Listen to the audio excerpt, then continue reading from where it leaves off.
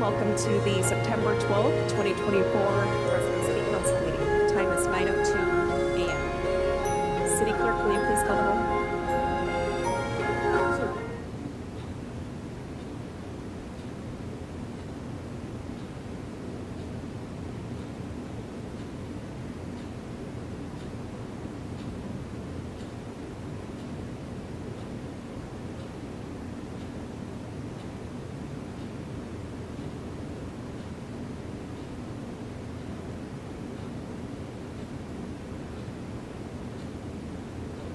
Which will be administered by Councilmember Redefield. Will everyone please stand?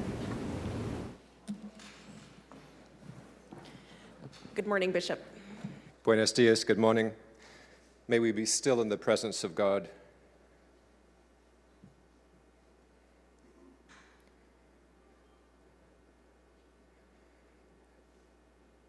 Everlasting God of all, as an assembly, may we express our gratitude for the gift of this day with new challenges and new possibilities. We thank you for giving us the opportunity to offer love and care to those around us, particularly the most vulnerable in our city, spreading your care, spreading your love throughout Fresno. May the deliberations and decisions made this day be governed by you, prompted by your Holy Spirit. And not simply for those who share our beliefs and perspectives, but for all of your people.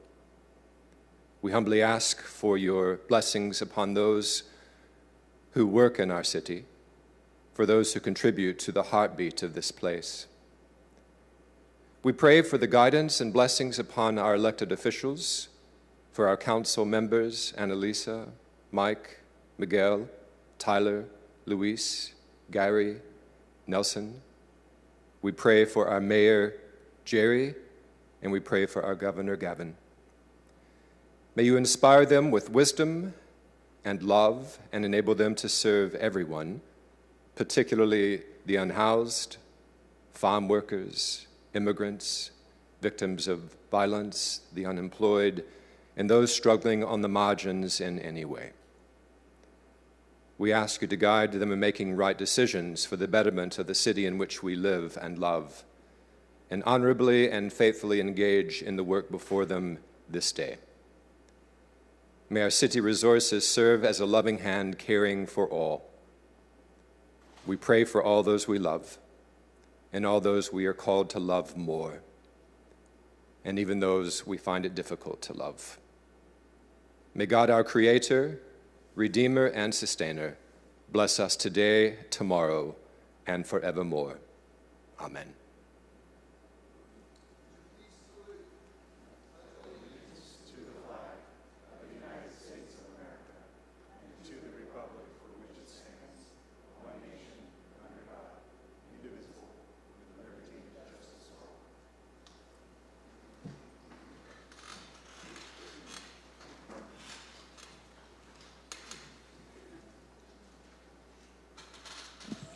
City Clerk, are there any changes or items removed from today's agenda?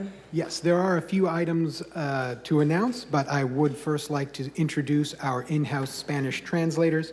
We also have Spanish, Hmong, and Punjabi translation available via Zoom, and our in-house translator will let the audience know their services. Hello, good morning. My name is Jael. This is my colleague Maria. We are from Focus Interpreting, and we are your Spanish interpreters. So if you're in need of Spanish interpretation, we have headsets, and you can find us towards the back of the auditorium. We're more than happy to help. Buen día, mi nombre es María, mi colega Jael de Focus Interpreting. Somos intérpretes de español y estamos aquí para asistirlos si requieren interpretación en español. Estamos en la parte posterior del auditorio. Gracias. Thank you very much. And as for changes to the agenda, item 2O, that is consent calendar item 2O, ID number 24-1195, concerning the First Amendment to the lease agreement with Titilian Holdings 1 LLC. Section 2 on page 1 of the First Amendment references 6,449 square feet as the size of the current space. This should be changed to reflect 6,499 square feet. Next up, consent calendar item 2D, that is file ID 241231, concerning an ordinance for introduction, amending the hearing officer authority under FMC section 1-409. The title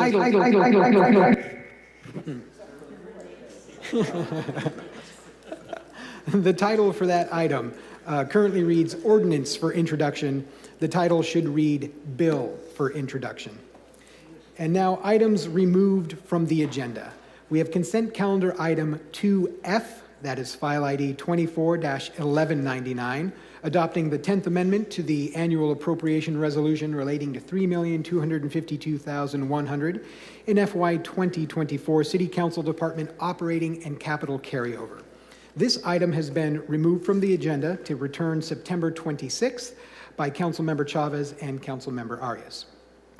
Also removed from the agenda, consent calendar item 2N, that is file ID 24-1147, rejecting bids for the requirement contract to furnish and install pavement undulations on various city streets.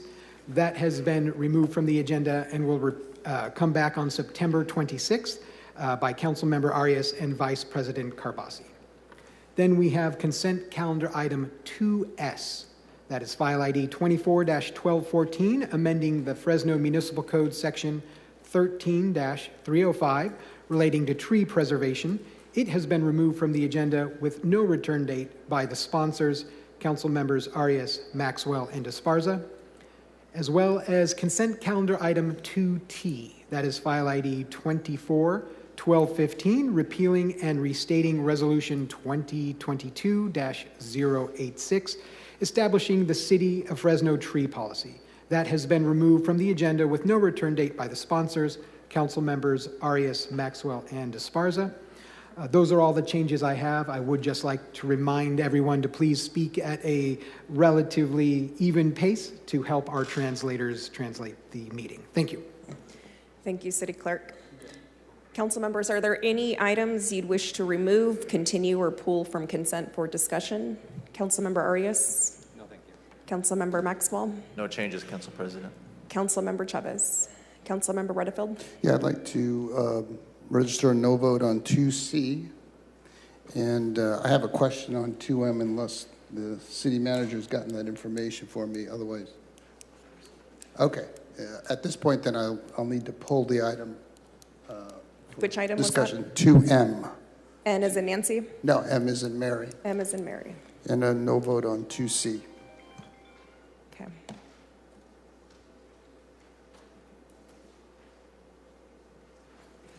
All right, Councilmember Esparza.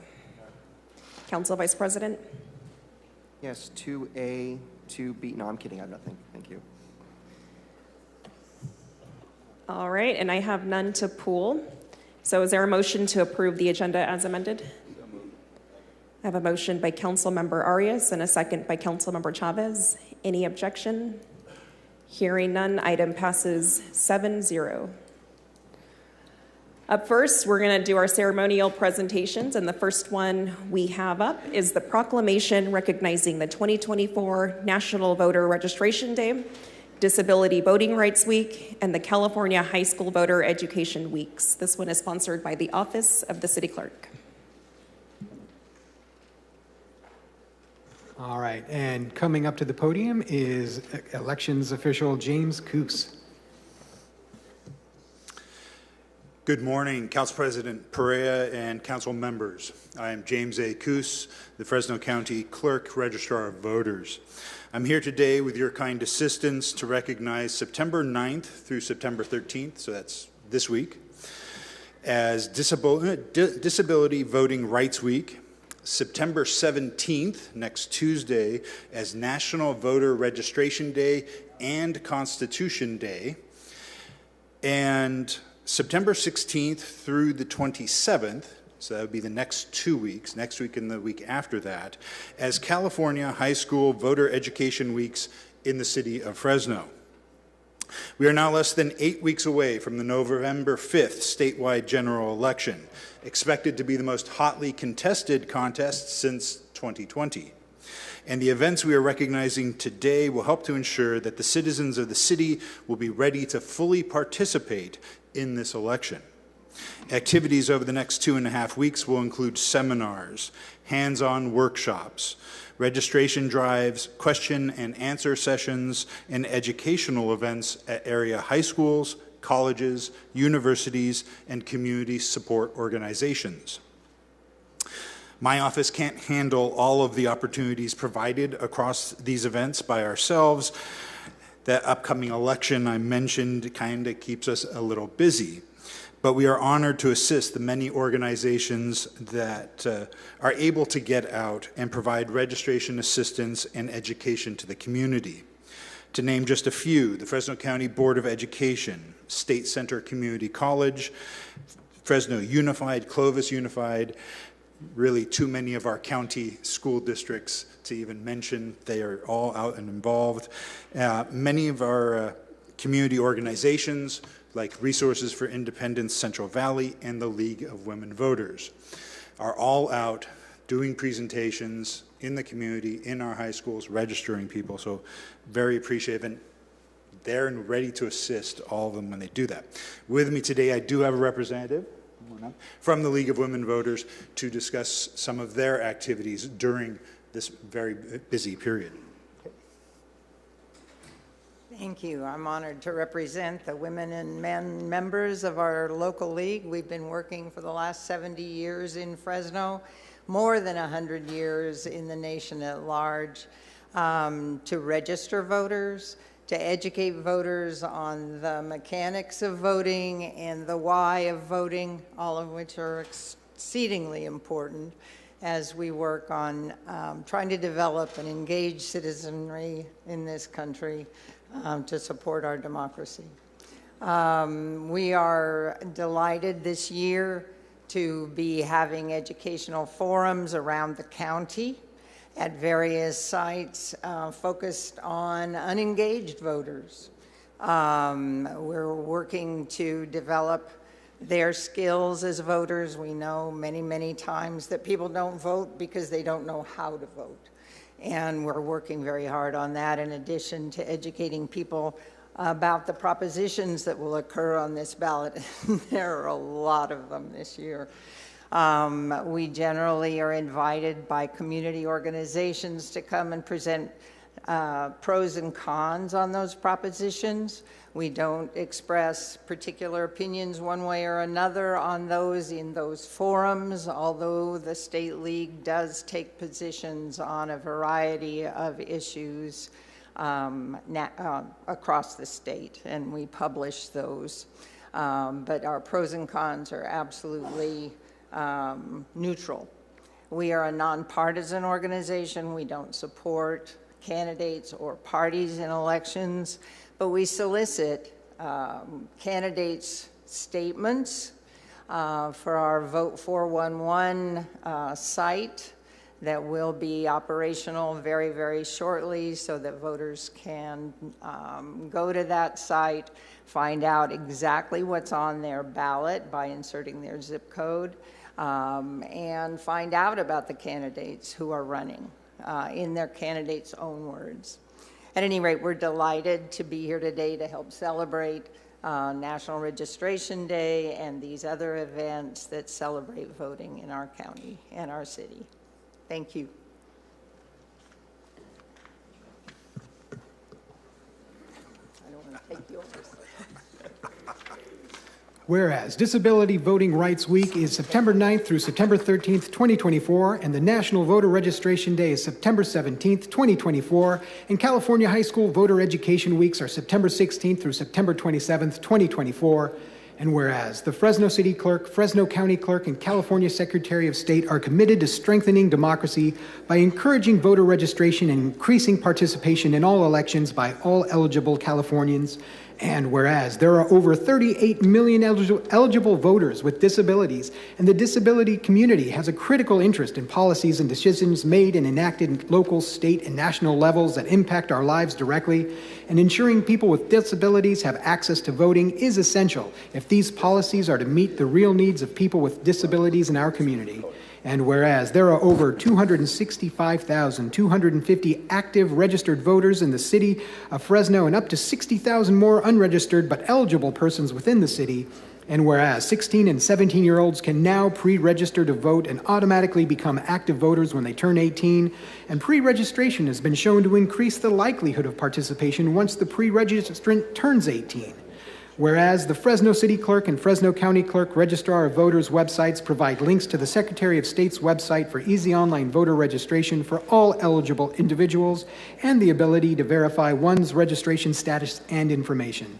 Now, therefore, be it resolved that the Fresno City Council hereby recognizes and proclaims September 9th through 13th, 2024 as Disability Voters' Right Week, and September 17th, 2024 as Voter Registration Day, and September 16th through 27th, 2024 as California High School Voter Education Weeks, and encourages all eligible residents, including our county's 16 and 17-year-olds, to register to vote and be active participants in the democratic process in the city and county of Fresno. Thank you. Thank you. Thank you, Mr. Coos. Can I invite Bruce and Deacon Pete and the rest of the Holy Spirit Outreach Program folks to come on up? You know, one of the great things we get to do every meeting is recognize people in our community who are doing great work. And today we get to do that as well. We get to recognize the Holy Spirit Outreach Program that operates independently from the Holy Spirit Parish, but does great work in terms of their charitable work, raising all kinds of funds for people, helping with rent, utilities, all kinds of things which they will discuss. But we wanted to recognize you today because you do great work, phenomenal work. And so thank you for being here. I'm going to have the mayor speak, and then whoever would like to address and let people know exactly what you're doing, that would be fantastic. Mayor? Thank you, Councilmember, and thank you to Holy Spirit Outreach Program for all that you do here locally and abroad. You know, a lot of folks may not know all the things you do because that's how generally parishes and churches operate, and nonprofits. They do things quietly behind the scenes, but without you, quite frankly, a number of our organizations in Fresno, from the Poverello House to the Fresno Mission to the Marjorie Mason Center, all of the organizations that your outreach program supports wouldn't be as effective as they are. So the food insecurity, all the things that you address in our community is so much appreciated. And thank you for doing God's work and doing it quietly and making sure that you're reaching the least of these in our community. We appreciate you. God bless you. Thank you. Well, thank you very much, everybody, for this recognition. How we operate is we are a direct conduit from the generous parishioners up at Holy Spirit Parish, directing and allocating their donations to people in need and organizations in need in our community. We generally like to operate out of the spotlight, so we're not used to this type of recognition, but we appreciate it very much. Thank you. Well, thank you. Does anybody else want to say a few words? No? Okay. Well, we have this very nice proclamation video, and we're going to take a picture, and we're going to have the city clerk read the proclamation. Oh, I'm sorry. Oh. Again, thank you for all the great work. We have a proclamation for you, and we'll have the city clerk read it, and if you would, you can come around the mayor and get a good picture. Thank you, city clerk. Whereas 25 years ago, when the parish of Holy Spirit and the area around it was growing, so were the needs of the people. As a call to the need, the Holy Spirit Outreach Program was formed. In its early years, the committee was affiliated with the St. Vincent de Paul Society, which is an organization known for its international outreach. Today, the Outreach Committee operates independently as a ministry under the direction of Holy Spirit Parish. And whereas the outreach program is the charitable arm of the parish and was inspired from the desire of the Holy Spirit parishioners wanting to lend a helping hand to their fellow community members. The outreach program was developed to help their brothers and sisters by assisting in providing basic living needs such as rent, utilities, food insecurity, and getting them on the path towards financial freedom. The parish takes up a monthly second collection for outreach, giving everyone in the parish an opportunity to be a part of the mission. And whereas, on a monthly basis, the Outreach Committee provides financial support to several organizations, some of which include Fresno Mission, Habitat for Humanity, Marjorie Mason Center, Pinedale Elementary Student Assistance, Poverello House, Ronald McDonald House, St. Anthony Mary Claret Food Pantry, St. Benedict Catholic Worker, St. Paul Newman Food Recovery Program, and Bethlehem Center Food Program, and Wings Advocacy. And whereas, during its monthly meeting, the Outreach Committee invites local organizations to present their current initiatives and needs. The committee members are also in continuous contact with local organizations and are listening for what assistance they need. After they gather the needs of the community diligently vets and discusses all the information gathered and comes to a consensus as to how they can best support the community causes. And whereas, over the past 12 months, Holy Spirit Parish, through the work of the outreach program, has provided over $140,000 in outreach. And whereas the committee is overseen and guided by the parish pastor, Monsignor Patrick McCormick, along with the help of his parish staff, the current committee members include Bruce Draws, co-chair, Yvonne Osuna, co-chair, Maria Gomez, treasurer, Dolores Elkins, Cindy Ferdinandi, Barbara Linhoff, Evie Lutherbach, Dan and Melissa Magnus, and Steve Socha. Now, therefore, be it resolved that we, Mayor Jerry Dyer and the Fresno City Council, do hereby honor and recognize Holy Spirit's outreach program for the wonderful work they have done in our city, and proclaims Thursday, September 12th, 2024 to be Holy Spirit's Outreach Program Day in the city of Fresno.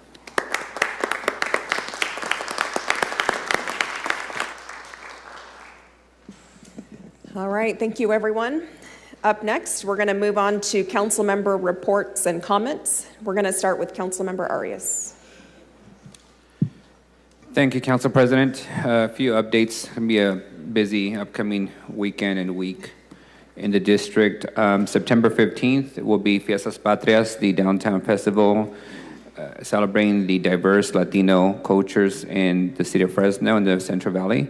I invite you all to attend. It will start off with their parade at 11 in the morning on Sunday, September 15th, and the festival will kick off at noon to about 6 p.m. So again, Sunday, September 15th, Fiestas Patrias on Fulton Street in downtown Fresno. Then the Why Not Wednesday Street Festival, the monthly street festival kickoff will begin next Wednesday, September 18th from 5 to 9 p.m. We have 100 vendors who are prepared to sell you some of the best and diverse food in the city of Fresno. We'll have live music and quite a bit of retail vendors. So I invite you to come and enjoy the more than 100 vendors that will be on Why Not Wednesday's monthly street festival starting September 18th at 5 p.m. Additionally, thanks to the administration and everyone who put the work in, this last week we had the groundbreaking of Heritage Estates. It's a 33 single-family home development in Southwest Fresno. The significance of this project is that it is the first time that the Housing Authority, our public housing agency, is actually developing home ownership, single-family homes. So that's what West Fresno has been asking for years, is for home ownership opportunities beyond simply Section 8 rentals. So thank you to the Housing Authority for that partnership. And then finally, we'll be doing the groundbreaking for the Broadway Parque next week on September 18th at 1 p.m. on Broadway in Elizabeth. So I invite the public to attend. The park will begin construction this year and hopefully will be done by early next year. Lastly, I know the Crime Stoppers is taking tips for those who are selling fentanyl in our city. There's quite a bit of fentanyl being sold. Some of it is being sold in our smoke shops. So I invite Crime Stoppers and the police department to show up to Belmont and Van Ness on a daily basis. Fentanyl is being sold there. Thank you. Thank you, Councilmember. Councilmember Maxwell. Thank you, Council President. Again, just a thank you to everybody who made our Neighborhood Watch meeting last week possible. We had, of course, Mary Haskin with the Neighborhood Watch out there, as well as Captain Gross with the Fresno Police Department. We had our HART team and our code enforcement team present. We were in the Duncan High School neighborhood, and we were able to reach out to a lot of folks and educate them on how to form a Neighborhood Watch program, a proven way to help keep you and your neighbors more safe. So again, thank you for everyone who made that possible and attended. And lastly, just congratulations to our Fresno State Athletics team. They finally secured an invitation to the Pac-12 division. That's something that we've been trying for a very long time in this city. Now, we thank the Mountain West. They've been really good partners with us. We've worked very closely with them. But moving on to the Pac-12 is really going to help us expand our brand as a city and as an educational system and increase our media opportunities, which is going to bring a lot more dollars to Fresno State campus. Very much needed and very exciting. Thank you, Council President. Thank you, Councilmember. Councilmember Chavez. Yeah, just want to publicly thank our public works folks. All the lights are now working back on Huntington Boulevard. We appreciate that. So let me know there are thousands of people that walk there every single evening and night. And so we saw the crews out there. Want to thank them for that. Then I also want to make a request, Council President. I want to adjourn today's meeting in the memory of the young man from Clovis East that passed away in that tragic accident on the intersection of Tulare and Fowler. I did send that request to our public works folks on looking at the traffic flow. I think there's been such a population growth out there that we've had to accommodate pedestrian walkways, bike lanes, but I did send that request over there, and I just want to express my condolences to the Lee family. So again, to adjourn in today's meeting in the memory of Austin Lee, and that's Austinly. Thank you. Absolutely, thank you. Councilmember Bredefeld. Yeah, I just wanted to recognize the 9/11 celebration, well, not celebration, recognition that occurred yesterday at Todd Beamer Park. I want to thank the police, the fire, the sheriffs, flew a helicopter, and the young people that were there, an organization called Teens That Care, who read poems that they had written and acknowledged, even though they had not been born yet, what happened on 9/11. And it really is important that the younger generation learn about that day and frankly learn about the heroism of all the first responders who ran into burning buildings, who went to help people when other people were trying to escape, and so many people lost their lives on that day, nearly 3,000 Americans. It was an incredible event, and it's a somber event, of course, but I want to recognize all the people who took part in that. They do it every year at Todd Beamer Park, and of course, Todd Beamer was one of the great heroes of that day, who actually started the first counterattack against the terrorists on 9/11. So thank you to all that were involved and greatly appreciate it. Thank you, Councilmember. Up next, Councilmember Esparza. Thank you, Council President. This past Saturday, had the pleasure of being participating as a panelist for some programming with the Central Valley Latino Leadership Academy. Was honored to join them and get to speak to some of their fellows as they engaged in professional development and enrichment over at Fresno City College, which is where they conduct most of their programming. So I want to thank them for that opportunity and wish them well in the rest of their programming for this year. Yesterday, in honor of 9/11, I started off the day over at the California 9/11 Memorial, tremendous ceremony. Really an honor to spend the morning with our first responders and many other folks in the community out there to remember that day. Looking forward to what's coming up in the district. This Saturday, we have a Beautify Fresno event in District 7. Our office will be partnering with Beautify Fresno to take on cleaning up the Burroughs Elementary neighborhood in the district. And anyone who wants to volunteer can help by visiting beautifyfresno.org. Again, that's this Saturday at Burroughs Elementary. We'll be out there from roughly 9 a.m. to 11 a.m. On Sunday, we have a couple different celebrations being held in honor of some of the festivities coming up. So, as one of my colleagues mentioned, we have Fiestas Patrias in downtown Fresno on Fulton from roughly 11 a.m. to 6 p.m. That'll be the different vendors and such. But I think the parade is actually at 11 a.m. and then a short program. And then additionally, within District 7, we have a Mexican Independence Festival being held by Safe Seda. That's going to be at the Willow and Balch Park this Sunday from 2 p.m. to 8 p.m. So a couple different fun, exciting events to participate in this weekend.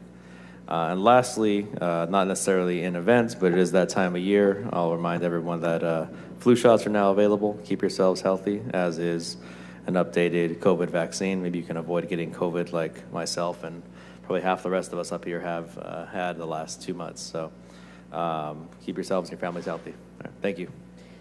Thank you. Up next, Council Vice President. Thank you, Madam President. It's been a busy 2 weeks.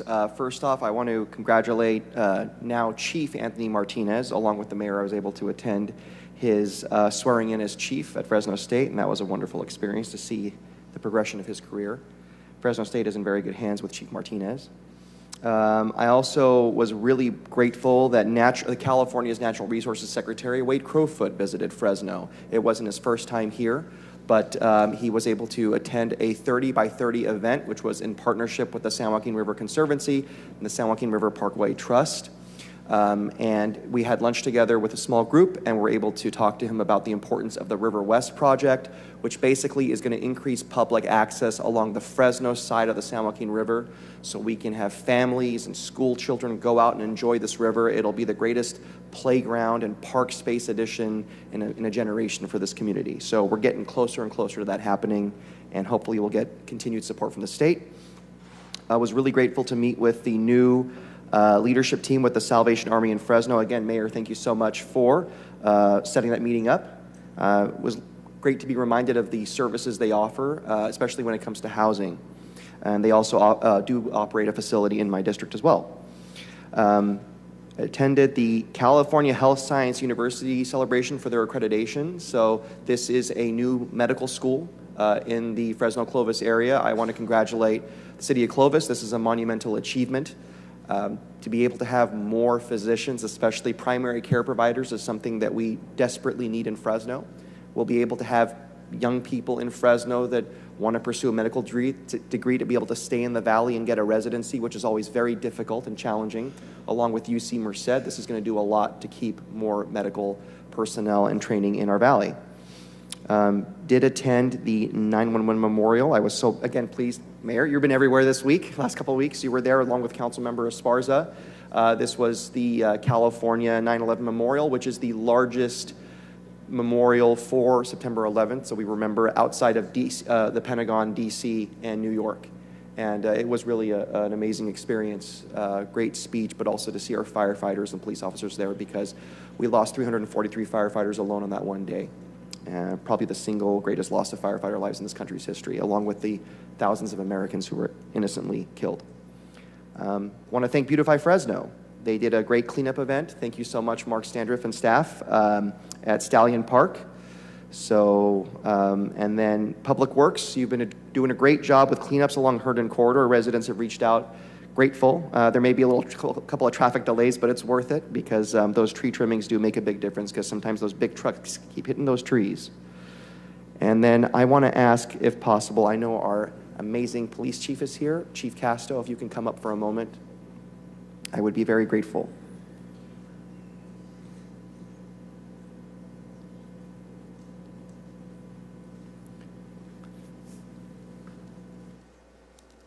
Good morning, Chief. Good morning, everyone. Good morning. That was a great game last night, wasn't it? It was far more fun than I expected, I'll admit. I didn't get to stay till the end. Who won the game? It was a baseball game between police and fire. Who won? The right thing happened. It was a tie.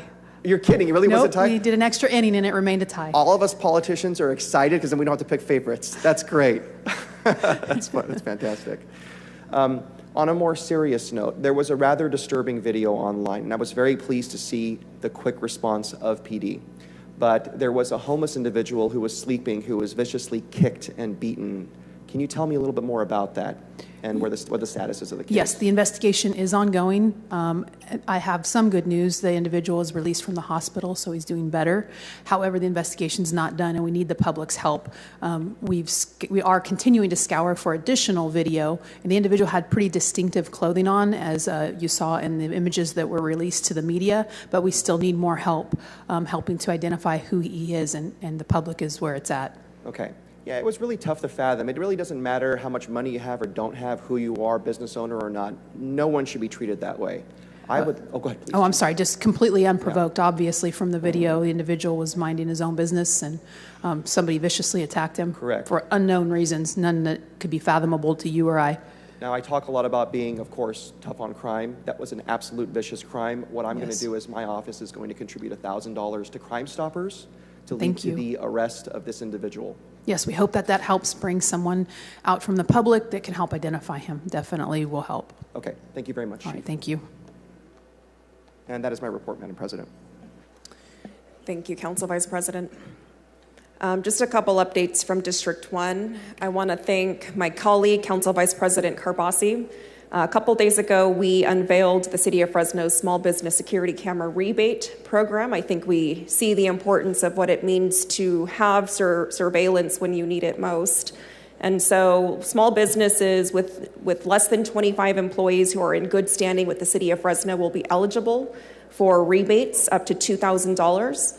And this is a partnership between the City of Fresno, the Fresno Chamber of Commerce, and our Fresno Police Department. So if you are a eligible business, we ask that you reach out to the Fresno Chamber of Commerce for more details on how to successfully obtain a grant for or a rebate for the installation of a security camera system at your local business. And then lastly, I do want to extend an invite to join the mayor and the city council this upcoming Monday, September 16th at 9 a.m. in front of City Hall. We will be raising the Mexican flag to celebrate Mexican Independence Day. All right, Mayor, there you are. Any comments from you today? Yeah, thank you, Council President. Some of them will be somewhat repetitive, but I think worth mentioning.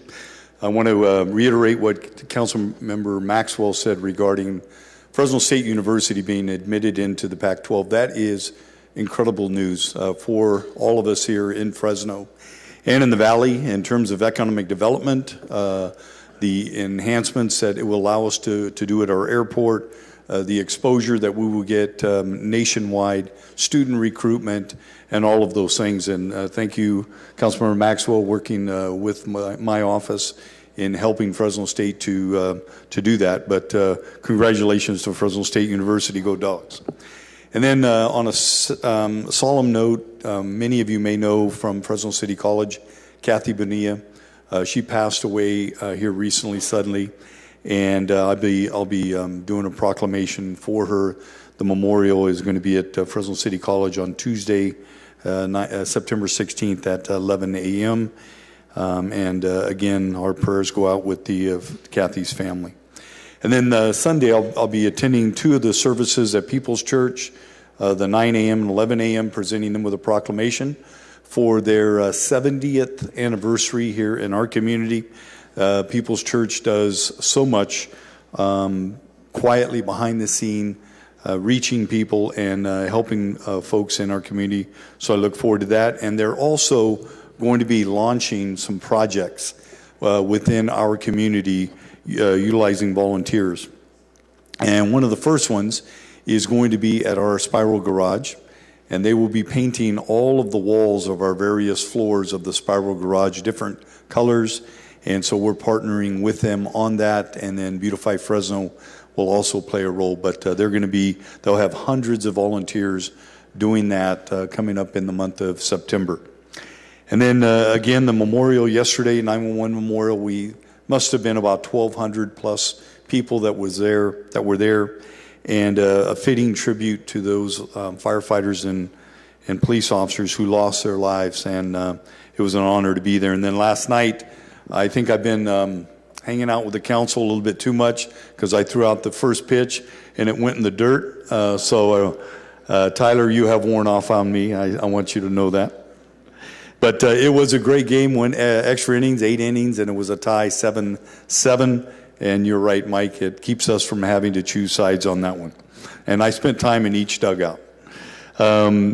Tuesday had a news conference with John Dolan from our Chaffee Zoo. Proud to see that they are taking advantage of our Purple Pipe program with reclaimed water. And that will save about 45 million gallons a year of fresh drinking water, and they will become the second largest customer of reclaimed water right behind our Roding Park. So that is a big undertaking by them, and it was my honor to be able to participate with them.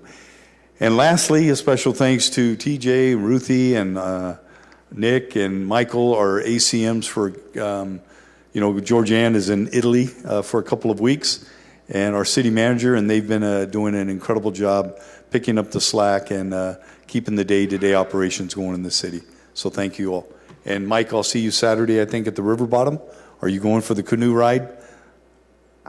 Maybe not the canoe ride. I don't know. You're going to do it? I'm going to do the canoe ride and then go over and see what else they have for us. So. Let's do it. All right. All right. Thank you. I'd like to see that. All right. Up next, the city clerk. There are a number of meetings coming up next week related to the city business. So visit the city clerk's website, fresno.gov/city clerk, to see the details behind those. Planning Commission, Civil Service Board, all planning meetings for next week. And then you can also visit the city clerk's website to get information on voter registration. It's under elections and voter information. That's all I've got. Thank you, city clerk. Last but not least, city attorney. No report. All right. We are going to hold our scheduled items next. The first one we have is the 9:10 a.m. number 1 item. This is a hearing to adopt resolutions and ordinance to annex territory and levy a special tax regarding CFD 9. This is annexation number 61. The hearing will be held as follows. We'll first hear a presentation from staff, then from the property owner if they choose to present. We'll take questions from council members. I will open it up for public comment. I will close the public hearing. We will discuss and take action. Good morning. Good morning, Council President. Adrian Gonzalez, Supervising Engineering Technician with the Public Works Department. This hearing is to annex Assessor's Parcel Number 506-470-48S. This parcel is located in Vice President Carbasi's district at the intersection of Cecilia and Ellery. So this is a 48-unit multifamily development. They will be constructing some public improvements, which include sidewalk, street lights, and some landscaping. The cost for services is going to total $3,782 annually.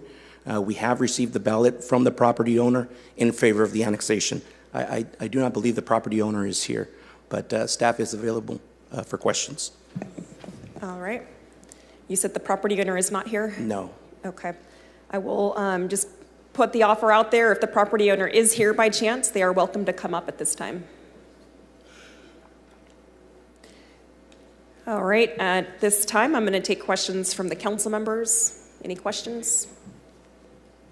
Okay. I'm going to take it out to the public. This is the 9:10 a.m. number 1 item. Would anyone like to provide comment on this item? Please go ahead and come up at this time.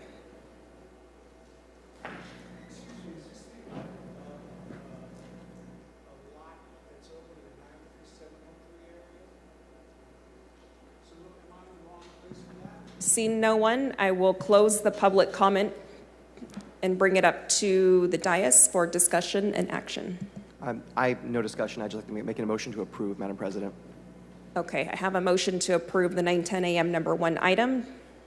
That is seconded by Councilmember Esparza. Any objection? Seeing none, item passes 7-0. Up next is the 9:10 a.m. number 2 item. This is a hearing to consider an appeal regarding the denial of CUP application P22-03906. The hearing will be held as follows. We'll have a presentation from staff, followed by the applicant's presentation. We will open it up for questions by the council, take it out to the public for public comment, and then we will discuss and take action. Good morning. Good morning, Council President, Council members. Philip Seegers, Planning and Development Department. This item before you is related to an appeal for conditional use permit involving the off-sale of alcohol. The project did not comply with all applicable location restrictions and did not qualify for all of the exceptions to those location restrictions, and the project was denied. It had come before the City Council due to an appeal, and only at the original council hearing, only one of the exceptions could be made. It could be found that it did qualify for a general market. And following the last council hearing, where there was a discussion about the ability to make one of the other exception findings, particularly about police comments, and the police chief did provide a new memo to staff, and staff and the police chief are able to determine that the project does qualify for Exemption A to those location restrictions. And therefore, if the City Council would like to approve this conditional use permit, the council must find that the project qualifies for the remaining exceptions, and that would be that it meets that there is a public convenience and necessity, and that the off-sale of alcohol is incidental and appurtenant to a larger retail use. And that concludes staff's presentation. Thank you. Would the applicant like to make a presentation?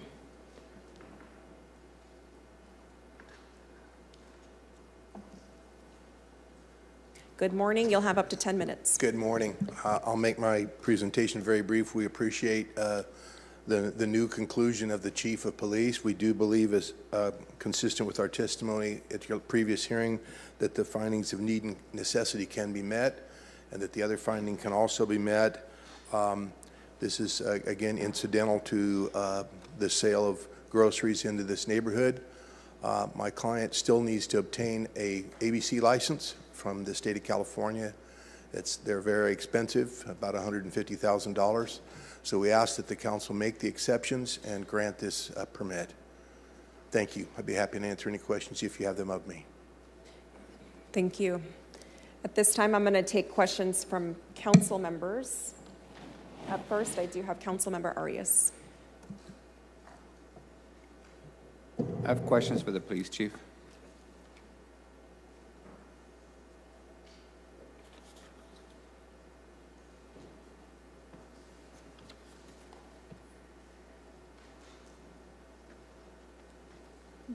Good morning. Hi, good morning, police chief. Are you aware of how many liquor licenses already exist in this census tract? I don't know in the census tract. I did look at in a 1 mile square radius, and there were 6 similarly licensed locations. And are you aware that this is already a saturated area according to the state law? for liquor licenses? I believe the entire city is saturated. That's my understanding. Is this a high crime area? Debatable, depends on which metrics you're looking at. How would you define it? It's a part of the city. There's crime pockets all throughout it. So a low crime area? I don't want to give an opinion on that without looking at some metrics. I don't have them to say that's specifically a high crime area. So you granted an exemption A. What is exemption A? Exemption A talks about high crime area. I don't have any reason to believe it's specifically high crime. I don't have any data to show that in front of me. So you grant an exemption that is not a high crime area. You're not prepared to speak on the record whether it's a high crime area or a low crime area. So how exactly did you reach your conclusion? I did reach the conclusion particularly about the similarly licensed locations, that there were only 2 calls per service average per month. That was the compelling reason for me. To look at the census tract, I don't know. I don't have that metric. I'm sorry. It just doesn't seem to me that there's high crime areas all throughout the city. I understood, but our city policy dictates that you as a chief, make a determination whether this is a high crime area or a low crime area and whether you grant an exemption. Are you prepared now to tell me on the record what metrics did you use to make your determination? I don't have the metrics, I'm sorry. I don't have them on high crime versus low crime in this particular area, and I don't know what geographic area you're looking at. Is it a square block, a square mile? Well, Chief, that's your guys' determination. It's not mine. I mean, did we not follow basic city policy on making this determination? Good morning, Jennifer Clark, Planning Director. So the specific exception to the location restriction says the proposed use is not located within an area in which the Chief of Police has determined based on quantifiable evidence that the proposed use would A, be detrimental to public health, safety, or welfare of persons located in the area, or B, increase the severity of existing law enforcement or public nuisance problems in the area. It does not speak to high crime or low crime. So the memo... What quantitative evidence did she utilize to make the determination? So the memo, which was added for this particular agenda item, and it is in your packet, I believe it is the last item in the attachments, states that the proposed location is in the Central Policing District. There are 6 existing locations within a 1-mile radius that have a similar alcohol license. In the past 12 months, these locations, along with the proposed location, have accounted for 75 calls for service, amounting to an average of 10.71 calls for service annually for each location, less than 1 call per service a month. 2.6% of the calls for service, 2 total calls related to violent crime or weapons violations. So based upon the above information, the police department can support the restriction exception 1. So based on quantifiable evidence, it would not show that this would increase the severity of crime in the area. So to be clear, the police department, police chief are on the record supporting opening and operating a liquor store to 2 a.m.? That's what's being proposed. So what I would say is this is not a letter of support or not support. This is simply a memo stating a determination based upon quantifiable evidence. So the police department is not opposing the operation of a liquor store to 2 a.m. in Central Fresno? Again, they've provided quantifiable evidence that says that they do not believe it would increase the severity of crime in the area. So it's already a high crime area, so it's not going to make it worse? It doesn't say, again, this particular item does not say, so if you will look back in the staff report. Director, we're talking about Olive and Fresno. It's not a low crime area. Let's be blunt. So it's not a low crime area. And that's why, yes, that is why it does not meet the location restrictions, right? So if you look at the location restrictions in the staff report, it specifically requires that we deny, so staff denied within a high crime area as determined by California ABC, right? So it does not comply because California ABC determined it was in a high crime area. What the exception says, says nothing about is it high crime or low crime. It just says, would this new license increase the severity of existing law enforcement or public nuisance problems in the area? Based on the evidence that was submitted at 2 calls, less than 1 call per service per month per location, a new location would not increase the severity of existing law enforcement or public nuisance problems in the area. That's the quantifiable evidence that was submitted. So the establishment has not been operational for the last year, correct? Since 2018. And you're already seeing the volumes of calls for service that you've indicated in your letter, in your memo, correct? The amount of calls per service, on average, 2 per site? For the 6 within the 1 mile, yes. Correct. And on the record that's for violent crimes? No, that's less than 2 per year for violent crime. There were 2 per year for violent crimes for the entire area. So how many calls for service are you getting in that 1 mile radius? I don't know if you want me to speak on that. Yeah, you can go ahead. That's pretty complex. I don't have that here in my hand. What the entire geographical area, depending on what we called it, the zone, the beat, the area, I don't have the total call. I have for the city the total calls for service we responded to were 450,000 last year. I understand, Chief. Here's what I struggle with. As a police department, we've given you the most officers in the city's history, and yet you tell us that you are vastly understaffed. That's why at least twice a week you're not able to meet minimum staffing ratios. You tell us that you are vastly overwhelmed. That's why you cannot respond to calls for service. You tell us that in the areas in Central Fresno, you're not responding for nuisance calls. You're not responding to loitering calls. You're misstating that. I've never stated that. You haven't. Your department has. I have not. You are not responding to those calls because I've made those calls. My neighbors have made those calls, and police are not responding because they're responding to violent crime, appropriately so. You have prioritized violent crime as a primary factor for responding. That is correct. That part's correct. Right? So we have a city that is prioritizing violent crime, that is overwhelmed with violent crime, that you're not getting to the nuisance and loitering calls.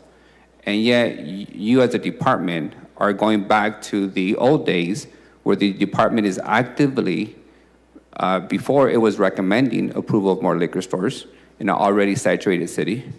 Now you're trying to thread the needle and suggesting you're not recommending approval, but you're not recommending opposition. That's you're correct. simply saying that there's an exemption to be made because it's already a high crime area and it's not going to get worse. What I can tell you is if there's a compelling interest that we believe will impact calls for service and our service levels, we'll absolutely speak out. This is not, this is an area in which we were asked to provide metrics. The metrics don't bear out that it would cause additional burden of calls for service. You're telling me that a liquor store selling booze till 2 a.m. would not result in calls for service in Central Fresno? Can you tell me that with a straight face, that it will not result in more calls for service? I don't know that for sure, but the calls for service would be minimal based on the evidence that we have from other similarly situated businesses. But I can't see the future. I don't have a crystal ball. Let me ask it this way. Do liquor stores result in calls for service? Every business may result in calls for service. Liquor stores are the same as Taco Bell? It depends.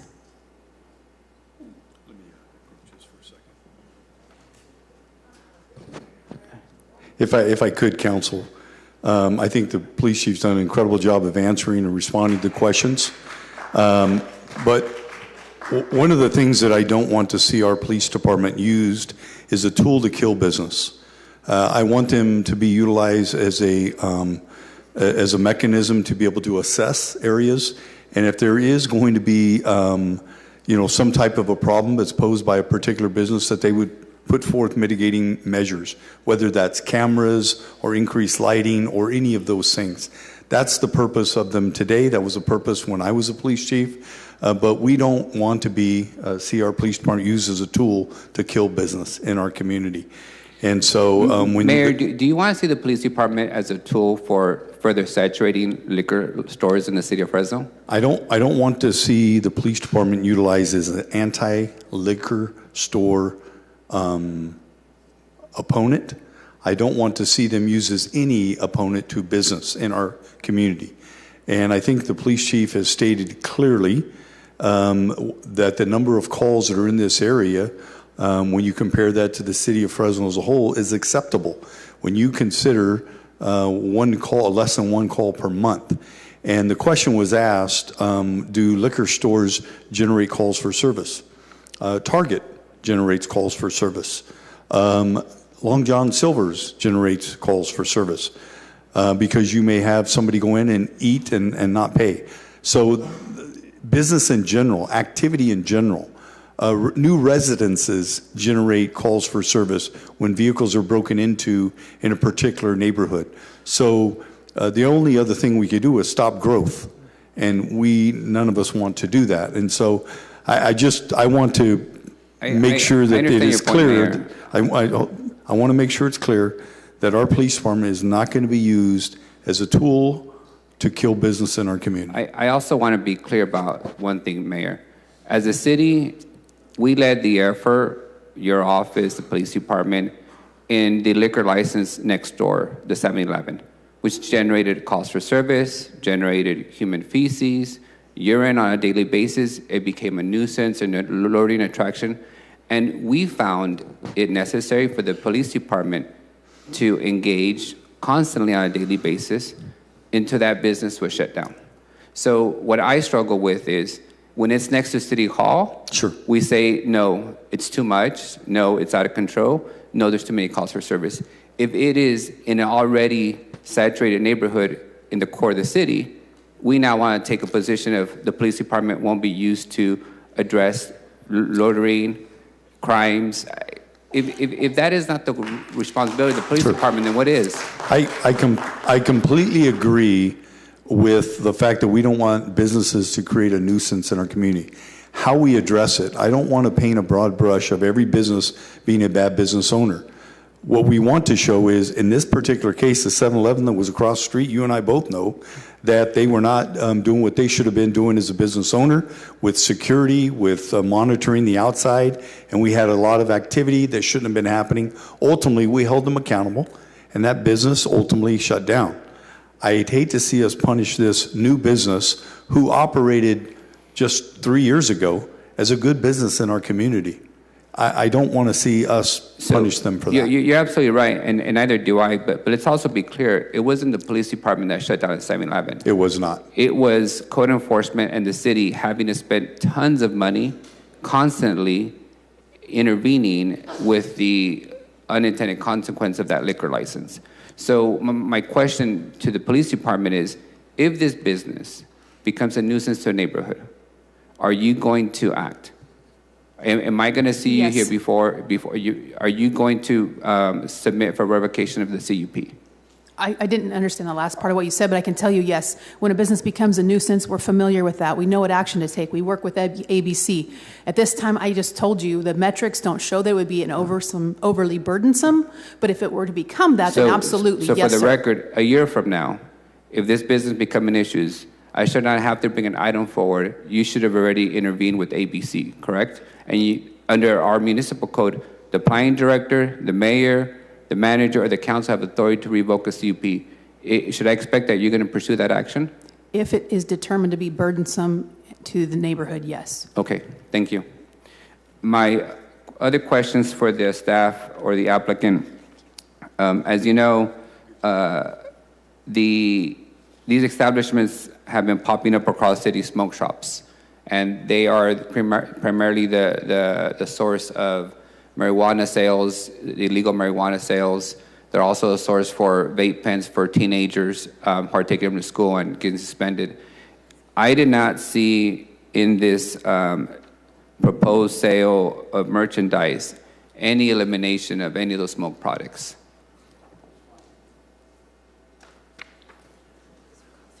Again, for the record, Dirk Puschel, 923 Van Ness.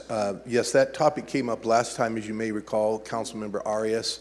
It's specifically, our operational statement does not address the sale of those types of matters, and they will not be allowed because they were not identified. But I want to say again for the record, as I did a week ago, that none of those smoke shop, paraphernalia, any of those kinds of things are going to be sold. So we shouldn't see glass pipes sold in your establishment? You will not see them there. Vape pens? None. Okay, so Director, if code enforcement shows up a month from now, and there's glass pipes and vape pens and cannabis being sold there, what is the action that the city has the authority to take besides the $1,000 fine that means nothing? So the city has a number of actions that it can take. The first is requiring that the property owner come into compliance with their CUP, and that would be done in coordination with code enforcement. If they do not, there are accelerating fines for businesses who are not complying, or uses that are not within the scope of the CUP, up to and including the revocation of the license. So we would work very closely with code enforcement to ensure that all of our businesses are in compliance with their CUPs. And for the record, my understanding is that the city in its history has never revoked an actual CUP. Oh, no. Actually, we did revoke one. One of the assistant city attorneys and I revoked a CUP, and we've actually revoked 2 since I've been here, and it is all within what kind of coordination. CUPs were they? So we had one that was an auto-related use, and we had the other that was a warehouse industrial use. But we've never revoked an alcohol CUP.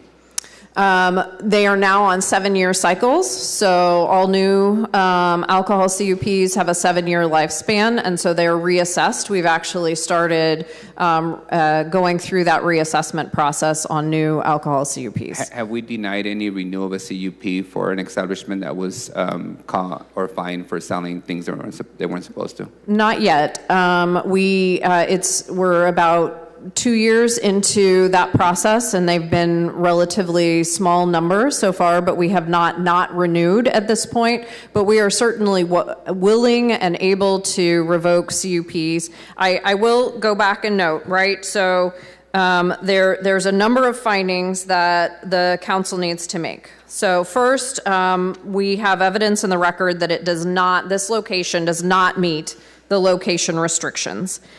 It was appealed to this body which sets aside any prior decision of staff or of the Planning Commission. And the only way that the council can determine that a business can be, or a CUP can be issued, and remember, it's not to a person, it's to a location. So it stays with that location regardless of who the operator is, in perpetuity. So there are 4 exceptions that must be made, all 4. One is the quantifiable evidence from the police department, which has been presented. The council can accept or not accept that quantifiable evidence. The second is the proposed off-sale premise sale of alcoholic beverages incidental and appurtenant to a larger retail use? C, the proposed outlet for the off-premise sale of alcoholic beverages would act as a public convenience or necessity to an underserved portion of the community. So the council could make that finding with evidence in the record. But for the record, it's not underserved because it's already saturated, correct? Again, that's up to the count. We have provided evidence in the record that we could not make that finding as staff, but it is up to the council to determine whether or not you can make that finding. And D, we provided evidence that we believe it meets the definition of a general market. The council may or may not accept that evidence. So really, anything we did was set aside. We've provided evidence. It is now up to the council to determine whether or not you can make those findings. So just from my understanding and public who's listening in today, in essence, in order to authorize another liquor license in an already saturated area, which the record demonstrates it is, this council would have to find that for the public's convenience and necessity, it needs another liquor license in an already saturated area. Yes, that is a finding you would need to make. And the police department has gone on the record that it would not lead to any additional higher crime in an already troubled area. The quantifiable evidence that was provided states that it would not increase the severity of existing law enforcement or public nuisance problems. Got it. One last question for the police department. Can we get a memo on how many calls for service in this area go unresponded to on a monthly basis? I'm sure you have that kind of data, right? Not at the moment now, but in a memo. Unresponded to, and I'm not sure the context of your question. So when somebody calls 911 and you don't get to the phone call because you're backed up, We don't just abandon calls to 911, they're prioritized. And some Correct. things we get calls on are not police problems, and those are the things we would not respond to. so how do you track the calls that you don't get to? I don't. By shift. I can't even picture a call that we don't ever get to. It just doesn't go away. Sometimes they hold for extended lengths of time if they're a non-emergency call. So you respond to every single 911 call? No, not every single 911 call. Some calls are not police calls for service. Some calls are duplicates.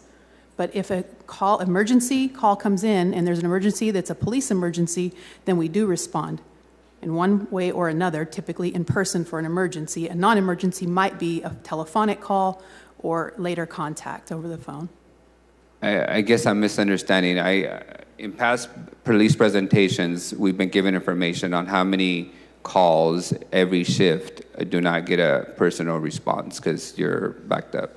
A personal response, there may be that for non-emergencies. It could be a telephonic or it could be an electronic online report if it's a non-emergency response. So of all the 450,000 calls for service you get a year, you respond to all of them? That is the number of calls we actually respond to. We get well over 1 million calls. 450,000 is the ones we responded to in one way or another.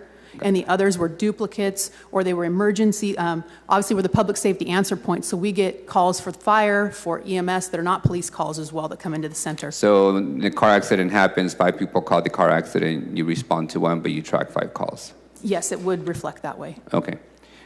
So do we have, can we get a memo on what kind of calls for service you have received in the last month in this geographic area? Yeah, we can do a zone. Is that good? It's about a half mile. I'll leave it up to you. All right, we can do that. Thank you. Yes. My last question to the applicant is, why are you not seeking to operate the quote-unquote store without a liquor license? And then you wouldn't need any of this exemptions. Again, Dirk Puschel, we discussed that at the previous hearing, council member. The liquor store will probably cost somewhere between $1.5 million to reconstruct as we proposed. And alcohol, although it's an incidental component of the sales in this market, it is still an important component. And again, based on my experience with Southland Corporation and Texaco Marketing Refining, people will simply, and other testimony that I presented to you last time from RoboBank, it puts these facilities at an economic disadvantage. People will simply not go to this facility and not get all of their needs met. They'll just go somewhere else. So nearby it, there's a 7-Eleven that opened up, brand new construction. It was an old nightclub, ground up construction, and it operates without a liquor license, and it's doing just fine. So you're telling me that on your proposal, you represent that liquor sales would represent only 1.8% of the floor space, but somehow without that 1.8% of floor space, it's not financially feasible to run this quote-unquote store? Yeah, I can't compare this use with the use. I have no information about their financial dealings. I can tell you as an industry, and based on conversations with my client, that this is an important component. He had this right before the fire. We're asking to simply reinstitute a right that he had before the fire. Yeah. Is there any single sales going to take place at the establishment? We're going to comply with the requirements of your police department. I don't believe single can sales are allowed. I'm asking for a confirmation of that. Who can confirm whether single sales will take place or not?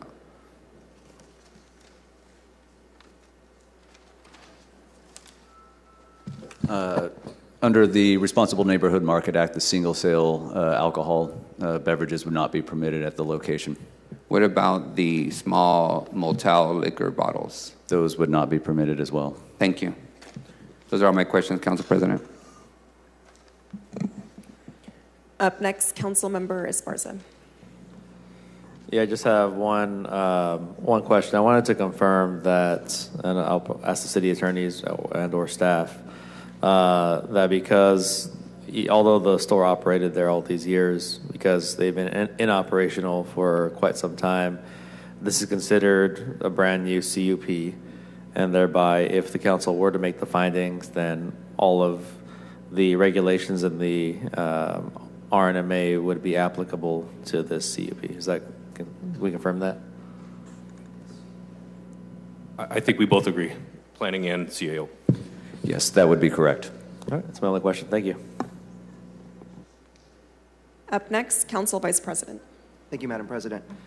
Well, it's been a lively conversation, but what I really want to do is kind of get things back on track to talk about this specific location and this particular operator.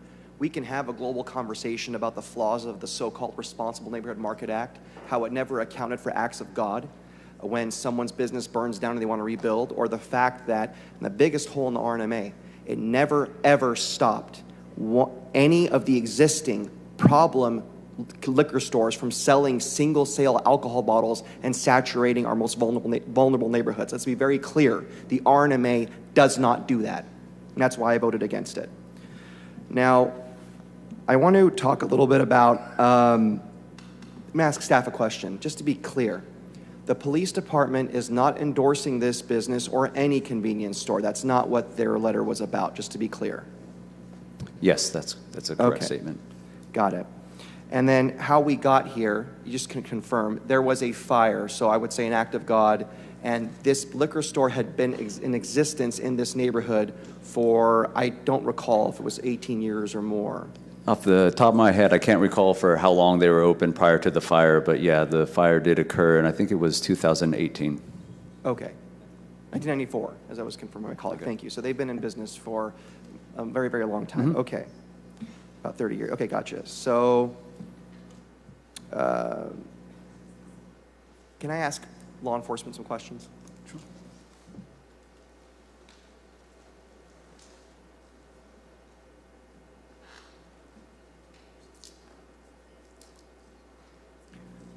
Hey, Chief. Hello. Now, I know you respond to 911 calls. I know that because violent crime keeps going down in this community, so I want to thank you and your officers for doing that every time. They are working hard. I never get complaints from anyone. They may say, hey, it takes a while, but the priority zeros and ones, you guys are prompt, professional, and you always get to them. I always say we're excellent at emergencies. We're working on improving our service levels on the non-emergencies. Well, that's what happens when there's limited resources, but you do a great job protecting life and property. Thank you. Now, let's talk about apples to apples or apples to oranges. There are lots of convenience stores in this city. Would you say there are some that maybe generate more calls for service than others? Over the years, yes, we've experienced problems, and I can't think of anything specific, but yes, some places have generated more problems than others. But it wouldn't be fair to say that every convenience store generates problems, because what I'm trying to get at is, we heard last time this item was brought forward, this particular location has not had ABC violations, has not been a huge, how do I say this? We don't get a lot of complaints about them from a law enforcement standpoint. And I want to just push back against the notion that just because they're a convenience store, that this operator isn't a good operator versus maybe some other ones. And for example, in my district, we have one we're working on right now, I don't want to say where, it's highly problematic. But I don't want that one to give the notion that all convenience stores are a problem, because a lot of these are family owned and they're small businesses. Is that fair to say? It's fair to say that they're not equally as busy with calls for service. They don't attract calls for service at the same levels. For this particular business in this location, when you made your determination, was that based on the history of this business and what's the expected impact when it comes to public safety from this business? Actually, this business was not looked at. It was looked at similarly licensed and situated businesses in a 1 mile radius, and those had low calls for service. So the best we can deduce or surmise that this would be similar. And if it's not, as Councilmember Arias mentioned, then it would be part of our job with the team. It's not only a police problem, it's a code problem. It may be ABC problem. We would work with those partners to address it. Okay, that's good to know. Okay, that's all my questions on that one. Thank you. Mr. Poschel, if you wouldn't mind coming up. Thank you, Chief. Sure. Great job. I suppose I have to ask you this again, even though we discussed it before, but again, this particular operator, no ABC violations that we can think of right now, correct? That's correct. Okay. And he has, as you recall, 50 letters of support from his immediate neighbors. So other businesses and folks in the area actually support this location? His immediate neighbors. Okay, that's good to know. And again, this is not a new business, correct? No, sir. This business has been operational for about 30 plus years, operated by this family. Okay. And then I have one more question for you. If I can only read my own handwriting. Okay, and then anything you want to add about the particular operator and their circumstances? I know they've spoken before, but I just want folks to understand that are watching and maybe don't know the whole context or didn't watch the last meeting. This is not creating a new liquor store in the area. This was a convenience store that already existed. They were a good operator. They had 50 letters of support. What else am I missing here? Because the RNMA, it's because of the fire, the RNMA unfortunately didn't, and maybe it'll come back with one, didn't have a provision for acts of God, so he can rebuild his business and provide for his family. Well, as we mentioned early in our presentation a couple of meetings ago, we met with the applicant and we've made substantial changes to the building itself to make it more attractive, to actually add seating inside to make it more restaurant-like. We've added tile floors, tile cabinet tops. We've really tried to make the building look much nicer. And we've also gone through your conditional use, your site plan review process. So adding landscaping and really cleaning up the site, new fencing.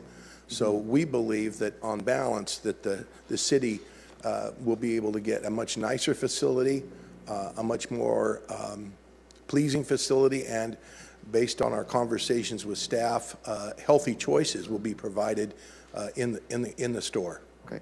Those are all the questions I have. Thank you, Mr. Poschel. Thank you so much. Yeah. This is Council District 7, so I will be looking to the Councilmember Esparza for his wisdom on this item. Thank you. Thank you, Council VP. Up next, I have Councilmember Chavez. Thank you, Council President. Dirk, just a couple more follow-up questions on there. Just want to make sure. The reason that we're here today is because the gentleman operator had a fire occur in the facility, and he let the clock expire, so to speak. So he had to start all over on there. And just for the benefit of the public, I think I mentioned this last time, and Jennifer, correct me if I'm wrong, but I think when we went through the cleanup language for RNMA, I think we tallied up a 23% reduction in liquor licenses across the city of Fresno as a result of the program. Is that stat correct, or is it? Not 23%, but a reduction of 23 licenses. 23 licenses across the city of Fresno on there. So that was always the intent of obviously us engaging in this ordinance, but I just want to make sure that I understand this. So no single sales, includes the little small liquor bottles. No vape pens will be sold. No, sir. No cannabis paraphernalia, which are the glass pipes and accessories and things of that sort. Correct. But I do have a question. What was the operator's previous timeline for selling liquor? Was it 2 a.m. back then? It's exactly the same. Okay, and why 2 a.m.? I'm curious on that, those hours of operation. Why not midnight? It was just the time that he had, council member, and if I may just add that, as you may recall, he's been in an acrimonious dispute with his insurance carrier, and if they had resolved their coverage issues with him, he would have been able to reopen and tried diligently to try to keep his ABC license and his use permit valid, but was not able to do so. Yeah, I'm just curious as to why it's 2 a.m. And quite frankly, the reason I'm asking is I deal with this issue in my district. I've never heard of a good store starting off. We want to go get liquor at 2 in the morning at a store. Understood. So I'm curious as that. I want to hear the conversation, what my colleague wants to do, but maybe we could modify that to midnight or something of that sort. I'm open to that as well. And then if you can speak for the operator or he wants to do it himself, what are their protocols for preventing sales to minors? Well, there's a couple. They have to go through a mandatory ABC license procedure. All of the employees that sell at the store have to go through that ABC procedure. But then I think the biggest and most effective component is that the facility is operated by the owner. And so it's their license, it's their facility that's in jeopardy if they sell to a minor. And they never had an incident previously to selling to minors? No, sir. Okay. On the alcohol sales earlier, you mentioned that it's only incidental. I think you mentioned it's 1.8% of the Floor area. retail floor area. But it's something obviously that's built into his pro forma. It's built into his profit. Correct. What is the amount of alcohol sales that traditionally a store like that would do? I don't have the exact numbers, but I know some of the information from the industry, and it's somewhere around 10, 11% industry-wide. But that's liquor stores and grocery stores combined, so it's difficult to say.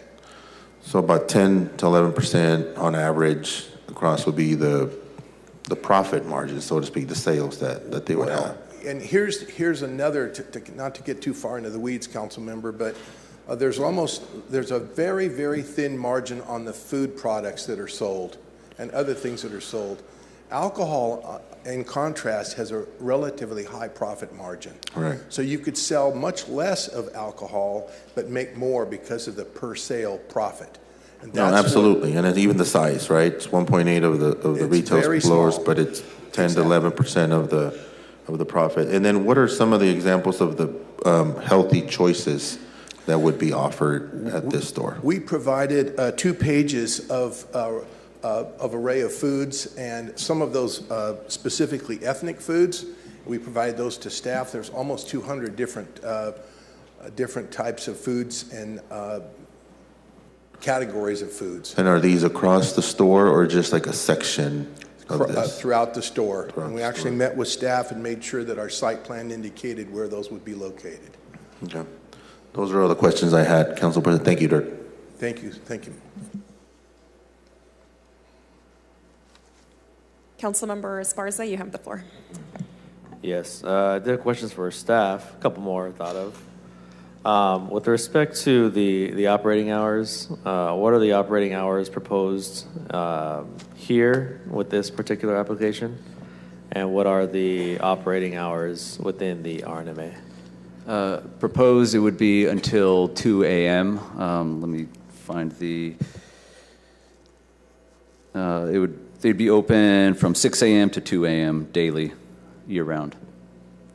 And what was the second part of that question? I'm sorry. The second part of the question was, do we have in the RNMA restrictions or any standard kind of time frame that or limits in the RNMA? No, we don't. There are provisions in the RNMA, though, that would allow either the director or the city council to modify hours of operation. Okay. All right, and then with respect to my colleague had inquired about tobacco, are we able to condition this business without tobacco use or tobacco paraphernalia? That might be a question for you or the city attorneys.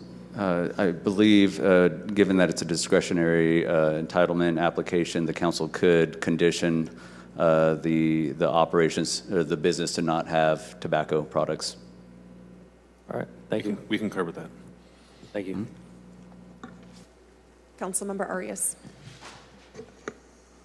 Thank you. I recall, for the director, given the proximity to the school site and in other instances where the city has previously approved liquor stores adjacent to schools, the city has imposed restrictions on alcohol sales and time of alcohol sales.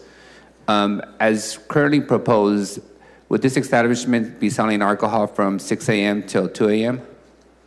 That is the operational statement, yes. Is staff, what is some of the restrictions that staff has imposed in other establishments that sell alcohol in proximity to schools?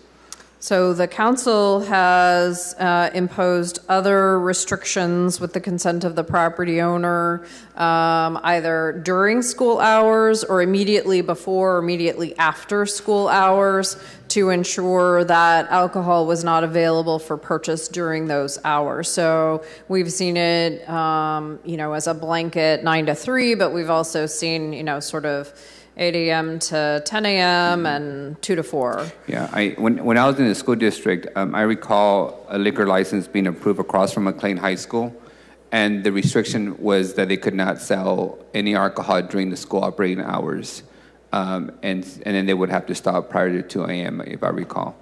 So I would urge the councilman for the area and this body, if they're going to approve another liquor store in an already saturated area in proximity to a school, that there should be some restrictions on the alcohol sales instead of the blanket sell booze from 6 a.m. to 2 a.m., because that clearly is not a public convenience or necessity, given the already numerous liquor stores within walking distance of this proposed establishment. I'll consider, but I don't think the operator is going to mistaken the elementary school kids for adults. If I may very briefly, to Mr. Councilmember Esparza's comment, we did mention that there'll be no single cigarette sales. Councilmember Esparza, we were intending to sell packages of regular cigarettes, as we have done again previously, but no single cigarettes. There'll be packages like any other grocery store. Thank you. Understood. If I may just clarify, my concern is not that the applicant would sell to elementary kids, it's that the applicant would sell to the unhoused that then hang out on the fence line of the elementary school, who then has to engage in a shutdown of the campus and call police services.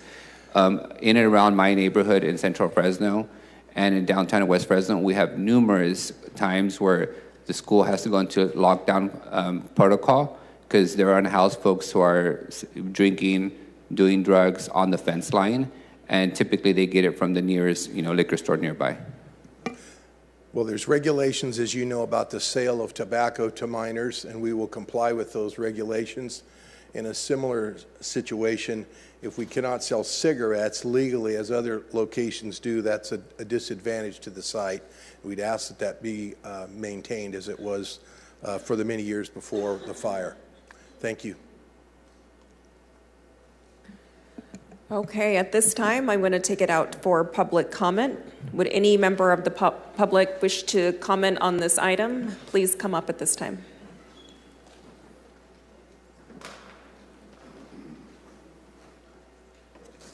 Good morning. Please state your name and you'll have 3 minutes. Peace be with you. My name is Fernando Paul Elizondo Sr. I'm a retired federal government inspector. I've been listening to what you're saying. This is nothing but double standard. You have talking about alcohol. I live in the Tower District. I don't see you mandating any 2 o'clock curfew there. I have to deal with the people drunk driving through there at 2 o'clock in the morning. Double standard. You say about glass pipes and all this paraphernalia, yet you go to the house, the health department, and they pass out the pipes free. That's a double standard, man. And I know this gentleman, Kalen, personally for 20 years. He's a gentleman. He's always trying to abide the law, not trying to break the law. He's done a lot to his business. He's brought it up, code, pass code. The police department, if they won't be understaffed if they leave the homeless people alone. I've seen them after the homeless, about 4 or 5 cops right there for one homeless, okay? What's all this about? Targeting the homeless? No, you guys got it all wrong. You need to get out there and look and see for yourselves. I called the police department a lot of times for some emergencies, but they said it's got to be life-threatening. I've seen the police department on these homeless, and it's not life-threatening. There's 5 cops on a guy, a homeless person in a wheelchair. You need 3 cops out there, 5 cops out there? I don't think so. But it's all about job security and accountability and CYA, cover your ass. That's all it's about. Just like here, You guys don't do the job. You're only watching out for that fund for the retirement. That's what you're after. Anyway, I know my 3 minutes are up, but your time's already been up.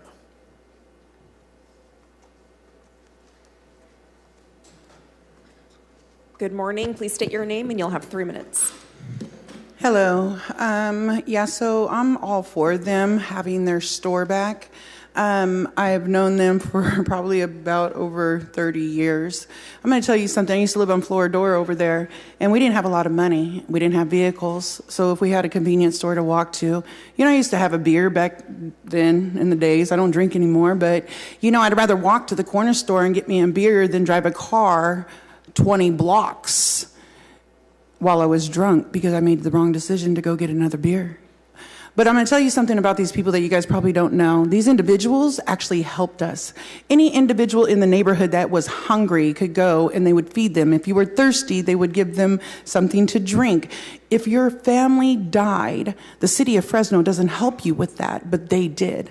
You guys don't understand how many people they've helped over the years that they were even open. When it burnt down, we were upset. The whole neighborhood was mad.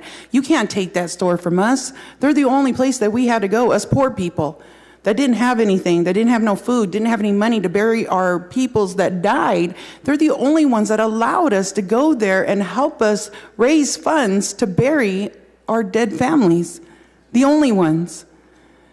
For them not being there has hurt a lot of people not to be able to go over there and be able to raise funds the way we poor people do with car washes. These people have not hurt the neighborhood, and I don't think they will hurt the neighborhood. I don't agree with the pipes and all that. I'm all for take them all out of the freaking whole Fresno City because it's a problem out here. But alcohol, look, if we would have been shutting down at 12 o'clock in the Tower District, Freddie probably would have never got stomped. 1 block from your house, Annalisa. It shouldn't have took 2 weeks for the police to get involved. They should have been on top of that the minute that they were standing there in the hospital room staring at him when he woke up instead of putting him back on the streets to be assaulted again. Okay? So if you're going to cut off people from alcohol, do it in your own district. Shut them down at 10 o'clock from drinking. How about that? Let's make it fair across the board. I don't agree with him, but he's right. Make it fair. Start taking the alcohol out of the Tower District. Maybe Freddie wouldn't be stomped like that again. But I guess we got to sleep in front of your house in order for it to be important. Thank you. Good morning. Please state your name and you have 3 minutes. Adela Resendez, and I am a AOD soon-to-be counseling.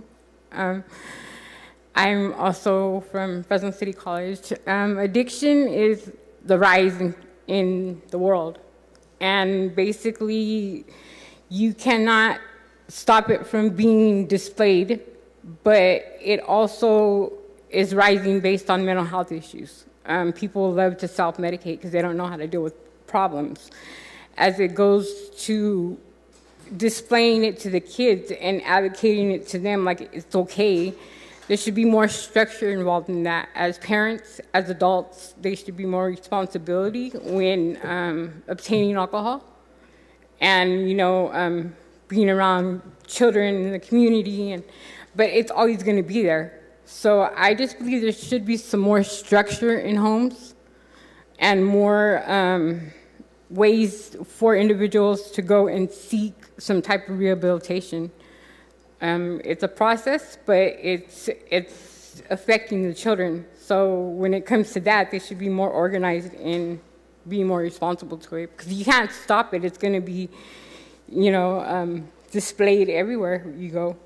But I just believe there should be more, more guidance because of the whole addiction theory. Like, it's just taking over everywhere.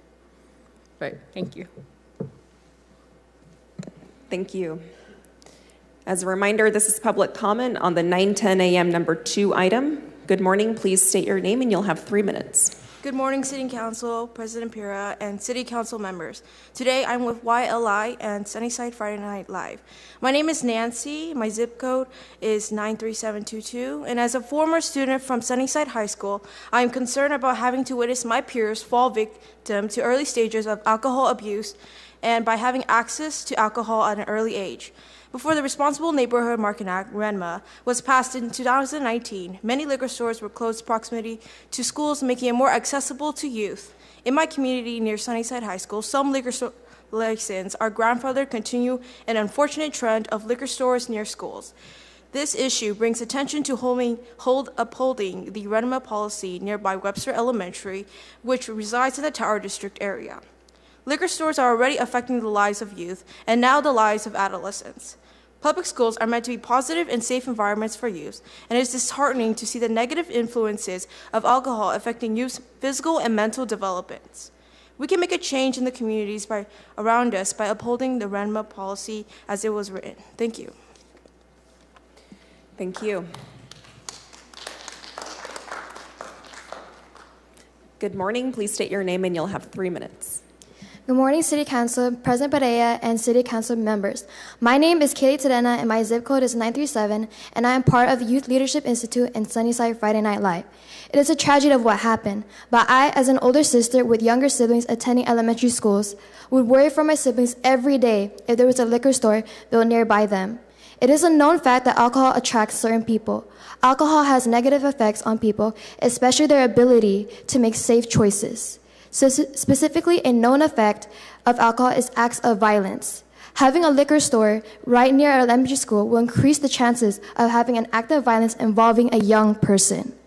Thankfully, there are no liquor stores near my sibling schools since they are protected by the Responsible Neighborhood Market Act. However, I know a lot of areas, including my old high school, Sunnyside, referring back to what Nancy said about Sunnyside and how having liquor stores nearby affects peers.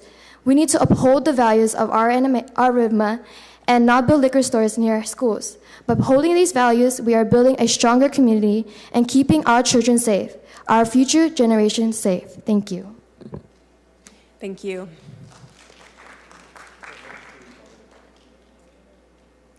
Good morning. Please state your name and you'll have 3 minutes.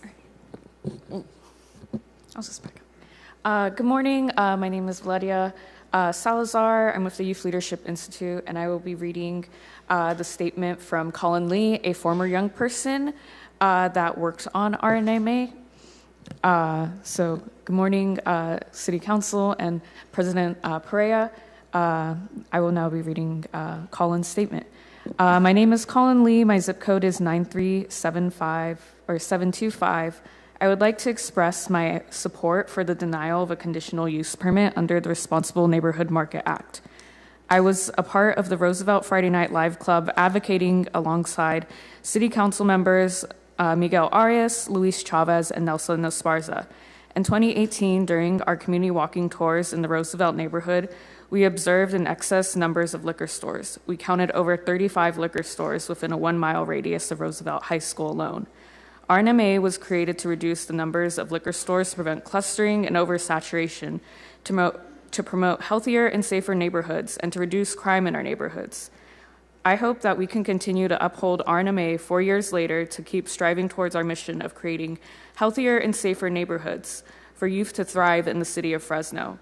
Even after entering adulthood, I still experience the impacts of alcohol from those who have been driving under the influence. Allowing liquor stores to sell alcohol in such close proximity to each other creates high access points for alcohol and high access points for crime. Although I cannot be here in person today, I hope my message reaches you. I urge the City Council members to prioritize the future of our young people over our profits. We must remember the choices we make today will impact younger generations. Thank you for your time and listening. Thank you. Good morning. Please go ahead and state your name and you'll have 3 minutes. Thank you. Good morning, Council President Perea and the Council. My name is Daniel Gonzalez, and I am a Senior Program Coordinator at the Youth Leadership Institute. Within the first year of my employment at YLI, I had the pleasure of seeing the salient work from youth advocates and their adult allies pay off with the passing of the Responsible Neighborhood Market Act. I'm here today to urge you to uphold the work of youth advocates by implementing RNMA as it is written. The work around RNMA, as previously stated from Colin's statement, was started in 2018 when youth from Roosevelt High School's FNL Club noticed how inundated their neighborhoods were with liquor stores, a trend that was similar across the city. At that time, there was one liquor store per 1,000 residents, which was more than the statewide average of 1 per 2,500. The main objective of our youth advocates was to cap the amount of liquor licenses in Fresno and to ensure ample distance from liquor stores and schools in the hope to decrease access to young people. Since the passing of RNMA 4 years ago, there has been a reduction of 23 liquor licenses in the city of Fresno. In order to continue this downward trend, it's important to honor RNMA as it is written to ensure the health and safety of young people in the city of Fresno. Thank you. Thank you very much. Good morning. Please state your name and you'll have 3 minutes. Good morning. My name is Julio Lopez. I'm a program manager with the Youth Leadership Institute, overseeing our prevention and early intervention programs. Today, I urge the council to uphold RNMA as it stands. While we understand the hardship faced by the shop owner who lost his business, it is crucial for you all to consider the broader impacts of allowing another liquor store in such close proximity to a school in the Fresno community. Research shows that early alcohol exposure can significantly increase the likelihood of future alcohol use and lifelong alcohol dependency. Therefore, we strongly urge City Council to maintain the denial of this conditional use permit and uphold RNMA without any amendments. We caution against setting a precedent of making an exception based on an act of God, as it could undermine the integrity of this ordinance and those to come in the future. Thank you.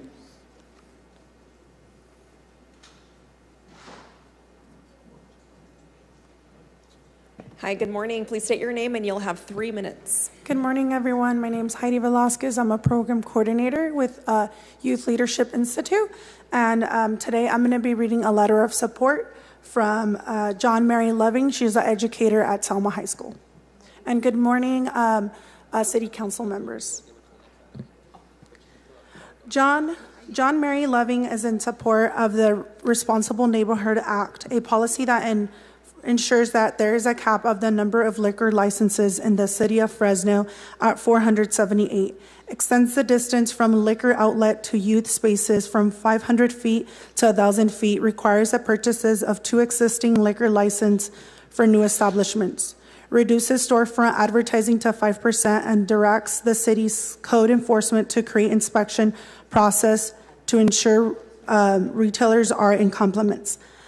As a member of Selma High School and community serving organization, we know the advertised impacts the oversaturation of substance can have on the community. Young people across Fresno City advocated for this policy for nearly 8 years, doing the necessary research, coalition building, and advocacies to see RMNA come to fruition.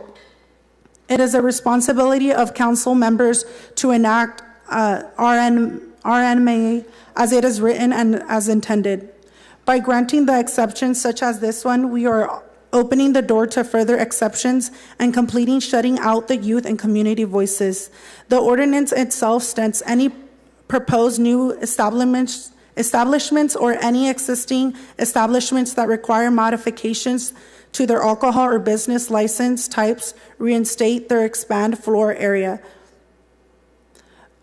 shall obtain a conditional use permit issued in the complements of its standards of this section. Although we do realize that it is unfortunate the loss of the CUP for this business owner, we do ask council to follow the RMNA as it is written.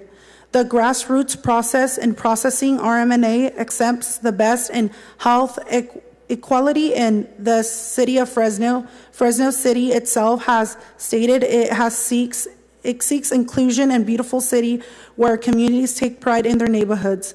A government that listens, honors, and commits and is owned by the people. By withholding RMNA values, you are committing to all this.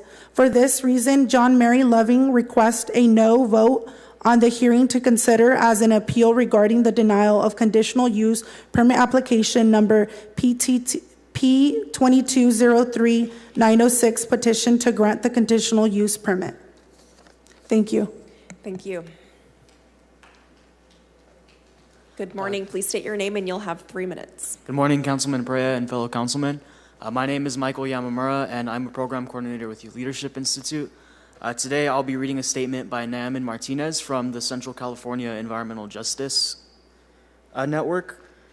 Dear Honorable City Council, City of Fresno, and council members, Central California Environmental Justice Network is in support of the Responsible Neighborhood Market Act, a policy that ensures there's a cap on the number of liquor licenses in the city of Fresno at 478, extends the distance from a liquor outlet to youth spaces from 500 to 1,000 feet, requires the purchase of 2 existing liquor licenses for new establishments, and reduces storefront advertising to 5%, and directs the city's code enforcement to create an inspection process to ensure retailers are in compliance.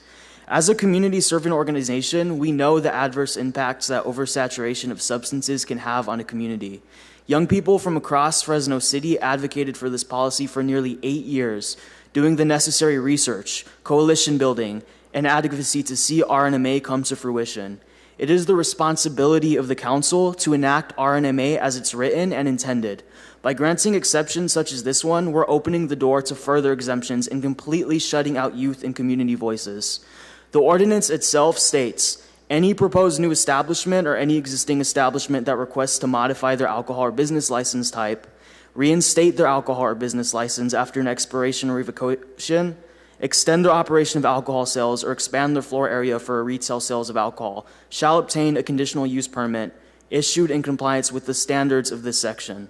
Although we do realize the unfortunate loss of the CUP to the business owner, we do ask that the City Council continues to follow RNMA as it is written. The grassroots process in passing RNMA exemplifies the best in health equity in the city of Fresno. Fresno City itself has stated that it seeks an inclusive, prosperous, beautiful city where communities take pride in their neighborhoods. A government that listens, honors its commitment, and is owned by the people. By holding to the RNMA values, you're committing to all of this. For these reasons, Central California Environmental Justice Network requests a no vote on hearing to consider the appeal regarding the denial of the conditional use permit application number P2203-906, petition to grant a conditional use permit. Sincerely, Naaman Martinez, Executive Director, Central California Environmental Justice Network. Thank you. Thank you. Good morning. Please go ahead and state your name and you'll have 3 minutes. Hello,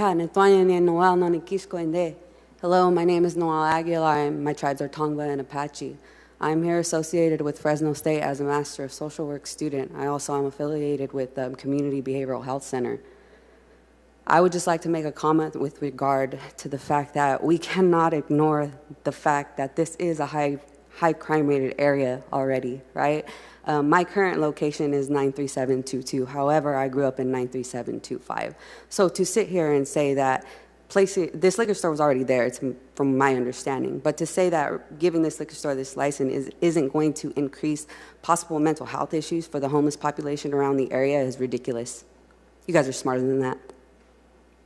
To say that it will not have effect on the schools in the surrounding area, especially when we know we lack funding and things when property taxes fund those schools, right? So we lack resources in the schools to be able to provide if unnecessary things were happening. You know, I do acknowledge rolling eyes. I do acknowledge inappropriate comments made by council members, specifically from Redfield. We don't call people cuckoo when they're trying to get your guys' attention. So I'm here observing today as a student and as someone that's spoken in front of you all on Indigenous Peoples Day and got so much respect that day. I'm not seeing a respect for your people in this room. Thank you. Thank you. Good morning. Please go ahead. President, yes, Council Member. Yeah, when you hold up a Nazi sign, I'm going to address that. You may not like it, but I'm going to address it. A Nazi sign. Council Member, you have the floor. Council member, you have the floor. Would you like to continue speaking? Yes, I would. Okay, please continue. A Nazi sign is inappropriate, and I'm going to comment on it. You can rail against me all you want, but it's inappropriate, and most of the things you say, Mr. Elizondo, is inappropriate. Most of what you say is inappropriate and reflects a tremendous ignorance on your part. I'm done. Mr. Elizondo, this is your one and only warning. Please do not continue to disturb this meeting. I apologize for that. Sir, please state your name and you'll have 3 minutes. Yes, Thank my name is Joe Escobedo, and I don't believe that liquor is an issue with the gas station, because I consider it a gas station. You guys have been calling it a liquor store. This man holds more than 4 pumps. That's more than any other little in the neighborhood. So it's a pretty sufficient place that is not just a liquor store. People go in there to get their gas, their deal. If they buy liquor and they're gone. It's not like they're sitting out front drinking it. And I used to do security at a liquor store down the street from him when he was open, and we stay open till 12, and we never had a liquor problem. It was always a drug-related problem. They tried to rob us one time, and the only liquor problem we had, they tried to run out with a bottle of liquor, and we had to stop them. So I believe that a liquor is not a problem for this neighborhood in that store. So that's what I have to say. The real problem is the drug problem, and that's what we should be working on. Not the homeless, not the liquor, the drug problem in this town. Thank you. Thank you. Good morning. Please state your name and you'll have 3 minutes. Miss 5250, crazy for justice. My name is Lindy Owens, and I live in the Tower District.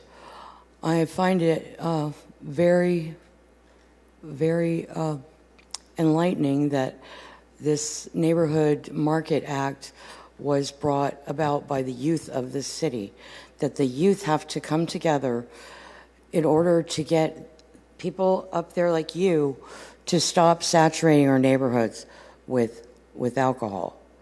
And now this man here who has been a responsible owner is being penalized and having to fight for his business because of the oversaturation of liquor license that were issued on Jerry Dyer's watch, because he had to come up here and do the same thing that Mindy did, or was that new because of the Residential Market Act? And I also like to point out that you guys are not even, Andrew Jans doesn't even have a front license plate. So you guys are not adhering to California state law, but you can dictate what a small business owner here can do. You're not held to higher standards, and you are not setting any kind of example for the people of this city. In fact, you're flaunting it. Carbasi is another one that doesn't have a front license plate. Yeah, he admits it. He's proud, isn't he? He's not worried about getting a ticket from Fresno PD, is he? You know, the people have died over a front license plate stop in this country. And there's the 4 Tesla owners, so Carbasi, This is public comment on the 9:10 a.m. number 2 item.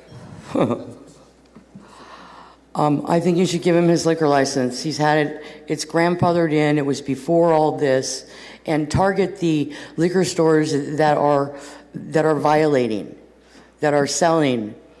And the 1.8% of floor space, I see liquor stores that have way more alcohol percentage of their floor space. Why don't you start reducing those? Maybe that would help. Thank you. I have a card from Noel Aguilar. Have you already spoken? Yes, I did. Okay. All right. Does anyone else wish to provide public comment on this item? Please come up at this time. Seeing no one else, I'm going to close the public hearing for this item and bring it back up to the dais for council discussion and action. Council Member Esparza. Yeah, thank you, Council Presidents. This convenience store is in my district. now deemed as a general market. This has been a very, very tough item we've dealt with over the course of several months, and even before that, I want to thank all the work put in by staff, the applicant, all the folks who took time to be out here today and provide input, the different public commenters, as well as the League of Women Voters for submitting their public comment letter. As I noted in the last meeting a couple weeks ago, these are extenuating circumstances. This is not a consideration where we're considering adding a liquor store.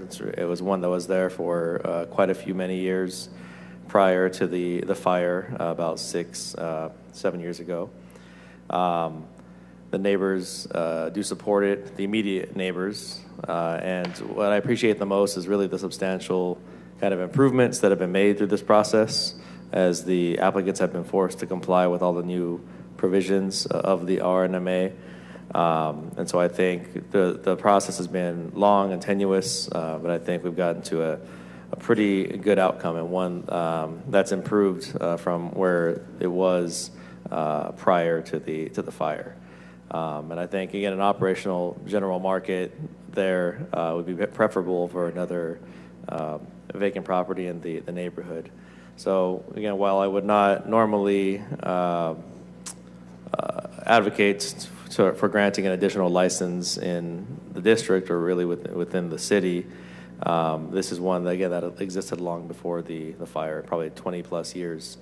And again, it's great to see a reincarnation of an even better version of the business that complies with the RNMA.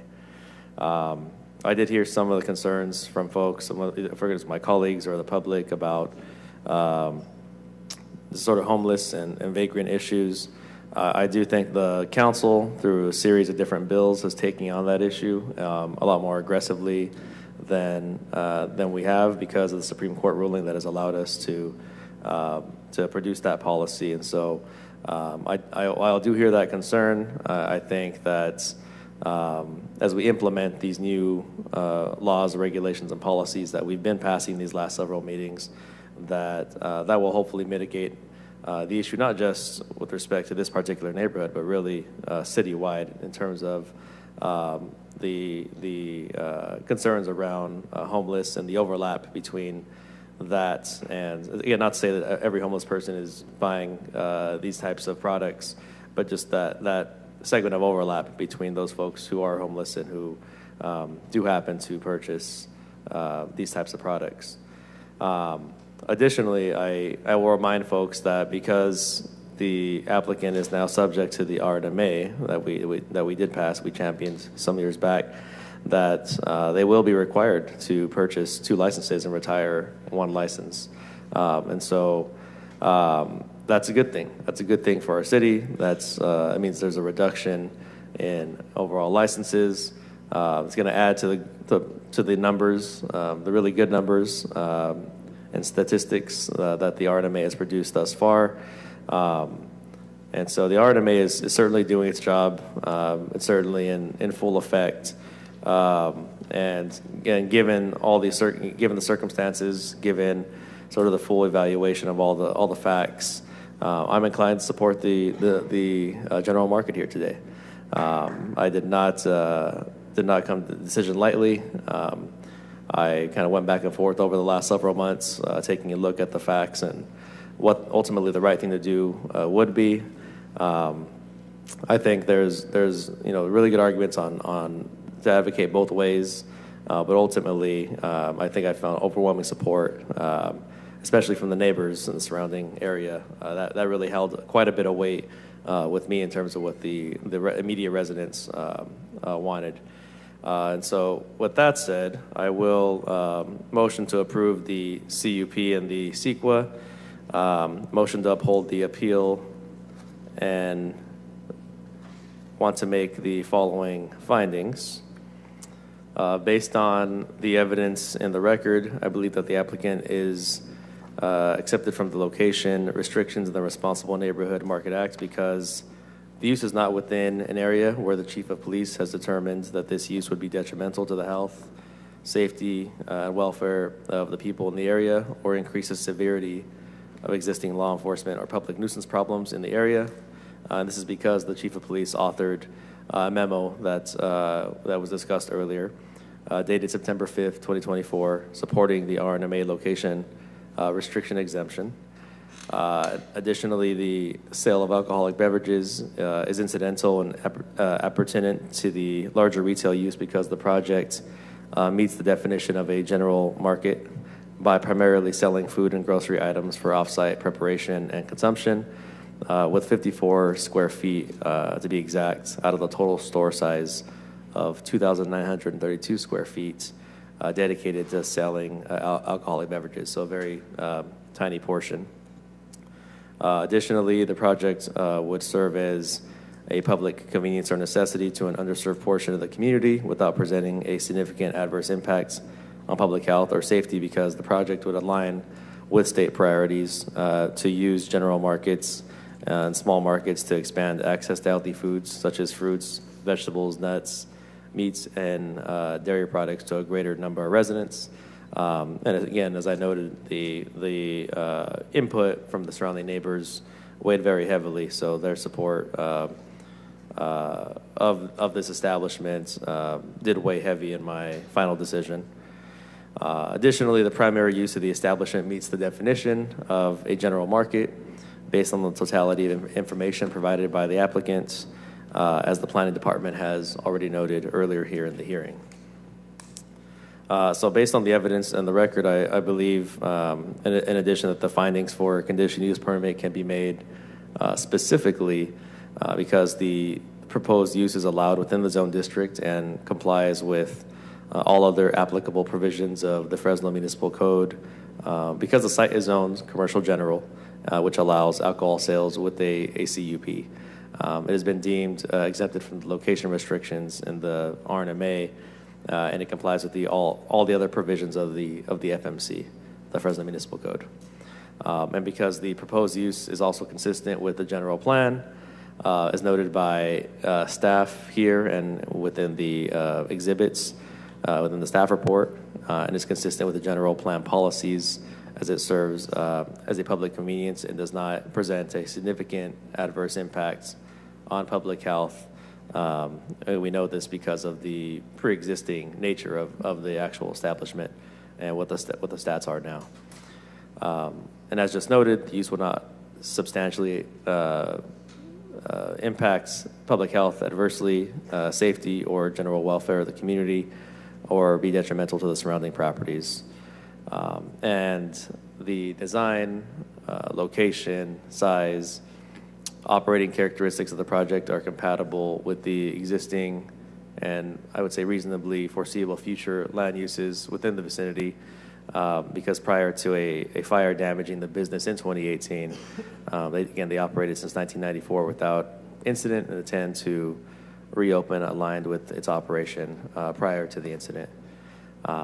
And I would also note the site is physically suitable for this type of use, the density and the intensity of the use being proposed, because the building currently sits inoperational, and there was no proposed change to the land use of the zone district between the fire in 2018 and today. So that land use is still the same. And again, it will be nice to have, for the community there in the neighborhood, to have an operational business there again. The proposed use is not located within an area of influence of the Fresno County Airport Land Use Compatibility Plan as well. I think that had to be noted for the record as well. And so based on all of this information provided in the record, I would like to move to number one, adopt a categorical exemption pursuant to Section 15301, Class 1 of the California Environmental Quality Act guidelines. And number two, approve conditional use permit application number P22-03906, requesting authorization to establish a state of California Type 21 license for this general market in the application. And this is conditioned with the provision that there are no tobacco or tobacco paraphernalia sales within the establishment. So I want to add that condition within this motion. And that is the end of my very, very long motion. Very long motion. All right. Is there a second? I have a motion by Council Member Esparza, a second by Council Vice President, and I do have Council Member Arias punched up. Thank you, Council President. I do want to acknowledge the young people who are here today who took time off their school to come and remind us of the Responsible Neighborhood Market Act and the progress that we made in stopping the further saturation of alcohol licenses in the city. But I do want to take a moment to remind us how we got here. You know, several times a year, there's always this public awareness that the city has been designated the drunkest city in the country. And, you know, that's used by the police department to obtain grant money, to pay officers overtime, to do a bunch of DUI checkpoints throughout the city. Then we also have been designated the city with the most alcohol licenses in the state of California. And those are two things that we should all be embarrassed by. So in 2019, after we got elected in 2018, we looked at the root cause of why. How did we get here? How did we become the drunkest city? And how did we get to become the city with the most saturated, the most liquor licenses stores in the whole state of California? And the determination was two factors. One, applicants came forward through consultants and said these establishments would create jobs. Jobs, jobs, jobs. Turns out, very little jobs. Second, it had the full support and encouragement of the police department. Every single liquor license had the support and a letter of approval by the police department, with quote-unquote conditions. Turns out, police department has never enforced conditional use permits. They have never done proactive inspections of the conditions that they approved. They've never done reactive inspections when conditions are violated, because they're understaffed, historically speaking. So the driving force, it also happens to be that the Association of Liquor Stores was the biggest contributor to the police union's PAL program. They were very active contributors.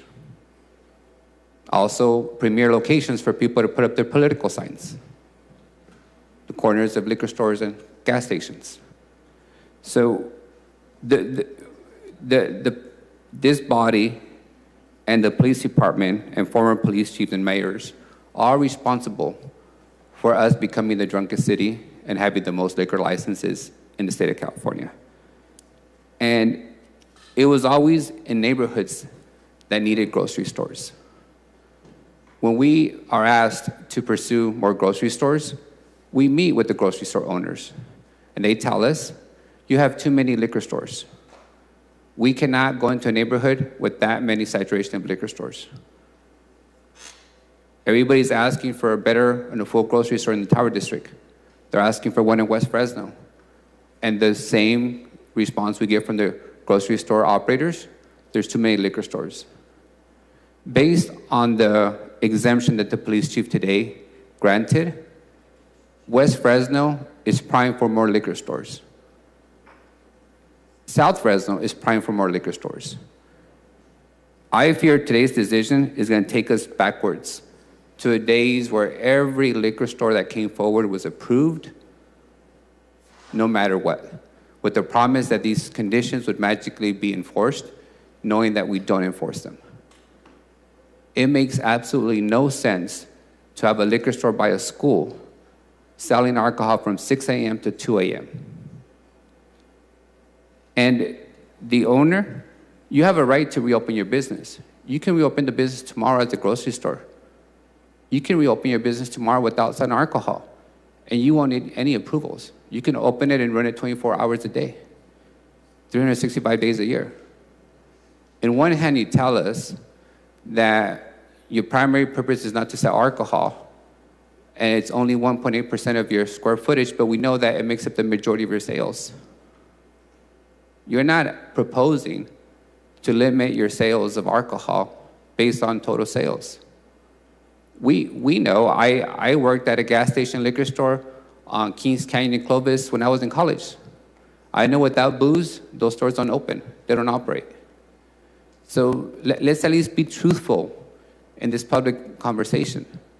Alcohol sales drive profit margins, and it's volume And I also want to point out that the police department not only doesn't do inspections of conditional use permits, it doesn't enforce them. And I can tell you because I've asked for their enforcement, and they're simply overwhelmed. I have liquor stores right now on Belmont and Van Ness. I have smoke shops on Belmont and Van Ness, and the police department does not have time to do enforcement there, whether they're selling cannabis or fentanyl, because they're focusing on high priority calls. I can also tell you, having worked at Fresno Unified, the amount of calls that we at the schools receive from the homeless and the unhoused and the vagrants who are harassing kids on the fence line while drinking a beer and doing some drugs is significant. And those calls are not considered higher priority for the police department. They're not zeros and ones. Right now, when the school site calls the Fresno Police Department because somebody is harassing their kids on the fence line, they have to wait hours before they respond because it's not a 0 to 1. So I don't understand why it is that we would intentionally place a business to sell alcohol from 6 a.m. to 2 a.m. near a school when we know that the police department is not going to respond when the vagrants are harassing kids on the fence line. When we know that the police department is not doing enforcement or inspection of conditional use permits. When we know that we have never revoked a conditional use permit for an alcohol license holder, ever in our city's history. And so, and to close, the business owner has a right to open its business tomorrow without alcohol sales. He would not need any permit. I would be more open to it if he, the business owner, would say, 2 a.m. is too long, or I shouldn't sell alcohol when the schools operate next door. But instead, they want to go back to the old days where they would get sales, and we are going to put ourselves in a position to permanently be the drunkest city with the most alcohol licenses. And that, in my view, is not the future of the city, nor is it economic development or job creation or being pro-business. It just keeps us as the laughingstock of the state. Councilmember Carbasi. Thank you, Madam Vice President. Wow, if Georgianne was here today, that bell would be going off like crazy. So TJ, if you could just hit that bell one time for all the inaccuracies, just one time, feel free to use that bell. I do want to point out a few things, though. We have a very serious problem convenience store in my district, and I want to be very clear. When I call law enforcement, in fact, Councilmember Bredefeld and I had a meeting with law enforcement about this very issue. Our POP teams work very diligently, and yes, there are priority 0s and 1 calls, and they get to that too. But when you go after problem convenience stores that are that sell, unfortunately, cannabis products or will sell glass pipes or things they shouldn't sell, it's not an overnight process, and we also work hand in hand with code enforcement. So I want the public to be very clear. Some of us may have a different experience. Our law enforcement does work with us to address these issues. I don't want anyone led to any different conclusions, and the fact this laughingstock, this city, along with City Attorney Andrew Jans, has worked so hard to stop these illegal cannabis shops that continue to plague and sell to kids, to youth, and that really hurts our neighborhood. So we're actually on the cutting edge of stopping a lot of these illegal cannabis sales and going after these problem businesses that are gateways to that too. So that's all I have to say, and I really appreciate the long and very thought out motion, but it's very thorough, and I appreciate your recommendation in your district. Thank you. Councilmember Esparza. Yeah, I just wanted to respond to some of the comments that I heard by my colleague who's huddled in the refrigerator over there. So, I mean, I think, thank you for the water. You know, with respect to, I mean, his comments about, you know, how we should be embarrassed, I think there's been a tremendous amount of progress from the RNMA, as I noted earlier. I forget what the exact statistics were, but I mean, we've reduced the number of licenses by quite a bit. I think it's working because of the fact that we have to retire licenses as we open new establishments, and that's this particular store will not be any different. We're going to retire another license as a result of opening the store. When it comes to grocery stores, I would respectfully disagree about the reason why it's tough to get grocery stores. We've gone out and gone to these conferences, and we're meeting with these prospective grocers that we desperately need within our neighborhoods. I mean, these are very cutthroat business people. I mean, they're very frank about the level of income underneath the roofs and within the neighborhoods. We, as a city, have never been a super high income city. And so, yeah, try as I might to get a Whole Foods down in District 7, or a Trader Joe's down in District 7, or even another Save Mart down in our neighborhoods, it is very tough. I mean, it's very tough to convince these folks from a private sector perspective that they should come down. We make the case. We even made some amendments to the RNMA earlier this year that would make it easier for grocery stores to locate within. It's easier to locate here in Fresno and not be as hard on them with respect to the RNMA, but it's very, very tough to get them. So I think as somebody who's had lots of conversations with these prospective businesses and try to recruit them into our district to fill the holes in a lot of our food deserts, that's really is the hard truth, is that these corporations will not locate in areas where they think they're not going to get the level of income to support their business model, and come in and purchase their products. They might be priced a little higher than some of the stuff, despite it being the right thing and better for the neighborhood to have access to those amenities and to that level of healthy food within the neighborhood. And so within these food deserts, we rely on little spots like this, right? Because we as a council, if we have failed at something, we have failed at bringing more of those types of businesses in. So in the meantime, small businesses like this will fill that gap little by little. By no means will this one market, make a massive difference within that community at large, but within that neighborhood, for those folks that support it, all of the immediate neighbors, we got no letters of opposition from the immediate neighbors. I think it will make a difference for those folks. And so I want to push back and say that the Responsible Neighborhood Market Act is absolutely doing its job. It is absolutely intact. We're seeing it at play, working here even within this particular project, because they are going to be subject to all the different regulations and having to buy the additional license. I do appreciate the comments, though, just about the time frame, the time limits, and not being able to adjust that with respect to the RNMA from my colleague. I did hear him on that, and so I do want to, in consideration of this, and then the fact that we are separately working on.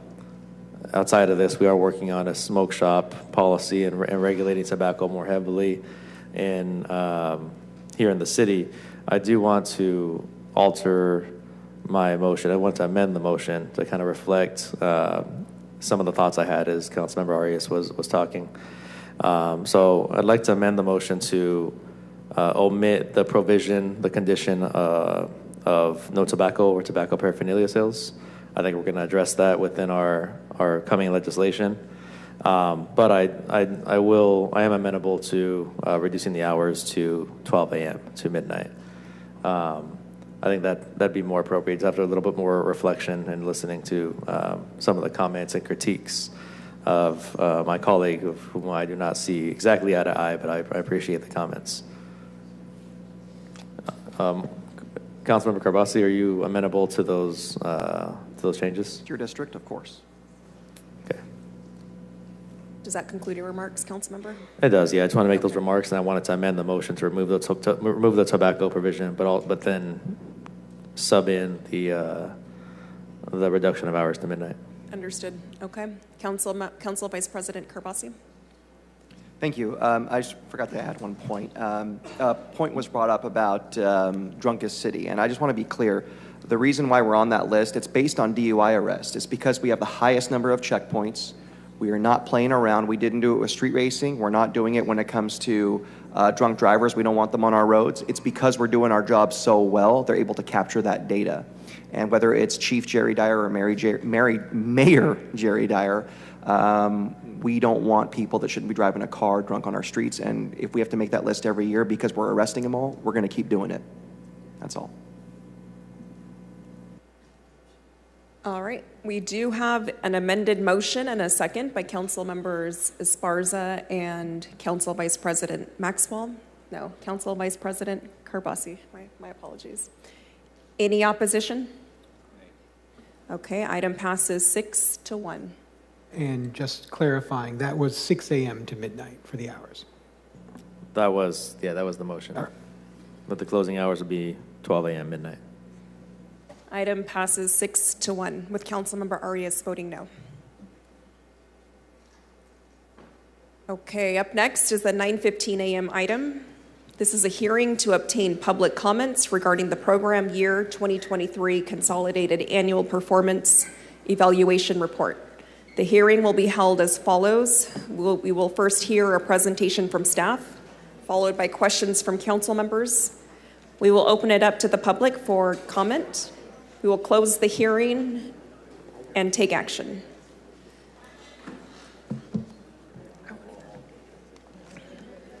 Good morning. Good morning. Council Karen Jenks, Manager for the Community Development Division. This morning's item is a required public hearing for the draft 2023 to 2024 Consolidated Annual Performance Evaluation Report, or CAPER. The CAPER serves to meet the annual performance reporting requirements of HUD and describes the activities undertaken and accomplishments made by the city from July 1st, 2023 through June 30th of 2024. The draft CAPER was published on August 12th, 2024 for a 15-day public review and comment period. We did receive 10 comments.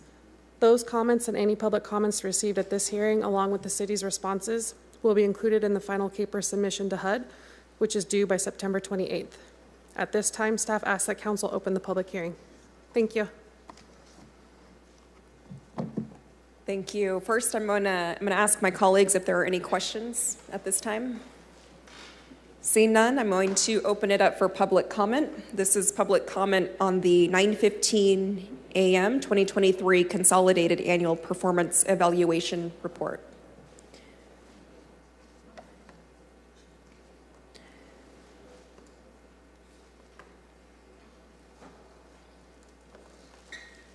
I have a card from Brandy. Sorry, I was waiting to hear my name called. Thank you. There's a lot more in this document than I can cover in 3 minutes. First, I want to thank those who've been working on the annual action plan and the CAPER in the department and thank you for the work they're doing, as well as many service providers that were funded through this. And I wish I can go in more detail. I'm grateful for the rental assistance program, as we can see how investment in prevention, such as rental assistance, is worthwhile in preventing more families from being unhoused. And this needs to be championed and funded even more, as well as applaud the Guaranteed Income Program and so many other great programs. One component of actual annual action plan is accountability and transparency and public engagement, and we need these to be comprehensive and effective. Regarding the shelters, I am very glad that there was funding that was not expected for shelter beds. However, we need to look at the numbers of those in the shelter beds and what they mean, because as you guys have noted in the past months, millions have been invested in shelter beds. However, we have many people who are in the streets and that were in the shelters but are back on the streets, not because they chose to or didn't follow rules, but because of being timed out and other reasons that we really need to have accountability for, including a woman just recently who is a domestic violence survivor who is in the process of getting disability while in the shelter that was exited out, putting her back at the start and fearful for her health. We need greater oversight, like what Fresno Housing is doing as far as developing, working with the shelters they manage to include ways for people to have a voice, including voicing grievances, because ensuring just management and dignified treatment helps the city become more successful. We should refer back to our housing element progress report that the state identified need for housing for the city is 90,000 units from extremely low to moderate. It's wonderful to support that we have so many homes in process. However, the need does inform the information on this document, and while funding in the annual action plan is not sufficient to address it, we need a housing first model. Our outreach people have large numbers, but they are not getting people to the goal, which is permanent housing. As well, I must clarify, when they mentioned the HEART team on this document is assisting homeless people to move from the streets into shelters, housing, and permanent housing, that is the HOPE team, and that the HEART team is actually impeding. Regarding the shelters, we need, oh gosh, I'm running out of time. Regarding the shelters, I ask that we extend the days that people are allowed into the shelters as much as city can from 90 days beyond because of the lack of housing, and also emphasize the need for a lived experience board to ensure that those who with lived experience can have a voice in these things and ensure that all of the programs are successful. There is much I'd like to say, but I am running out of time, so I note that Townsend from Community mentioned that inclusion of those who are effective increases light. Thank you, Brandy. This is public comment on the 9:15 a.m. item. Please go ahead and state your name, and you'll have 3 minutes.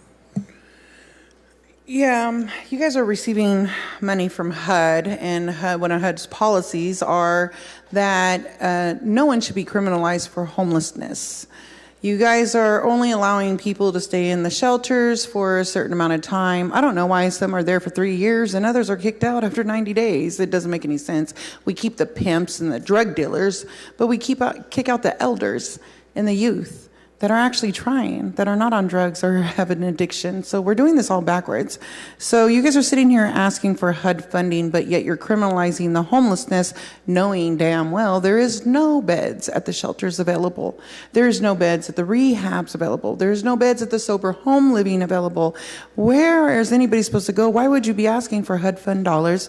I don't believe any of this stuff right here. I don't believe you guys are going to do it. I think you're lying to the government to get money, and I think you need to be held accountable. HUD definitely says you cannot criminalize the homeless, but yet you guys are always putting your hands in the poverty pot to get more money, but yet you're not housing the individuals that want them, such as the 14 kids that I brought here yesterday that Jerry Dyer sat there and said, you don't look homeless.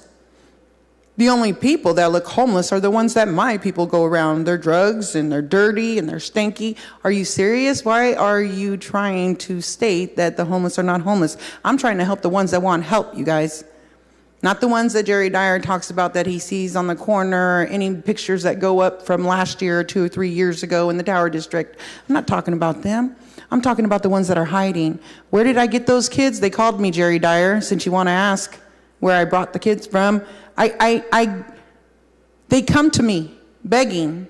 So today we will be back here again because this, I feel you guys are capitalizing off of the government, but today I will be back again with more children here in your lounge. And I will keep doing it and doing it and doing it and doing it until you guys come forward and work with the county.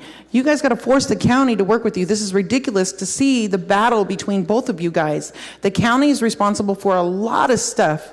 But why are you guys not working with them to utilize and consolidate your guys' funds together to make a big old thing? Delancey Street, look into it, LA, Delancey Street. You want to have results?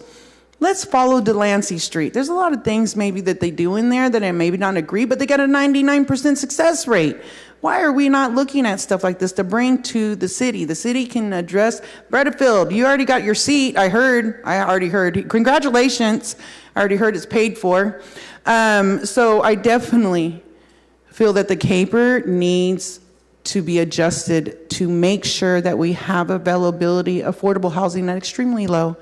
We're never going to end homelessness if we keep it at AMI. We're not, you guys. You want to reduce homelessness? Thank you. Councilmember Bredefeld. Yes, since Des brought up bringing 14 kids here, I think yesterday what happened with bringing 14 kids into the foyer area is disgraceful and an exploitation of the homeless and kids, and it's completely unacceptable. It's not going to be tolerated. You may think you run this building, but you don't. And we're going to continue to help people. The City Hall is not an intake center. And so your exploitation of the homeless will not continue, Des. And again, I think it's absolutely disgraceful what you did yesterday. And we will deal with this situation. You blocked the business of city getting done. You created a safety hazard yesterday. And you exploited 14 children by bringing them here as though this is an intake center. You then threaten that you're going to go to people's homes here that sit on this dais. Nobody's intimidated by you, Des, and your threats. And if anybody's got their hand in poverty money and homeless money, it is you who exploits people. Thank you, council member. Go ahead, ma'am. Please state your name, and you'll have 3 minutes. Adela Resendez, and I'm part of Human Services. Lady in the black sweatshirt, please. This is your one and only warning. Des, this is your one and only warning. You are disrupting city business. Please cease your disruption of city business. Thank you very much. Sorry, ma'am. Please go ahead and continue. I'm Adela Resendez, and I represent Human Services Club at Fresno City College, and we aim to try to lessen the poverty situation. It's a big rise, but I think that if we were able to come together with council members and people that are willing to, make a plan to limit the homelessness and try to place them in shelters or facilities that are able to have them adapt to, give them like a time limit and maybe a goal plan.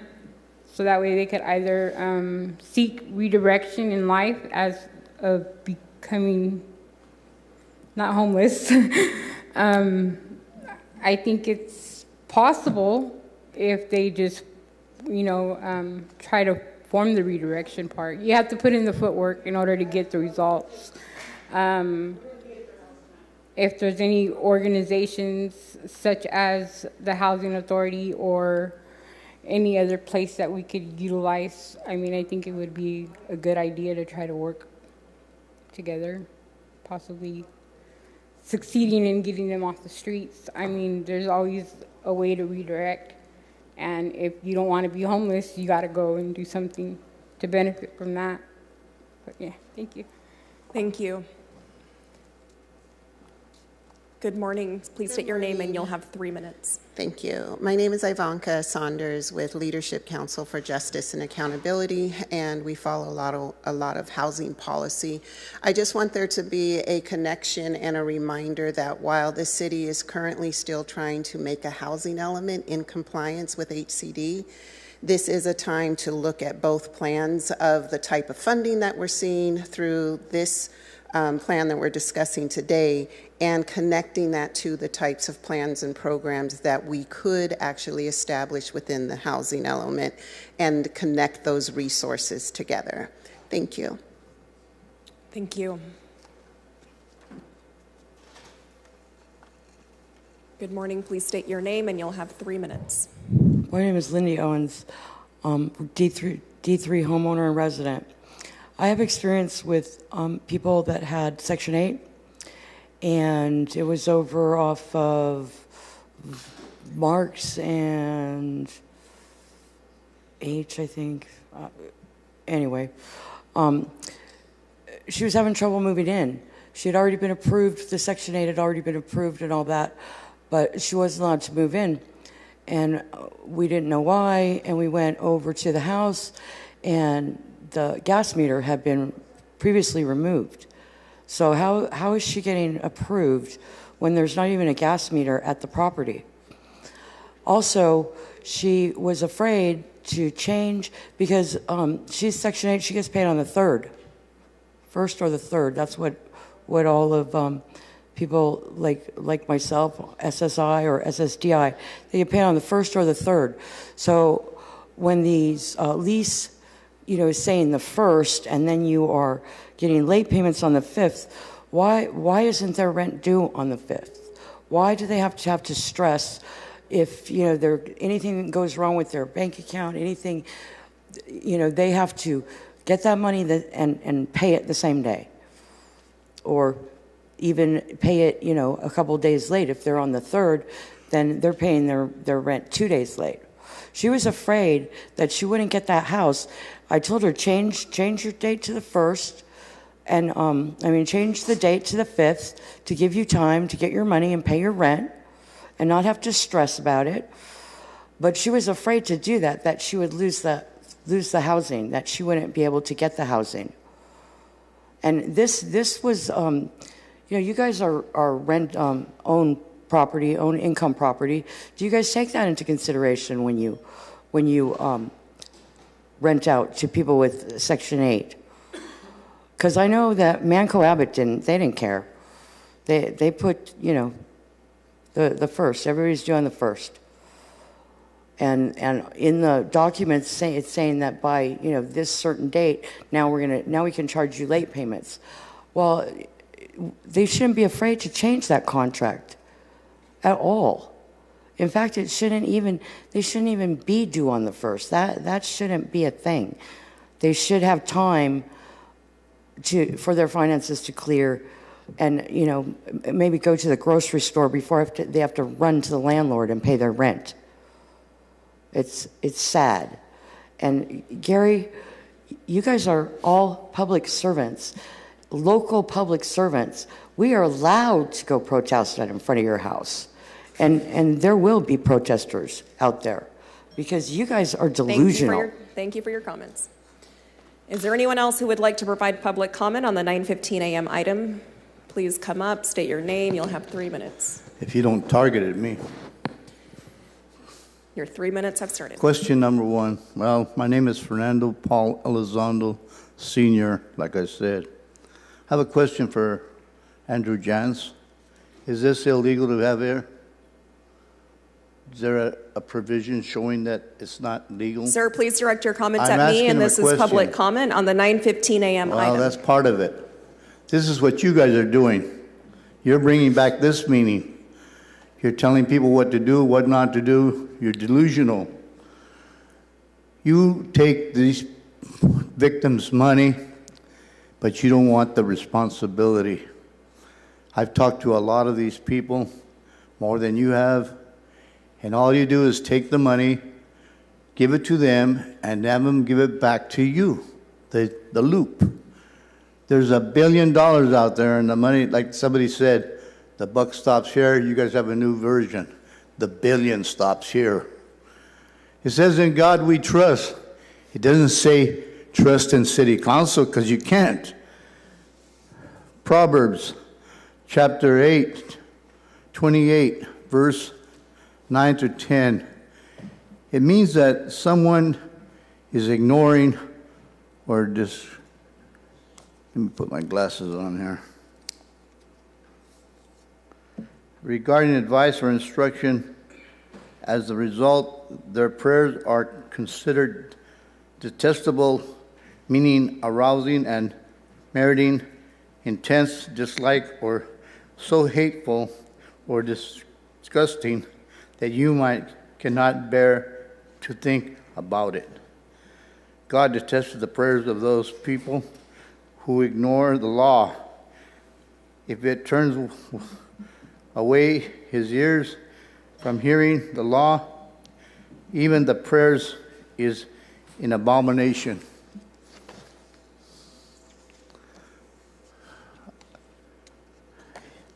You don't know the meaning of this. You know what it intended to do. That's why you're doing the same thing. That's why I brought this here. I'm not for the Nazis. I just want to show that you guys are acting like Nazis. You're disgusting. People are dying out there. You didn't have a decency for honor the dead, but yet you have a memorial for the 9/11. 9/11 was American made. Just think about it. 911, what does that mean? That means emergency. It was American made. All right, Councilmember Butterfield, you have the floor.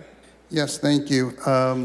Again, one of the great things about free speech is you can have people who are very ignorant come here, espouse falsehood, lies, bring a Nazi sign, call us Nazis, and I will defend the right for people to be stupid like this and ignorant. But frankly, it grows tiresome. It's week after week that we come here and with this gentleman saying these things, bringing Nazi signs, attacking Council President Perea, saying it's her gender when he really means sexuality, doesn't even know what he's talking about. And frankly, I'm sick and tired of the attacks on our Council President by you, Mr. Elizondo. It's disgraceful. You're disgraceful. Your attacks on Mayor Dyer are foolish, ridiculous, disgraceful. And I would encourage you to find something more productive to use with your time than come here and make up falsehoods, bring Nazi signs, attack a council president, attack the mayor. It's my suggestion. Find something more productive to do for yourself. Thank you, council member. And we did receive confirmation that the swastika sign is protected speech, but I do want to just apologize for anyone that Mr. Elizondo did offend today. All right, so at this time, I'm going to close the public comment portion. This is for the 9:15 a.m. item. I will bring it back up to the dais for discussion and action. I have a motion to approve by Councilmember Esparza and a second by Councilmember Butterfield. Any objection? Nay. Item passes 6-1 with Councilmember Arias dissenting. Okay, we're going to move on to the consent calendar. Do any council members wish to register a no vote, abstention, or recusal on any item? So far, I have Councilmember Butterfield who wishes to register a no vote on item 2C. Do any other members on the council wish to register a no vote, abstention, or to recuse themselves? Please punch up. I don't know if I also might say the item that I was going to discuss, we got the information. I don't know if we can include it in approval of the consent. I think it was item 2M. If we can include that. Requires a couple of motions, but yeah, we can. Okay, that's what I was wondering. Yeah, would you like to make I would like to make a motion to include it with the entire motion consent. to undo the consent calendar. Yes. Approval of the agenda. Second motion to approve the consent calendar with 2M. Yes. M is in Mary? Or is M is in M Mary. is in Mary. Oh, Mary. Yeah. Second. Any objection? That passes 7-0. Yeah, so that opened up the consent calendar. Now to reapprove it with the 2M as part of the consent calendar. Yes, sir. I make that motion. Sounds good to me. I'm so sorry, just for point of order, I want to be clear. When was 2M removed from the agenda? It was announced. It was contested. N as in Mary, not N as in Nancy. Correct. We made that clarification. Got it. Thank you. Yeah. Okay, thank you. Any objection? That item passes 7-0. So item 2M is placed back onto the consent agenda. Okay, we are now going to take public comment on all consent, including contested consent, as well as closed session items. Would any member of the public like to speak on any of the consent, contested consent, or closed session items? Please come up at this time. I do have a card from Brandy who wishes to speak on item 2U and 2C.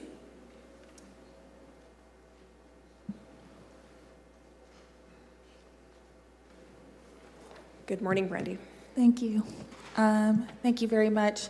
Regarding 2C again, I want to express my support and thanks for this investment in community-based resources. Working together accomplishes a lot, and so many of these organizations are doing amazing things that I am very grateful exist. Regarding to you, I addressed much of it last time, but do want to reemphasize a last detail that I want to stress that the city needs to pursue comprehensive, well-tested, community-based conflict resolution, de-escalation approaches, increased investment in services, address safety and public well-being concerns transformatively and sustainably, as well as continued conversation of the holistic needs of our business owners. The city and council is experiencing, and the city is experiencing issues that stress the needs, even the things that were mentioned today, for programs that the community has been asking for. I'm sorry, I wish that people were not talking during my public comment. That were recommended through, and some of the things that have been addressed were recommended through the Fresno Commission on Police Reform, as well as other community groups, as well as the need for permanent housing, knowing that people have nowhere to go, having trained mediators, mental health professionals, those in conflict resolution, de-escalations who know how to work with the population, to respond to the problems would not only address matters at hand, but serve a relationship building that leads into getting people into services and long-term solutions, and would also meet the needs of the community regarding safety, having long-term solutions, save in resources. Some of these efforts that we've already seen in the community that have been effective is advanced peace and transforming people's lives. Fresno Pacific has programs and has helped communities implement programs regarding restorative justice. In other places, we have Cahoots, Heart, Mental Health First in Oakland and the People's House. And I address that we need to pursue these solutions and to meet everyone's needs long-term rather than short-term solutions that may also be causing more harm. Including the idea that, such as how Heart impedes those who are unhoused when we need to be getting people out of that. I also want to mention the Lived Experience Board, which was at the end of the caper, and a quote by someone who worked on asset-based community development that inclusion, how we need to have our unhoused in the solutions. Researchers and practitioners have found that meaningful inclusion of the poor in the selection, design, and implementation, evaluation of poverty alleviation increases the likelihood that in that intervention success. So we need the voice of those with lived experience. And one of the examples I didn't get a chance to say. Thank you, Brandy. Are there any members of the public who wish to provide comment on a consent item, contested consent item, or a closed session item? Please come up at this time. Good morning. State your name and please state the agenda item you will be speaking on. The Owens, contested consent and closed session. I mean the consent calendar and closed session. I think you guys are abusing the consent calendar. I looked it up because I've been studying all of these meetings and watching how other cities do these meetings. And the consent calendar is supposed to be for routine items that have been previously discussed. And that's not what I'm seeing. I'm seeing packed agendas.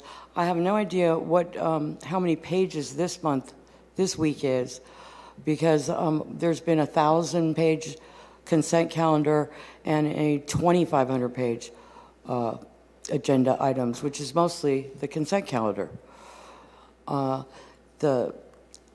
guys have a very, very big closed session today. There's all kinds of lawsuits based on the poor judgment and poor policies that you guys are rushing to push through. Why does Fresno have to be the first city to implement, Gavin Newsom's BS with the encampments when you guys won't have safe lots or safe camps? Where are these people supposed to go? And I witnessed the Heart team throwing away the belongings that people had set aside. They had cleared off of the area, and they had put all of their belongings that they wanted to keep, the stuff that they needed, their essentials. That was the first thing the Heart team got rid of. None of you were there. Des was there. I was there. Elizondo was there. I didn't see Gary there. I don't see you guys, canvassing homeless encampments. They can vote too, you know. You guys should be ashamed of yourselves. You really should be ashamed of yourselves. And FYI, Gary, the swastika was for centuries before World War II a symbol of peace. Ma'am, A please symbol direct your of comments peace. at the chair. Thank you. Anyone else? Please come up at this time. I would like to know where I could request that policy that you keep on stating what we have to just talk to you. I've been coming here for about 7 years and nobody has ever said that to us. So, I mean, come on. Where do I request? Who do I request it from? Because I would like to see your policies on being inside here and talking we'll get to you a copy Miguel of that. Straightley or Gary Bredefield or Luis Chavez. How you doing, Chavez? You know, Nielsen or Tyler. I can talk to anybody I want to. We'll provide you the policy. It's here? Okay. Can I have a copy of that, please, before I leave today? Or do I go to any office? I will pick it up.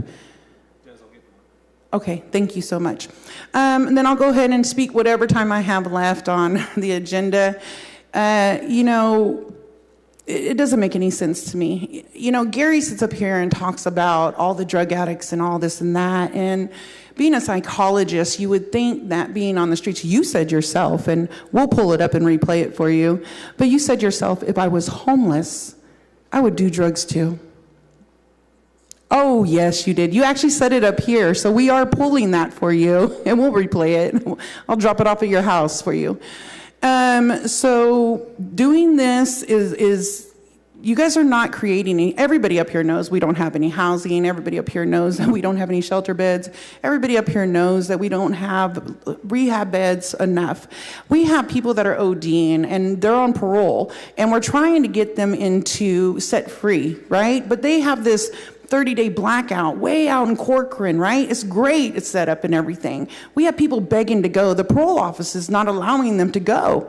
And we're sitting here saying they OD'd 4 times at the shelter and they're begging to go to rehab, you know, but his time is coming up at the shelter, his 90 days, and he will be put on the street. But he's begging for help right now. There are no beds. The county is not allowing, the parole officers are now allowing people to go to rehab. And imagine when you're in rehab, there's no jobs in rehab. They don't allow you to work. When you're on Section 8 and you want to go to rehab, hello. My time is literally valuable to me, you guys. Like, seriously. Gary's the only one listening to me and he don't even like me. Come on. God, you guys, I'm frustrated. I'm sorry. I'm frustrated because Gary sits up here and talks about how people don't want to get help. Dude, they do.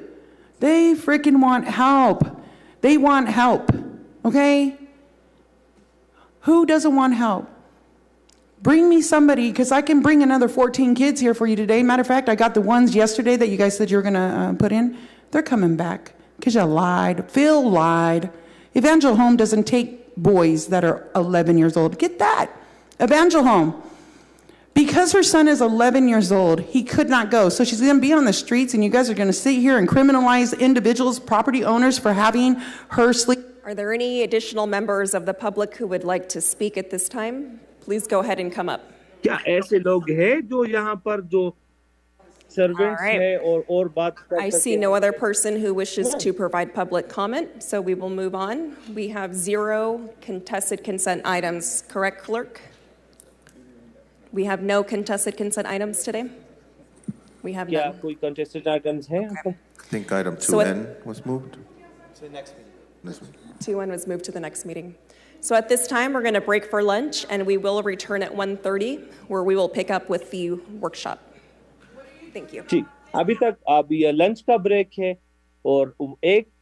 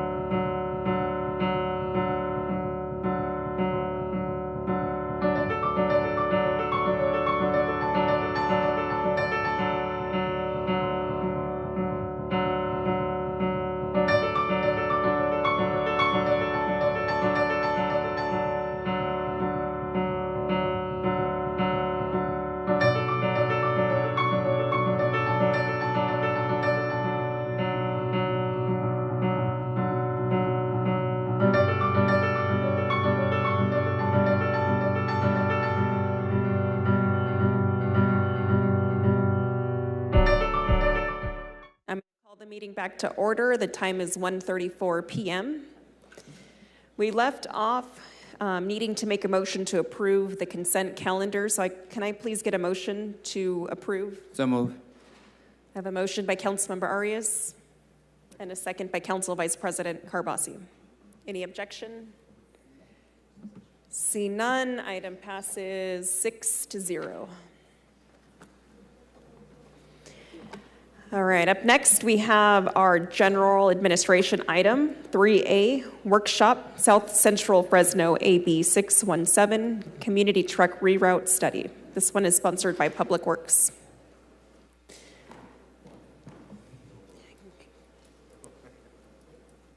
Good afternoon.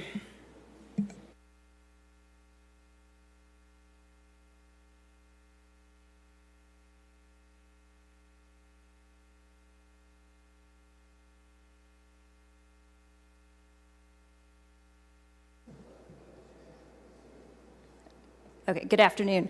I'm Jill Gormley, I'm the Assistant Director with the Public Works Department, and we're here today to present a workshop on our AB 617 truck reroute study and health assessment and provide some background and clarification to the process that we have undertaken over the last few years.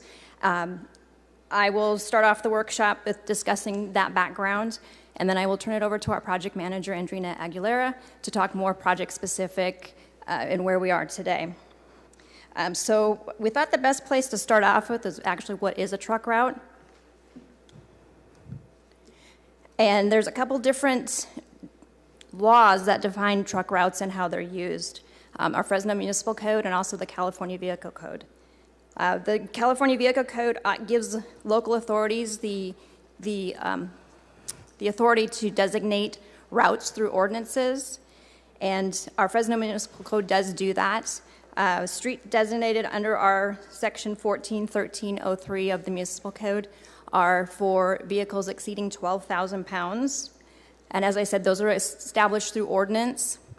One thing to keep in mind with both, as you can see in the bullet 3, is what these laws do and do not allow. And I'm just going to read the section 35703 from the California Vehicle Code for explanation.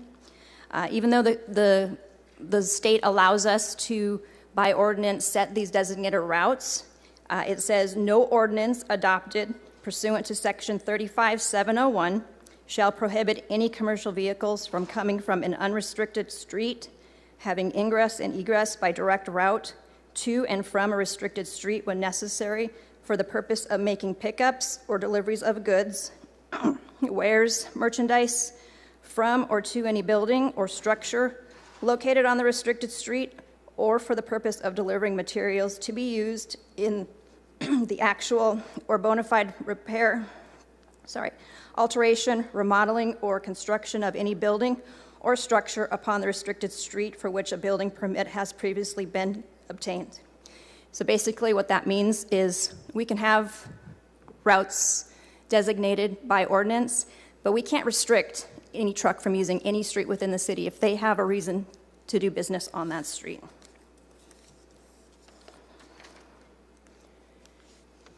Okay, this slide shows a history of where we started. So in 2005, we adopted our current truck route map.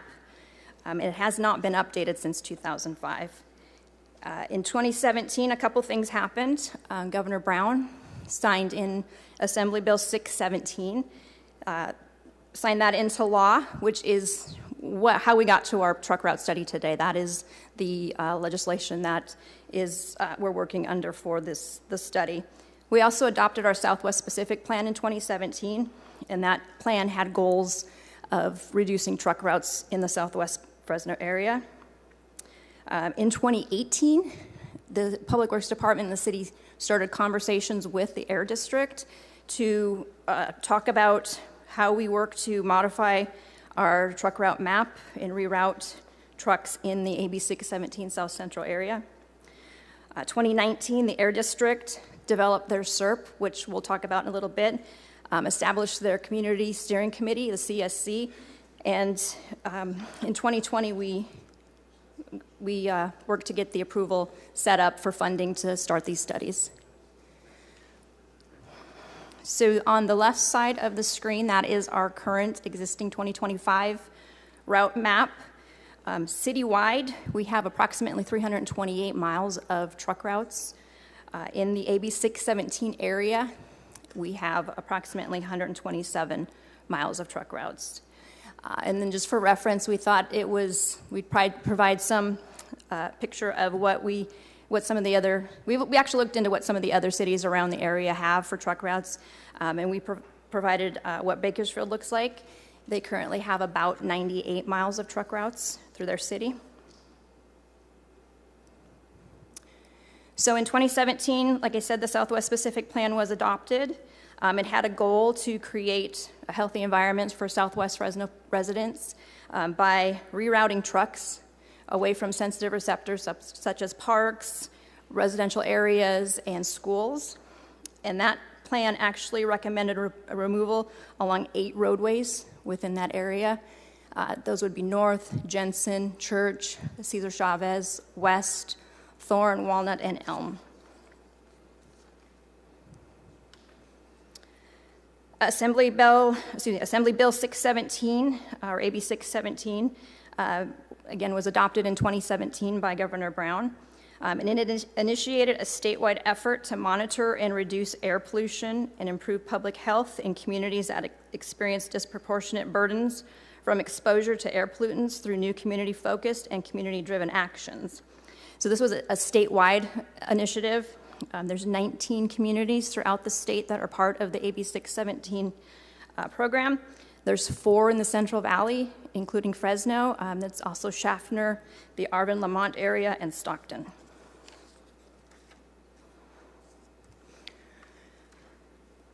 In 2019, the CERP was adopted, the Community Emissions Reduction Program.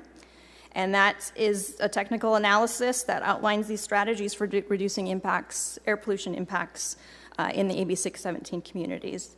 It's my understanding that the South Central Fresno CERP area is made up of 8 subcommittees, and there's 16 different programs as part of that, including our truck reroute study. There is a residential lawn and garden program where you're able to trade in your gas-powered lawnmowers for electric. A residential air filtration program that will fund systems for homes, and a heavy-duty truck replacement program that grants businesses funds to replace their fleets with electric vehicles. We did partner with the San Joaquin Valley Air Pollution Control District to complete these studies.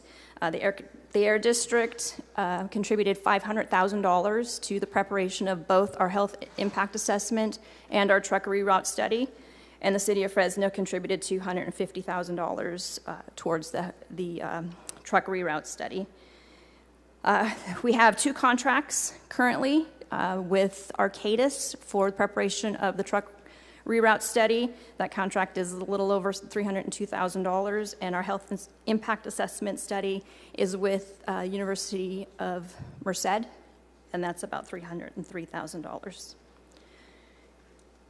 And before I turn the presentation over to Andrina to discuss more details on the actual project and the process for that, I thought I'd pause if there's any questions on anything that we've seen in the first few slides. Jill, so I think I heard you mention that although a particular street might not be designated as a truck route, it doesn't mean that a business cannot utilize that road still with their trucks. Is that right? That's correct. If they have, if they are located along a street and that's the way to and from their business, or if they are making deliveries, or have any business on a street that's not on our designated truck route map, there's no prohibition for them to be able to use those streets to be able to conduct their businesses. So the designated truck route map is more of a suggestion or encouragement? Well, it's to give these businesses a route to and from places that's not through neighborhoods or places where they need to go. We if you're, going from point A to B and there's you don't have to go through the neighborhood, those routes are designated so that you're not, driving through different neighborhoods. We, in the Traffic Operations Department, we use these truck route maps a lot for traffic control. So when we have these construction projects where we have to reroute traffic, we look at this map to say, well, trucks, you need to go over here because it's not a truck route. And so they serve purposes for us on a daily basis, and also for businesses as they're mapping out their routes. One example, if I might share. Oh, yeah, go ahead. All right. Thank you, Jill. Thank you, Council President, Council Member Scott Mosier, Public Works. Just wanted to share again, one practical example of that.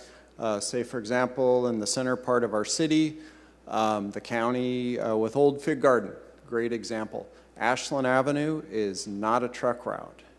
So if someone, say we have a Fresno business and you're at Blackstone and Ashland, and they're taking delivery, something is coming from the north, from Highway 99, trucks could not use Ashland Avenue all the way through that area without a risk of being cited, because Ashland's not a truck route. How should people go? A truck route would encourage them to reach that by going either north. Shaw Avenue is a truck route. Shields Avenue to the south is a truck route, or stay on the freeways until arriving there. And if not, there's a risk of being cited. But conversely, a homeowner has a moving truck, they need to come and do business. Yes, they can be on Ashland Avenue for that purpose. Or if there were a small store, a business, a tennis club taking delivery of something, that, as Jill had shared, they can use non-truck routes for that purpose on the streets.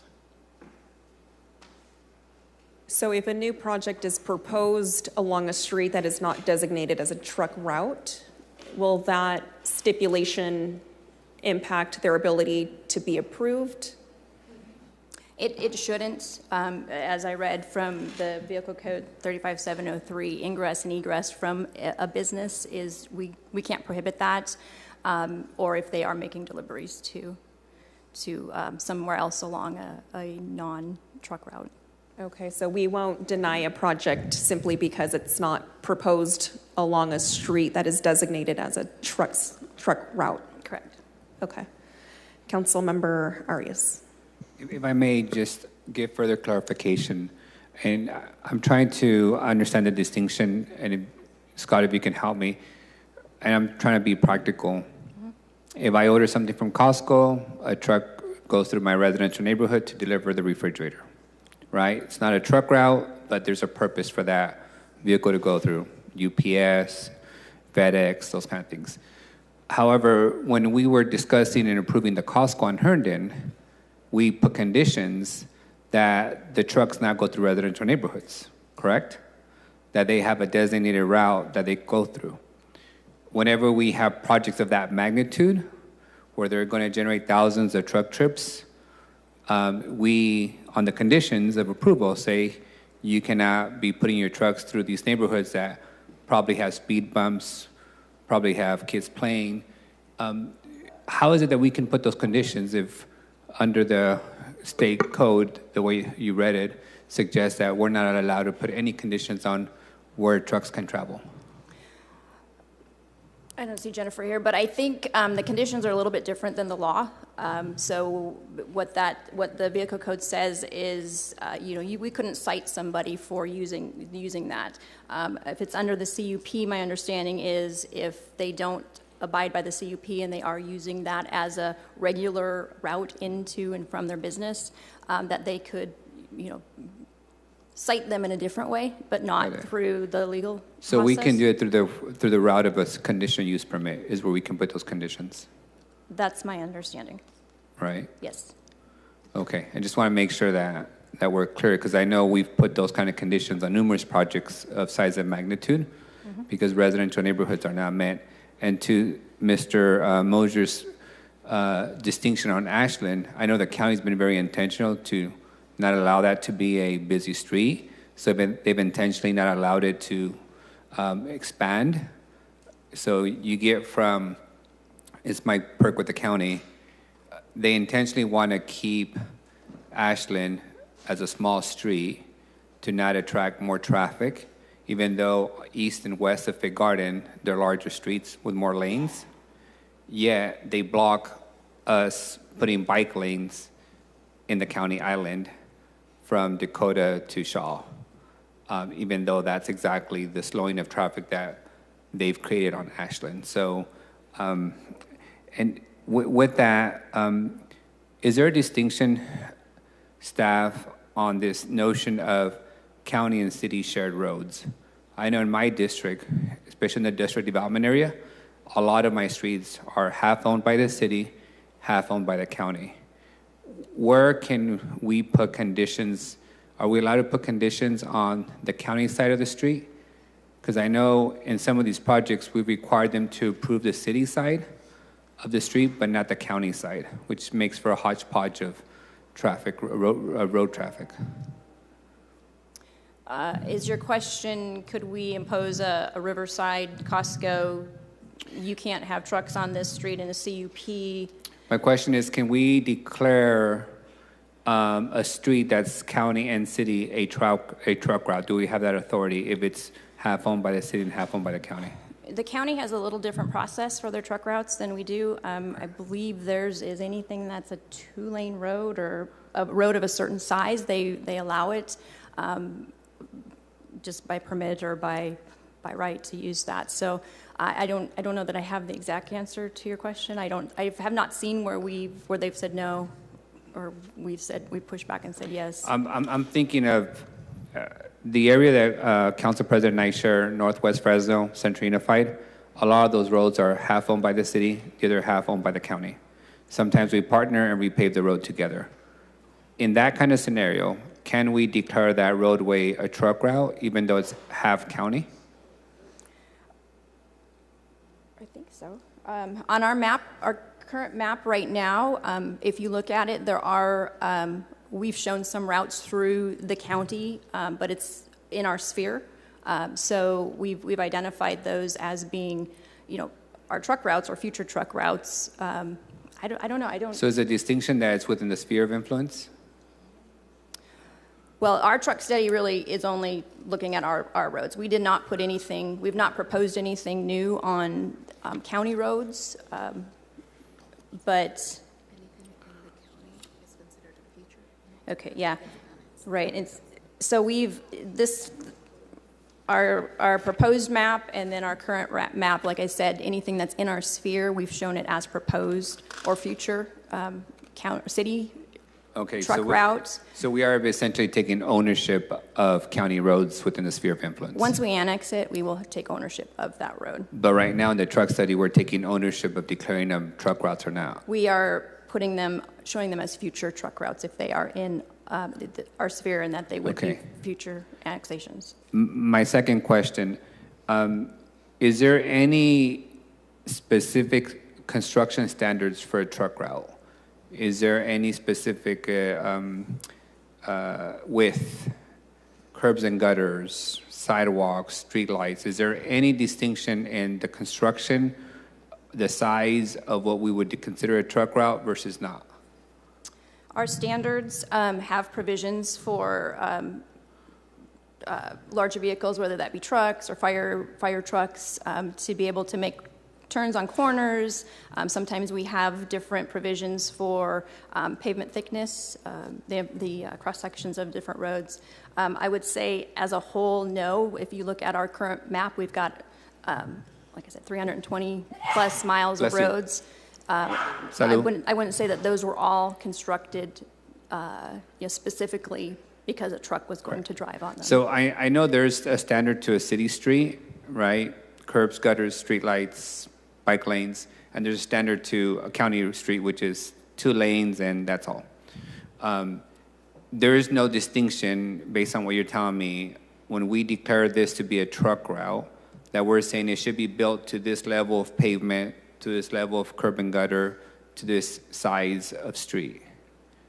We don't have a standard. We're doing it to our arterial standard or our collector standard, whatever those standards say, not specifically because there might be trucks traveling on those streets. That's concerning to me because here are some of the complaints that we've gotten. In my part of the district, a lot of these folks are rural residential areas. Those streets were built for your car once every hour a car passes by, for your seasonal food product harvesting truck, right? The pavement is not all that thick. There's no curbs and gutters. There's no flood control, and there's none of that nature. Then all of a sudden, a warehouse pops up, and now it has 1,000 truck trips a day with fully loaded 2 loads of diesel of carriers going by. One, the homes, of course, are not designed for that level of noise, pollution, and whatnot, so people's houses are shaking, their foundations are breaking. 2, the roadways that were in good condition 5 years ago are crumbling today because they weren't built to that standard of use for that level of weight. 3, there is no improvement of the roadway when we develop these warehouses. So in the neighborhood, and keep in mind, most of these residents are county residents, so technically they're not city residents because they're within the sphere, but they're not annexed into a city. So what residents experience is the rural roads have now been damaged and nobody's fixing them. The warehouse that came in did not make any improvements. They've only brought light, pollution, noise pollution, pollution of noise, light, and particulate matter into a neighborhood. 3, they can't turn to a city to say, do something about it because it's a county road. 4, there is no significant improvement to them. And 5, is not like they benefit in any way because they're not even being employed by these job hubs or job centers. So all we did was degrade the quality of life of that neighborhood without adding any, improvements into the area. So when we've considered projects in other neighborhoods, like Costco, just as the most recent one, we put conditions on there. You can't put your Costco trucks through the residential neighborhood 1,000 times a day. You can't idle your trucks for hours and hours on end. You have to put up barriers to cover whatever. In these occasions, we've done none of those things. So what I'm trying to understand is, if you're suggesting that the state law allows trucks to travel wherever they want, and the only way we can control that is through conditional use permits, then is it city staff's position and the planning department's position that in every time there's a heavy truck use project coming forward that you will be recommending conditions of approval as it relates to truck routes?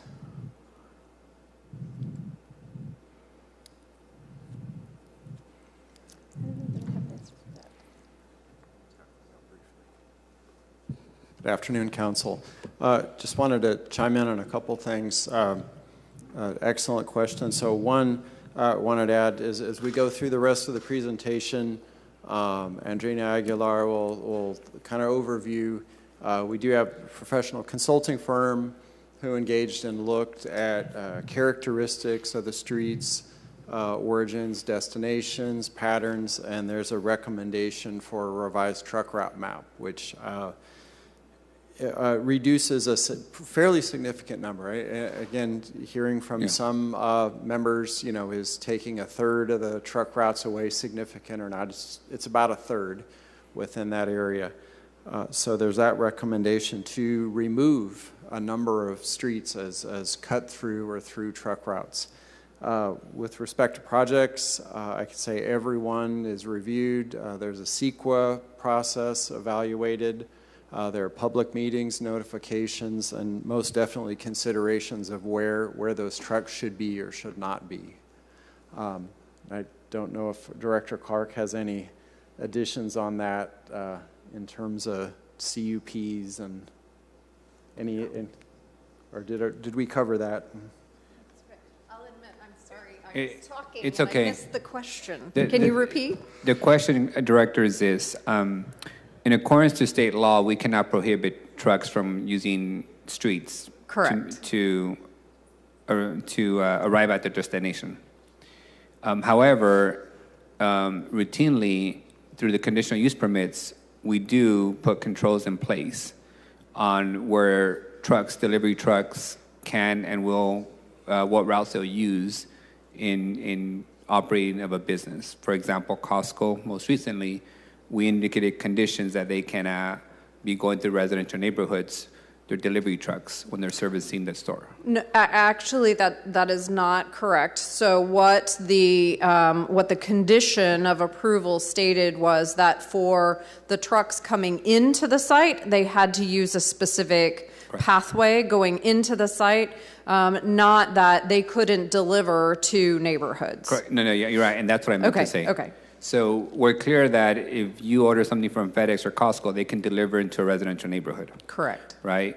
But if Costco or Walmart is taking deliveries on a daily basis into their store, they must follow a designated route per the CUP, correct? In that particular case, yes, there were conditions of approval, and any discretionary permit can have those kinds of conditions placed as a part of that process. So my question in general terms was, when we recently approved the new 1 million square foot warehouse in West Fresno on 180 and Marks, the proposal, from my recollection, did not include any conditions on what truck routes would be utilized for that warehouse. Is it my understanding now that the staff will proactively be making recommendations on the conditional use permits for truck routes? So that particular site is actually at the intersection of Nielsen and Marks, both of which are on truck routes. So the expectation would be that they would travel on truck routes to and from that location because they're on truck routes. But if they choose to use with the residential neighborhoods, they would not be in violation of their CUP because we didn't put any conditions, right? It was not a conditional use permit. It was a development permit. And I'm not sure what the conditions of approval were for that particular site, but I do not recall any specific conditions about travel outside. There wouldn't be a bona fide reason to travel through the neighborhood to get to the site, right? So again, based on what Assistant Director Gormley said, there needs to be a bona fide reason to go through the neighborhood, right? You're not cutting through, you're delivering or you're picking up in that neighborhood. In this particular case, they would be traveling along the truck routes, the approved truck routes, to go to and from that site. So I'll give you an example. Amazon, their distribution trucks going to Amazon and leaving Amazon are not delivering to Daleville. They're simply passing by and through Daleville. They're not driving on Daleville, to my understanding. That Daleville, in and of itself, is it's a county road, and it's not on a truck route.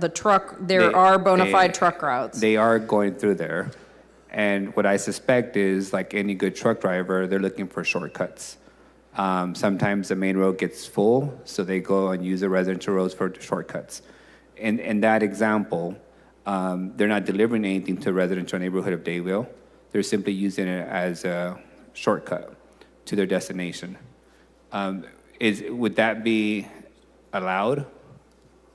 I'd need to defer to Public Works. All right, Council, so to clarify, Central Avenue today is a truck route.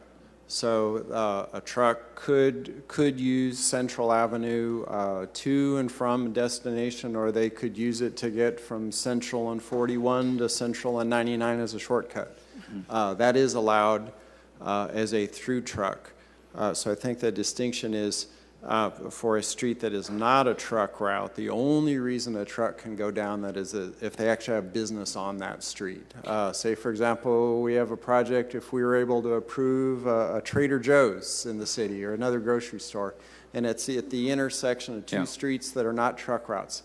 That business, that grocery store, could take delivery of their product at that location. They're not trucks are not prohibited from going to that grocery store to deliver. The truck traffic complaints we get are not from people who are complaining about FedEx or the grocery delivery truck in their neighborhood.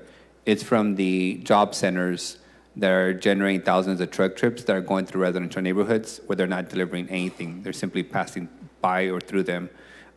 Does the truck route study consider locations of schools? Are you guys recommending truck routes in front of schools?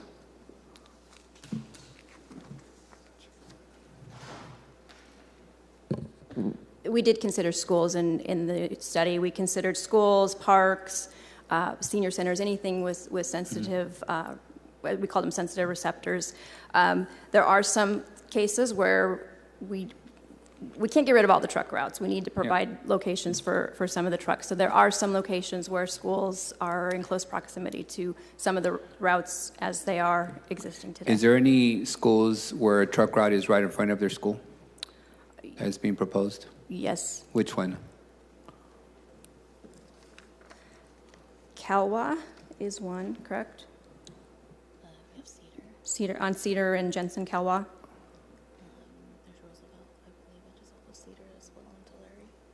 So Cedar and Tulare, we think it's Roosevelt. Roosevelt? Yeah.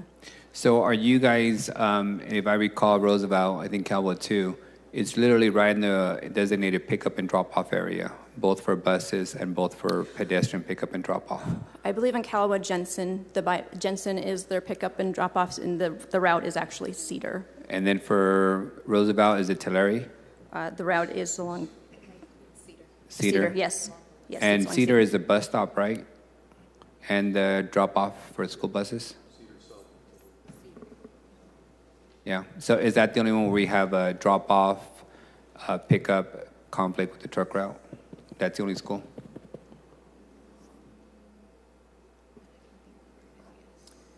We believe I think so. Yeah. Okay.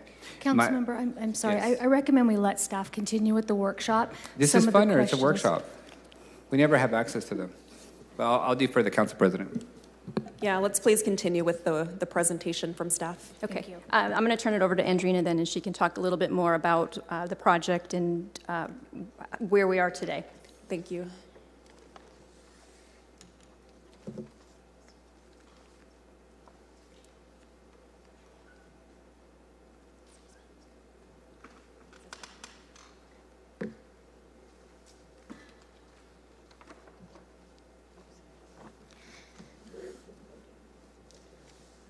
Good afternoon, Council President Andrina Aguilar with Public Works and the project manager on this project.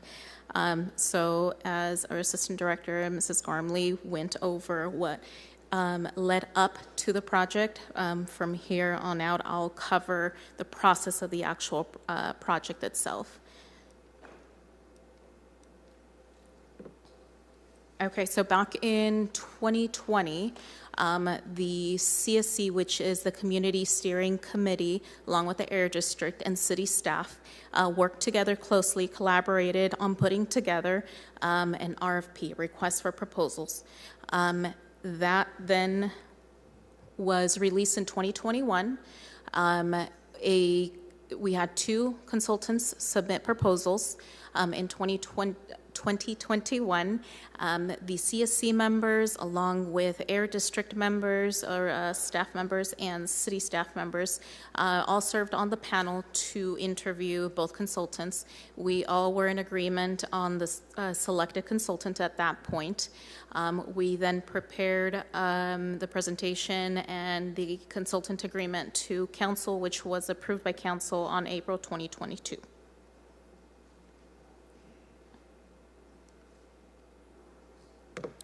So the project consists of 2 components.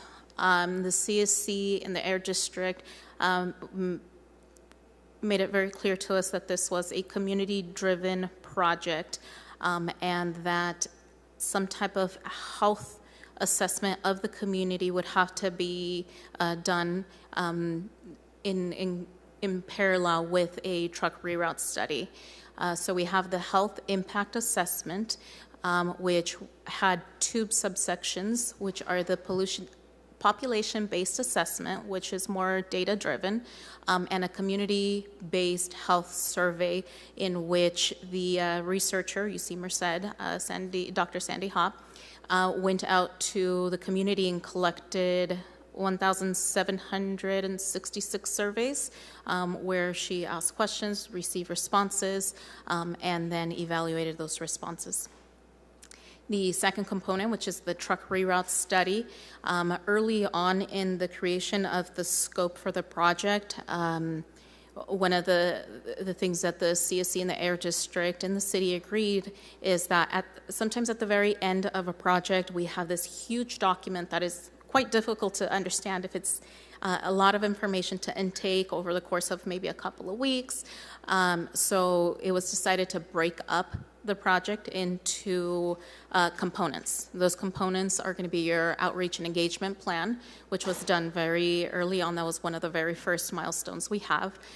We had the existing conditions report, best practices report, and the truck rerouting and implementation strategies report. All of these components went through a presentation. It went through review, a collection of comments, revisions. Some of these went through the existing conditions report, probably went through 3 revisions by the time that we agreed and completed on that component itself. So I explained a little bit on the health impact study that it created these findings based on the analysis of the data that was collected and the findings from the survey itself. The health impact assessment recommendations then informed the truck study. One of the biggest recommendations that we obtained from the health impact study was a recommendation to create a 1,000-foot buffer between sensitive receptors and truck routes. So the way that the trucks reroute study took this information is there's a map in the report where it identifies these 1,000-foot buffers, then identifies where the sensitive receptors are, which are identified as truck bypass restriction zones, goes through and evaluates, okay, which are the truck routes that can be removed but still maintain a cohesive network, truck route network. With the recommendations that came out of this study, they were proposing to remove a net 39 miles of truck of routes. For those streets that will remain truck routes, or that we plan for them to remain as truck routes, the consultant also proposed non-infrastructure and infrastructure components, which means wherever a truck route is needed or is proposed to remain, there are infrastructure improvements that can occur that would benefit the community, because not only did we hear from the community remove truck routes, we also heard make our roads better, provide maintenance for our roads, provide sidewalks, larger turning radius, traffic calming. So those are your non-infrastructure. Then there's those are the infrastructure. Then there's the non-infrastructure, which is based around education. Educate drivers on what streets are better used. An experienced driver will know when it's uncomfortable or inappropriate or unable to make a turn on smaller radiuses or narrower roads.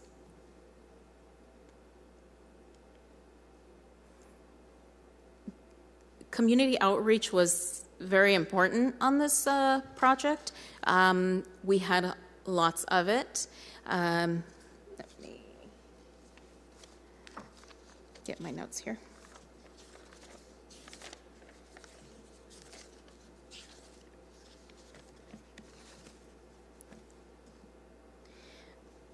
So we had various types of community outreach meetings. We wanted to make sure that we reached as many people as possible. All of these meetings were selected and vetted through the CSC in the Air District, so everybody was in agreement. Could we have more? We could, but we had also parameters that we had to work around, timeline, budgets. So we had community stakeholder meetings. We had 9 of those. We had a focus group meetings where it was more of a one-on-one setting. We had 2 of those. The council members hosted meetings as well, which we attended and provided flyers, provided information.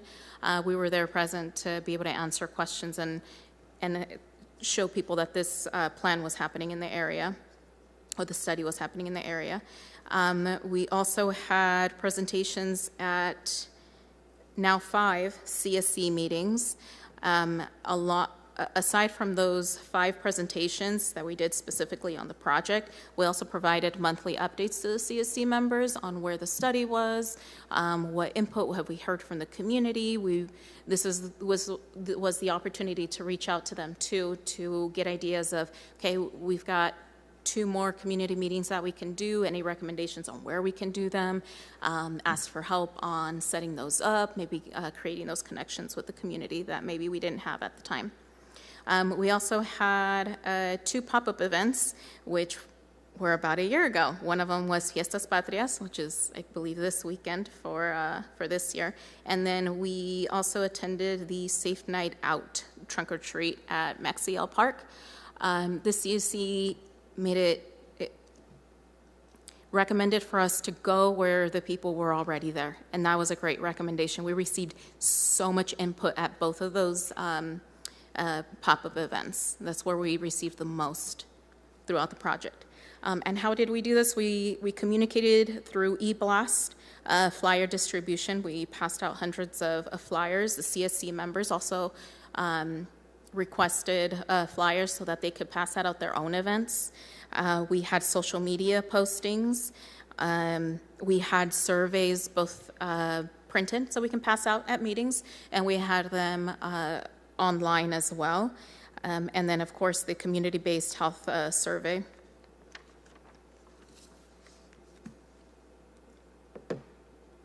Here you'll see a timeline of how the project developed from kickoff in September 2022.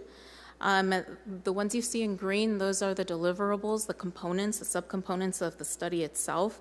And before each component, they were reviewed by everybody involved, which was the CSC, the Air District. As part of the project, we formed a community advisory group, which was made up of residences, businesses in the area, to review these documents before they went out to the public. We also relied on them to spread the word as well.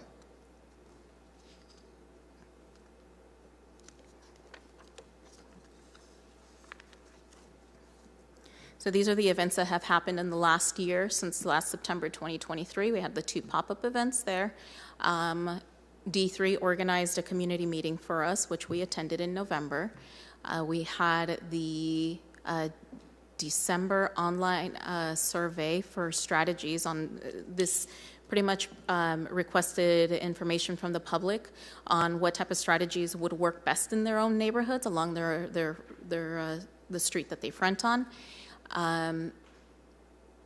In January of 2024, early this year, is when the health impact assessment had their findings and presented out to the community. This was done in Malaga.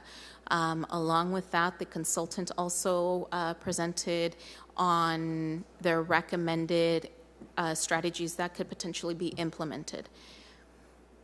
From that meeting, we heard from the community and the CSC members that we needed more outreach. We wanted to hear more from the community.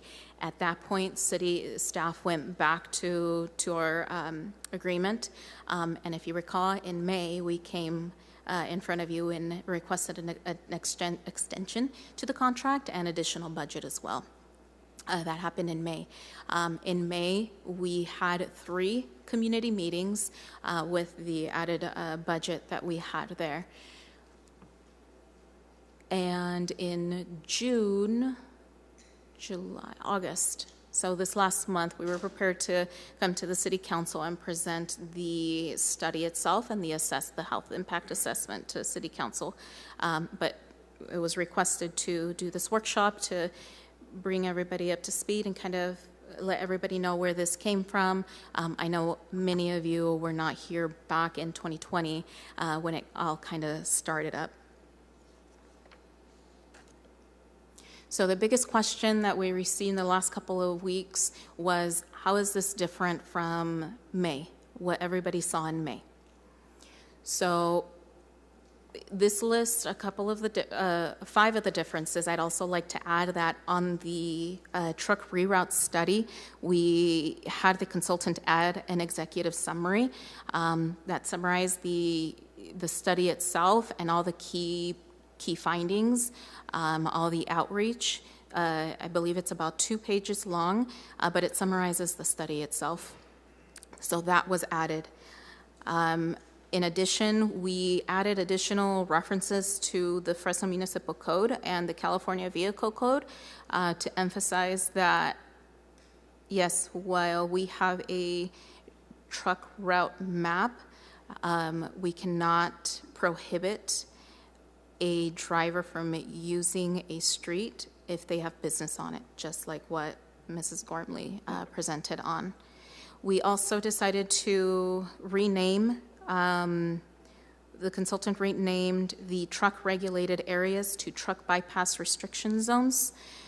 During the meeting, during the various meetings, the community was confused and CSC members were confused on the intent of these areas.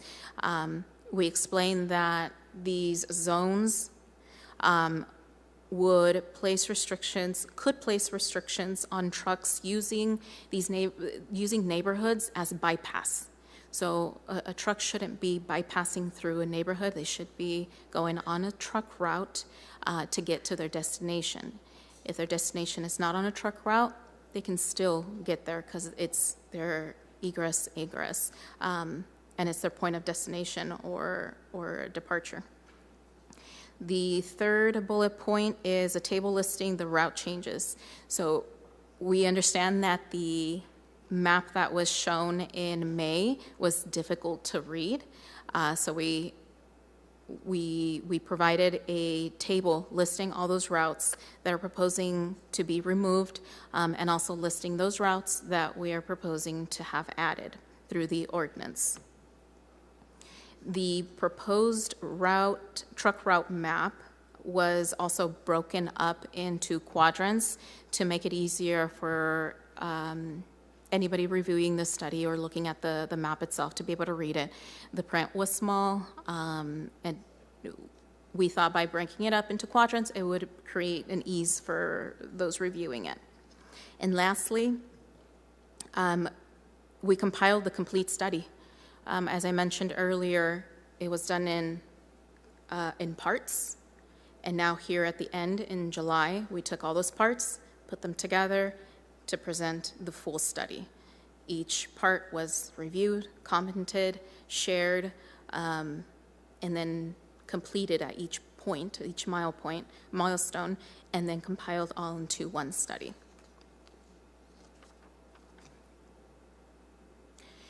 Okay, so the truck reroute study proposed that map that has changes or proposes changes to our designated truck route list. In order to, per the Fresno Municipal Code, in order to revise this list, we as staff bring an ordinance to City Council. Will be bringing an ordinance for action. Here we have the list of those truck routes that we propose to remove, and a list of those truck routes that we propose to add. The ones that you see with the bullet point there, the asterisks, those are added routes or reroutes due to high-speed rail closures or Caltrans projects that we needed to add in so that the network could be completed.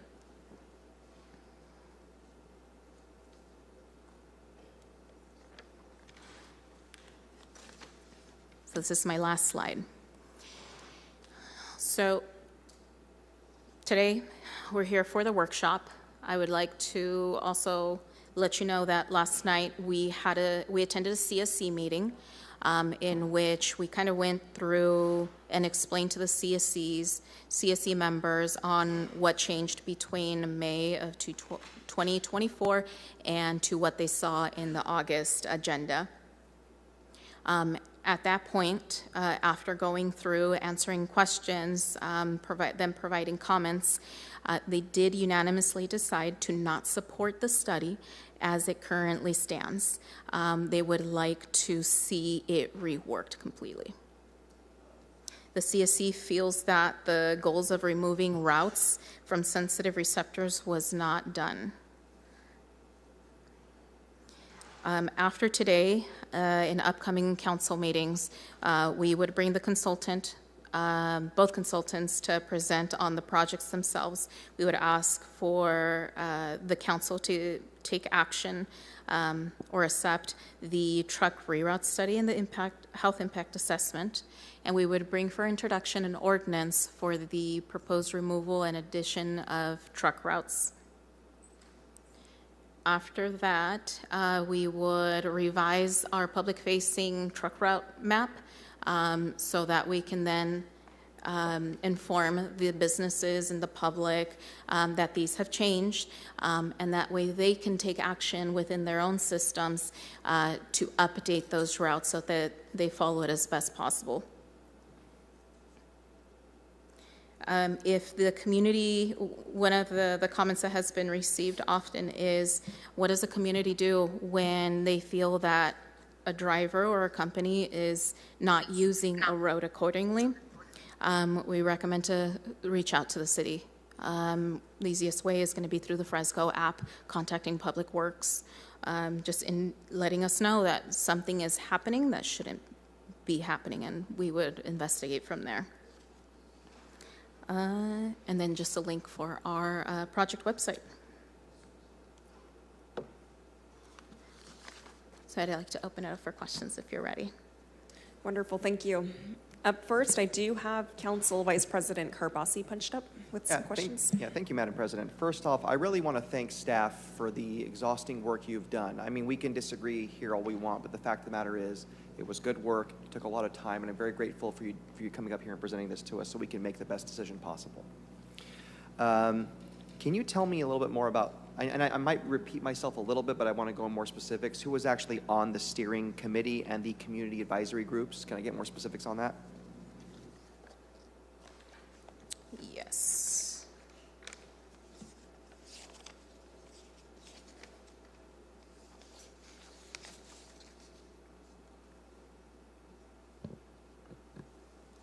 So the CSC, which is a community steering committee set up by CARB and the Air District, is a committee of about 35 people. Okay. Those individuals include residents, community-based organizations, so CBOs, local agencies such as the City of Fresno, Caltrans, and Fresno COG, and the Air District. Just to be clear, we're passing potentially policies that have tremendous impact on job creators. So the business and industry was not really included in that portion of it? They are on here. Yes, there are a few on here. I didn't hear that, I'm sorry. It's okay. We have residents, CBOs, businesses, local government, and the Air District. Do we know any particular businesses that were a part of this? Was it a pretty wide number of businesses, or what specific sectors? We have a few gas station owners who have a lot of big rigs going to those every day, huh? fuel just yeah, sure. Take your time. Fuel trucks. Okay. There's Caglia Recycling and Transfer Stations. Okay. Penny Newman Grain Inc. Producers. Gas station, and you mentioned some good job creators. I'm thinking of, we're talking about, creating more jobs and attracting more jobs. I'm just trying to understand the people that have distribution centers, for example. I don't see a whole lot of them included in this conversation. So this plan is being drafted and they weren't at the table. if we're going to have a truly diverse plan, I appreciate CBOs being involved. I really appreciate having residents involved, especially. I'm just a little concerned that the people that are going to be most impacted may really not have been a part of that process of formulating this study that's coming to us now. So I understand that. We distributed the notifications to the list of businesses that we had.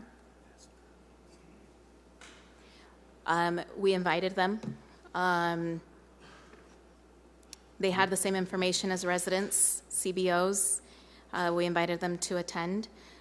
We did have 2 specific focus meetings. We met with the Invest Fresno group, which is an organization with a lot of these larger distribution companies. We also had a separate meeting with Amazon. So how, I appreciate that. How is that done when you say you reach out to them? Is it a letter that goes out to them? Are there cold calls? Like, for example, our EDC, they do a great job. They'll do cold calls and try to get leads. Is that how it was? How exactly were those, how were the attempts made? So both of those were done through our economic development department. Our own in the city of Fresno? Yes, yeah. Okay. We reached out to them and they made the connection for us and then we met. At that point, emails and communications were constant between myself and those representatives to inform when community meetings were being held, at what time, locations, and invited them to attend. I'm a little concerned, though, and I appreciate that it seems like despite all this work, you still didn't seem to get a larger swath of businesses to attend. And I'm wondering, have any of them expressed concern about attending those meetings when there are certain groups, for example, litigious groups, being a part of that conversation? Have any of them said we're uncomfortable participating in a larger group because we don't want to get sued? No one said that they were uncomfortable attending. No one communicated that to me. Okay, they've communicated it to me. That's why I'm curious. I was frustrated and telling these groups, why don't you go and get engaged? Why don't you get involved? And they said, we don't want to get sued. So I'm glad you mentioned that. So how was the consultant selected? How did the process work? So the city typically will put together an RFP, a request for proposals. It gets advertised through Planet Bids. It's up for 30 days. We receive proposals. We review the proposals and we invite the consultants to an interview. Okay. That's the process typically. We followed it just like that. The difference this time around is that those on the interview panel consisted not only of city staff, but it included the Air District, and it included a few CSC members. They served on the panel. We went through the questions with each consultant, and we all came to an agreement on a specific consultant, which is Arcadis. Okay. So let me ask you this way, and take a second to think about it. So if from 0 to 100, given the level of feedback and engagement and involvement, how much would you say the job creators were involved in this document? Would you say 100%, 50%, 25%? What level versus residents, which are very important, but also outside interest, outside community groups, CBOs, and folks like that? I would say that the most input that we received was from the residents of the community. Okay, got most of it, yes. Okay, that's important. Got it. So let's see, that's helpful there. And thanks for your patience. Another thing I've heard, which I'm a little concerned about, is there are several business entities that said, well, they were contacted, but really only engaged until after the plan was drafted, which the cake's not fully baked, but we're getting close to it. So I'm curious if you have any feedback on that. Bless you. I mean, were there entities that really engaged with you after the plan was drafted or that you spoke to after the plan was drafted? There were a few that became more involved in between January and May. when we were going out for a draft. Is it possible that they didn't know about it until after January or May? It could be Okay. that they didn't know about it. All right. I appreciate that. Okay. I know there's a lot more discussion to have. I think what's been pretty clear, looking at budgets in years past and how we've seen declining revenues, including sales tax revenue, we need jobs. We definitely need jobs in this town. There are a lot of folks that live in the 93722 zip code, which is my district. We know from surveys they work at these sites, or they work at like Amazon or other distribution centers, and it provides them with the incomes so they can go to the Costco that's being built in my district and afford to shop there. But if we're going to have a truly robust and diverse tax base, where exactly are we supposed to build these distribution centers? Visalia, Madera County, because people, when we do that, unfortunately, they won't be able to afford to live in Fresno and shop in Fresno. So I'm wondering about Central Avenue and the impact of Central Avenue being altered. Can you go into detail about what happens with Central Avenue under this draft? I'm sorry, could you ask? If Central Avenue, for example, is removed, is it being proposed that it be removed as a truck route? Yes. Okay. So what would the impact be? That's why when I ask about if a lot of these property owners or potential job creators are at the table, I would think they would be up in arms about that because of it's a direct route to a lot of potential facilities that will create thousands of decent paying jobs with benefits. My concern is there doesn't seem to be a lot of concern, but could this have a dramatic impact on the economic development of this city? So let's say that we've got a distribution center on Central. Yeah. That is their place of business. They would be able to continue using Central to be able to get to, for example, 41, because that is their For start existing. point. Yes. Yeah.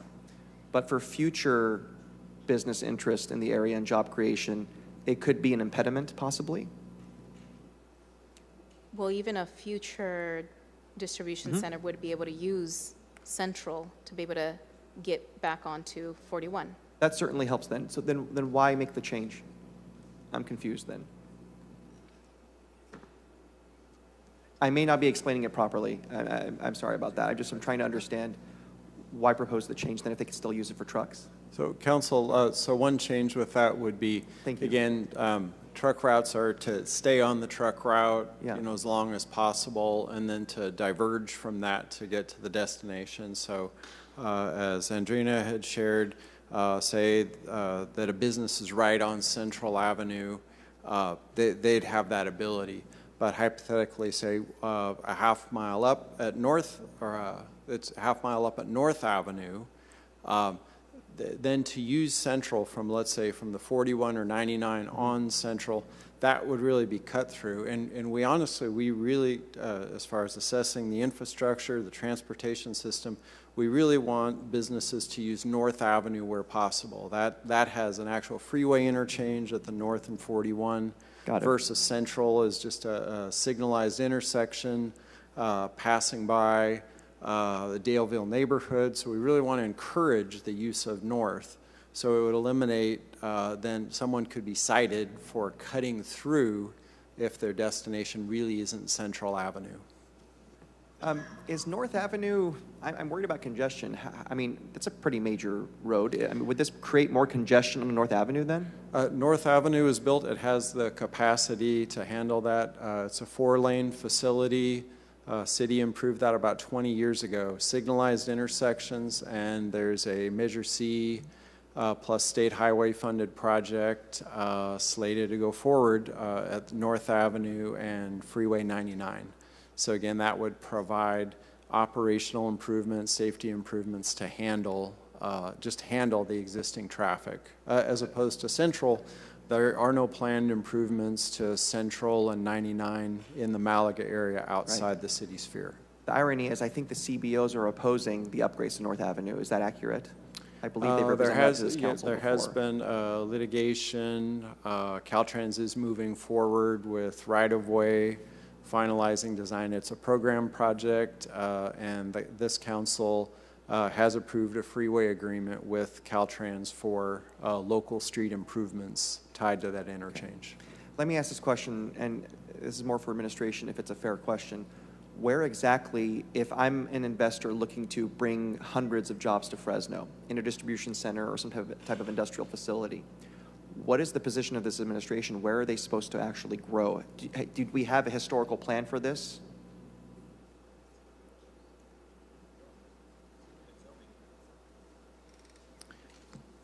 So I think our assistant city manager will be taking that, but there is an adopted general plan. Right.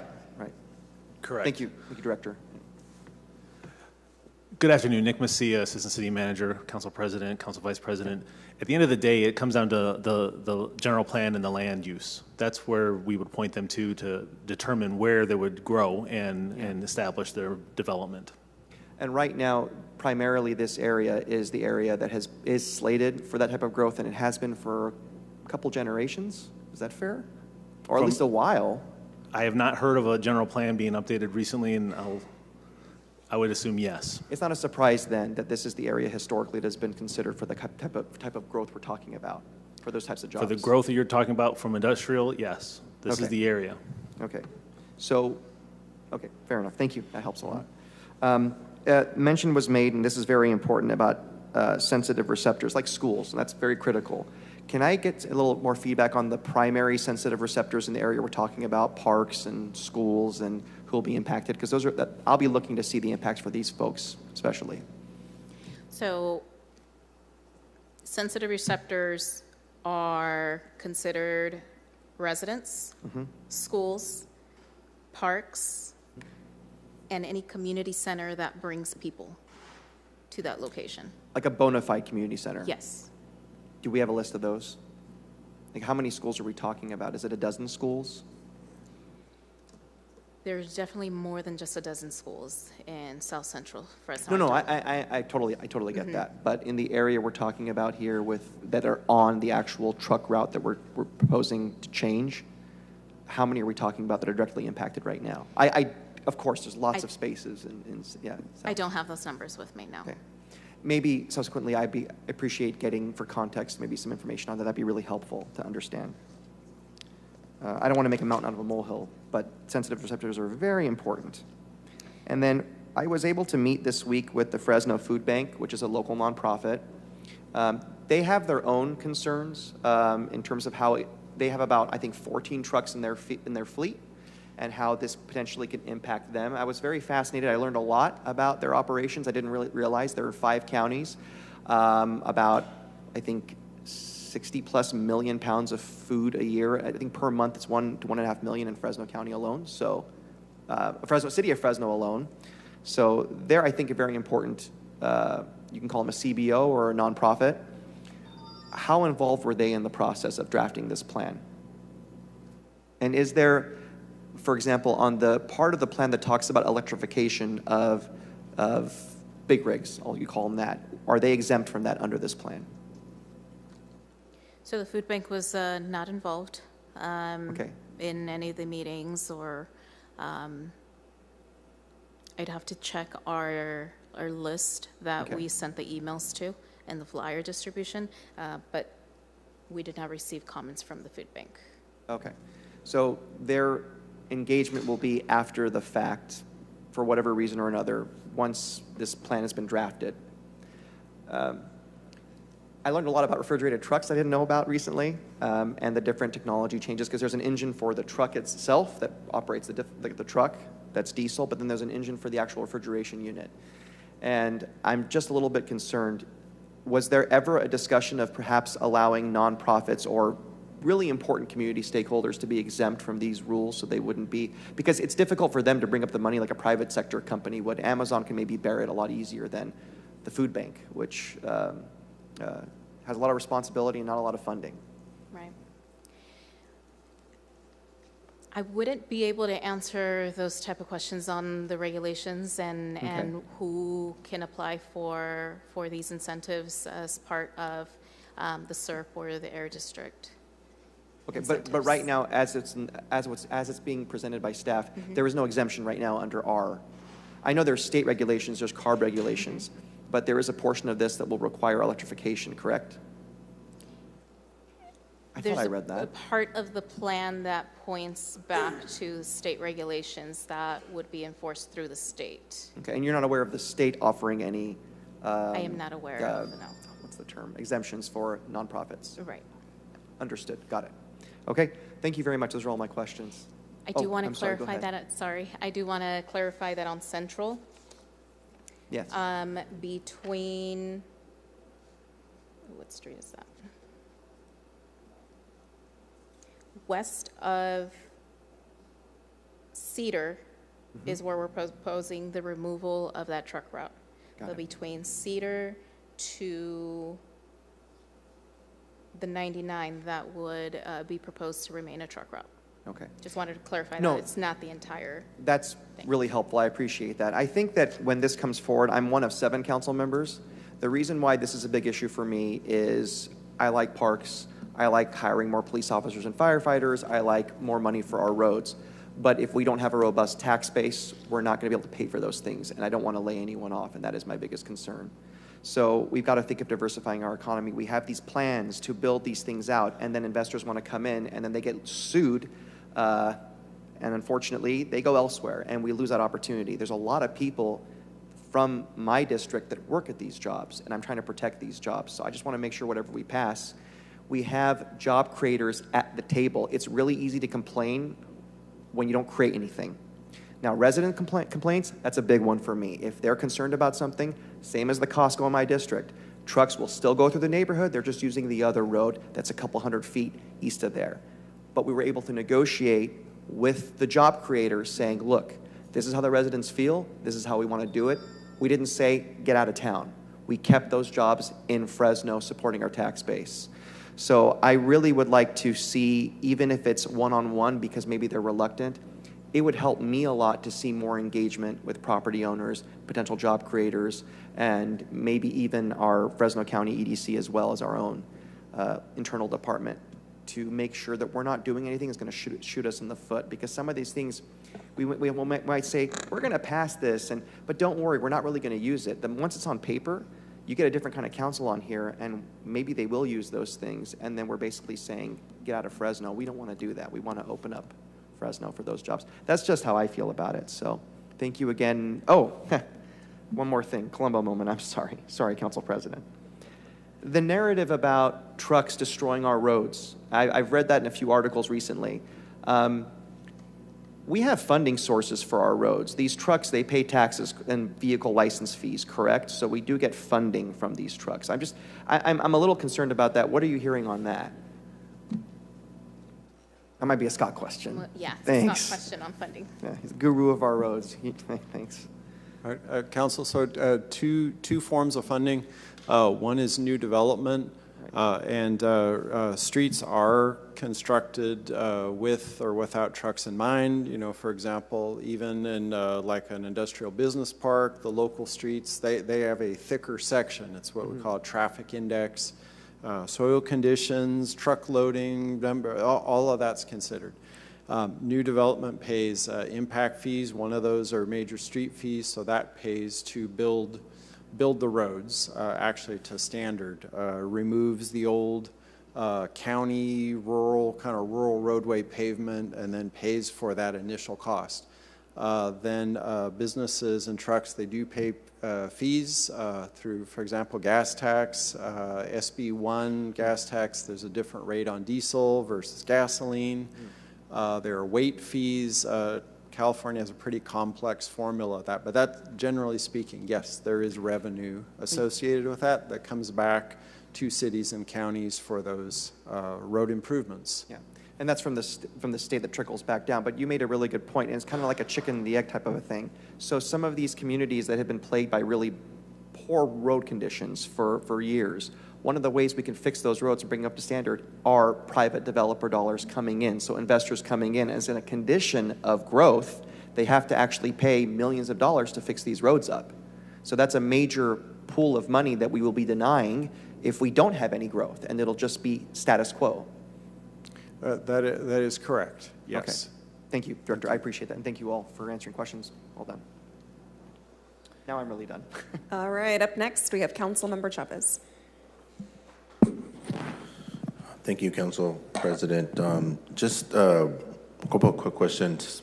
Looking through the PowerPoint presentation, the purpose of the track route is to remove truck traffic from sensitive areas you mentioned, right? Residential, parks, schools, etc. I was looking at the map, and last time I came, and I know today is just a workshop informational, but I think we'll get a chance to really hone in on that. The area that is bordered by Jensen, 41, Elm, and North. You look at the aerial map of that area. I believe we have one complex there that provides medication, medical supplies to the whole Western U.S. It's not Pfizer, but I believe it's glass company with that name. So with reshifting the truck route from that, what would happen to those existing businesses? Would they still be allowed to use that route to get access to 41 or 99? So yes, we've got Jensen between 41 and 99 as a proposal to remain a truck route. But if that business is on a street that is not a truck route, they'd still be able to use that street to be able to connect to 41 and ultimately to the other state routes. Well, the area I'm referencing is, if you look at the aerial shot of 41, it would be west of 41, and it goes south of Jensen and north of North Avenue. It's a big commercial industrial complex. I believe we also have a waste hauler that processes our trash too, which requires compliance with other state laws that we have to comply with the amount of processing that they do. So would those businesses and those entities still be allowed to move their trucks through those streets? Yes. So Okay. if they are on Elm, they'd be able to use Elm, even though it's not a designated, even though we're not proposing it as a designated truck route, they would still be able to use that to be able to get onto 41. Okay. And then you mentioned that on the Cedar side in Jensen, that from Jensen to Clovis, that would still be a truck route, correct? Jensen from Cedar to Clovis is proposed to remain a truck route. Okay. All right. Those are all the questions I had, Council President. Thank you. All right, Councilmember. Up next, I have Councilmember Arias. City Clerk, do you have the PowerPoint that my staff provided? Can you pull it up?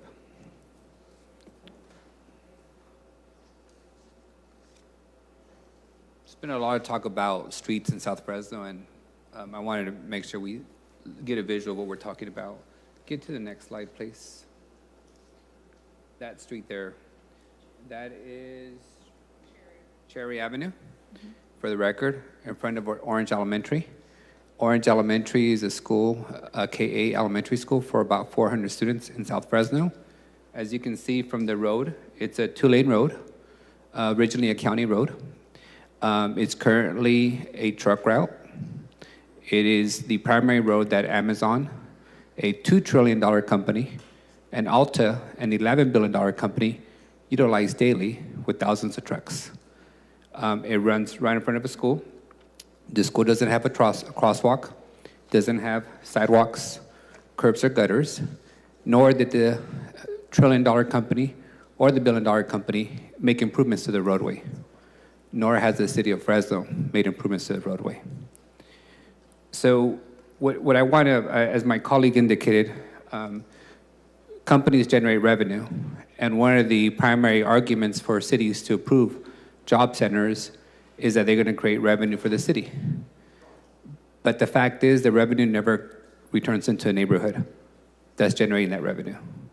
As you can tell from this image, Amazon has been operating for 6 years now, Alta for 6 years. If you look at the city's budget that we've adopted, the last 4 budgets, not one penny of general fund dollars has been allocated to fixing these roads. Not proposed by the administration, not approved by the council. Instead, it has to rely on existing revenue from other sources, which have not been available to it. So what I want to be clear about is it is true that Amazon, that Alta, that distribution centers create jobs and they create revenue. It's also true that they create environmental and health burdens for the people near them. More traffic means that they damage the roads severely. More traffic means that they increase pollution in the already worst polluted basin in the country. More traffic means that they create noise and light pollution. And yet, those neighborhoods have received $0 to fix the roadways, much less build a park or build sidewalks in that area.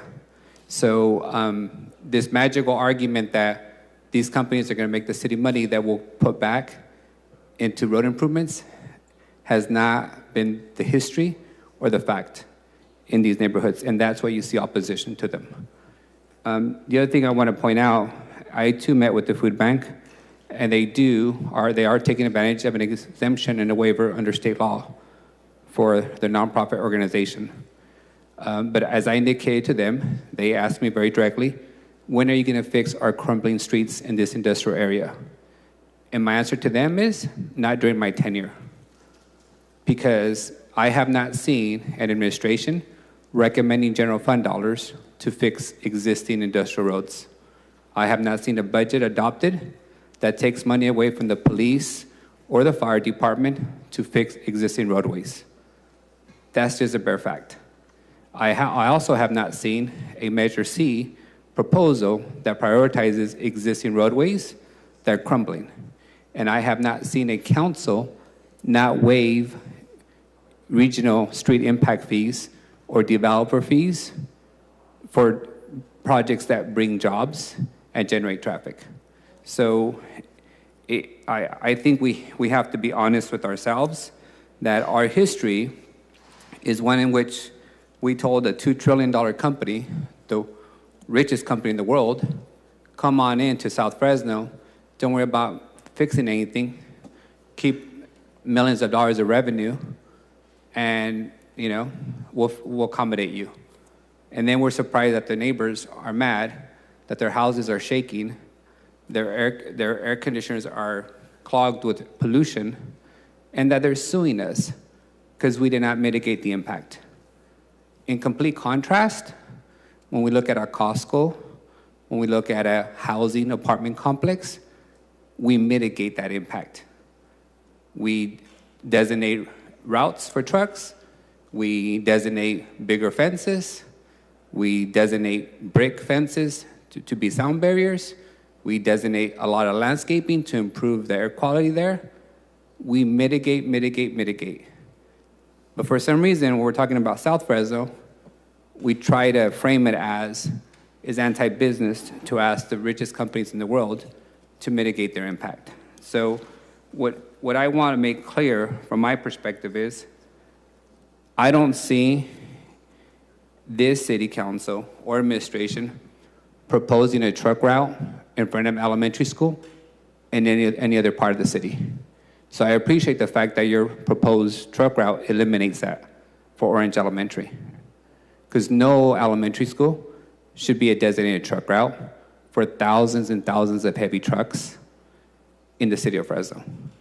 And I look forward to the day that this body adopts a budget that redirects the billions of dollars that South Fresno generates back into those existing neighborhoods that are burdened with the traffic and the road, the crumbling roadways that those jobs result in. So I'm not 100% happy with your proposal. I'm sure the business community is not either. I'm pretty sure the advocates and the residents are not. That's why the committee voted against this. I think your proposed plan does not satisfy both sides, and sometimes that's the best solution is a solution down the middle. As the record has also indicated, this does not stop or halt the operation or even expansion of existing businesses to get to a freeway interchange. They can continue to access a freeway interchange. They just can't continue to make South Fresno a dumping site and develop in a way that would never be allowed in any part of the city. And to the administration, I look forward to a proposed budget that recommends general fund dollars for residential streets down south. People would, roll out the red carpet if the administration was to recommend that. But I, for one, have prioritized existing residential neighborhoods in CDBG funds and gas tax dollars and Measure C dollars, because that historically has been the last place that we have fixed roads is in residential neighborhoods. And I do believe that development should pay its fair share, and that's why as a council member, I have not approved any fee waivers, any development waivers, any waivers or regional road impacts, because somebody ultimately has to pay for those damaged roads. And I do think there is some light at the end of the tunnel. If we get a better tax share agreement with the county, if we get a better Measure C renewal, then we would be in a better position to maintain all the existing roadways and not have to impose so much on development or burden residents with crumbling roadways in front of their houses, so that some trillion-dollar company can set up next door at no cost to them. Thank you. Do any other council members have any questions? Council Vice President. I'm sure for staff, the debate up here has really evolved from what you expected. And I think what's happening is, I think it's going to be really on a larger level, a more philosophical debate about where we see the future of this city. Of course, we have to be very concerned about the impact anything we do has any residents, no matter what part of this town you're in. But what I see in 5 years being on the council, if you want us to remain a poor, depressed city without new opportunities, we can afford to do nothing. But no one ever got in shape with just sitting on the couch. You have to get up and move. I think myself, I think my colleagues, it's fair to say we want Fresno to be a thriving economy where it's full of opportunities, where if you want a good paying job that has some benefits, you can actually get one in this city, where you can actually afford to live in this city because we're building housing.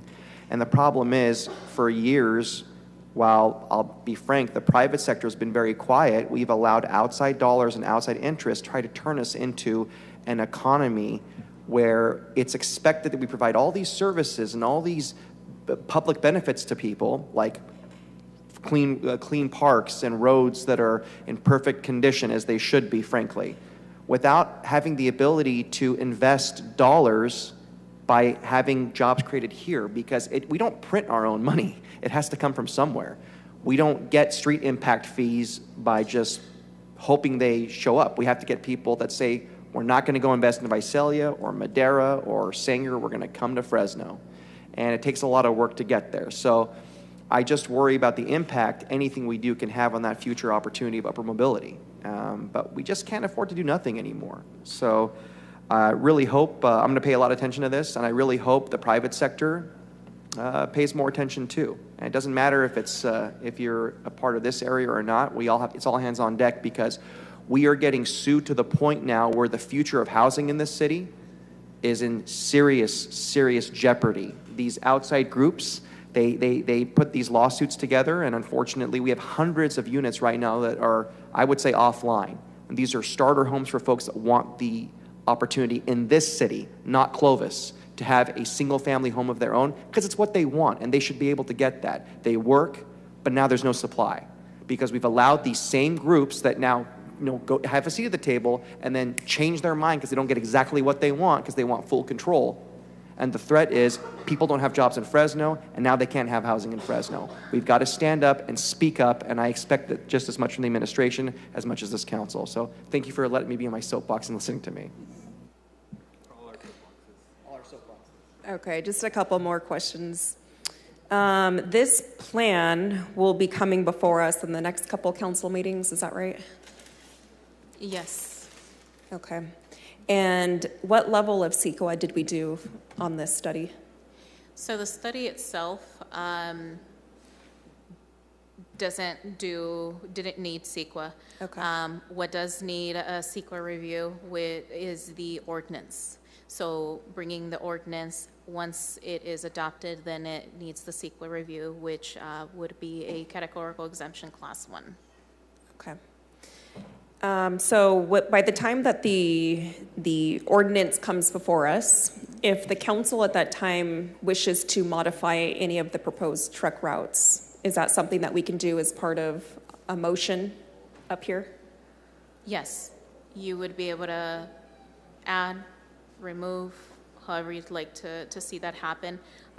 We at the introduction, as long as it's before the adoption or adoption. And then there was something mentioned about a 1,000-foot setback between truck routes and sensitive receptors. Was that factor taken into consideration when this truck route map was created? Yes. So it's a 1,000-foot buffer. It's what was used to identify which. So the buffer is around the sensitive receptors, and then it identifies the truck routes that are within 1,000 feet of the sensitive receptors. Those, for the majority, are the truck routes that we are proposing to be removed. And then do we know why 1,000 feet? Is there data behind, once you're 1,000 feet away from a sensitive receptor, then the environmental impact goes away? Doesn't go away, it's just not as bad. And that's where the health impact assessment comes into play. That's where the 1,000-foot buffer was derived from. Was any other distance analyzed, or was it just solely that 1,000 foot? It was that 1,000. Just 1,000 feet, okay. All right, we will keep an eye on this study then when it comes back to us, and we will take public comment at that time. Thank you. Thank you. Well done. Good job, staff, thank you. All right, up next we have unscheduled communication. I have a few cards. First up, I have Byron Paston.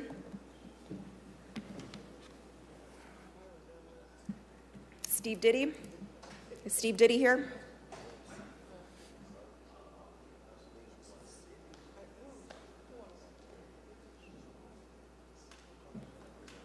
Adele.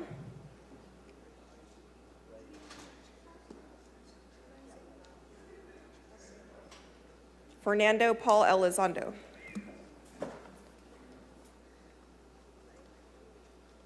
Good afternoon. You have 3 minutes. Peace be with you. The Lord is my strength and my defense. The subject is unethical leadership. You keep practicing unethical leadership. I see double standard. These people here don't have trillions of dollars, but Amazon did. So Amazon got all the perks. You cater to the rich and prosecute the poor. They need to lawyer up, just like everybody else. Get in line. The other thing is, you keep targeting me. You guys are the public figure, not me. You are subject to scrutiny, regardless. Get that straight, Mr. Benefil. You're not to scrutinize me. I scrutinize you. You're up there for a purpose. You're defeating the purpose. The other thing is, I'm going to get a copy of this tape with all the things you said about me, and we'll be talking to my lawyer. It's on tape. The other thing I want to clarify is, I asked Mr. Jans a question. You didn't allow him to answer that question. Earlier I asked you, is that against any ordinance or anything here? I represent the council in the city, not you. And you mentioned you have an attorney. Go talk to your attorney. I'm not asking you to represent me. I wanted you to just answer that question. I'm not giving you legal advice. I've told you that before. That's not legal advice. See? Anytime you guys want to hide something, you know you're wrong. But anyway, bottom line is, you're complaining about that piece of paper, and you said it offends people, whatever. Your flag offends God, and you got it up there. Do something about it. Take it out of there. It offends me just to know that you got it. And I'm not trying to target you. I'm just asking you to remove it. One way or another, it'll get removed. The Lord is with me and will defend me to its fullest. Remember, I'm not the public figure you guys are. Council President, if I may. Go ahead, Council Vice President. I know I've spoken a lot today. I think some points were made that I can't ignore. I know that Councilmember Bretta Feld also was very offended by this. I think to compare the... Yeah, it is, sorry. I think to compare the Nazi flag to this flag, which is about inclusion, is wholeheartedly unfair. And thank you, AP. While that other flag represents the systematic extermination of not only the Jewish people, but also the Roma, Allied troops, including American soldiers. And thankfully, that flag doesn't fly anywhere in the world anymore, and anywhere of reason.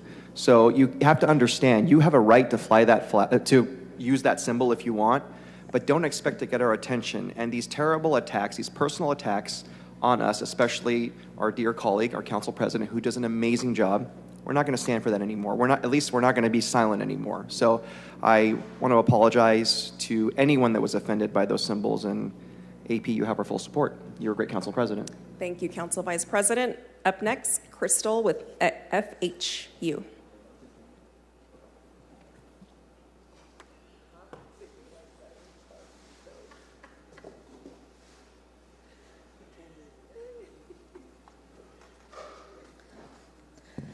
Good Hi, afternoon. You so have it's 3 Crystal. minutes.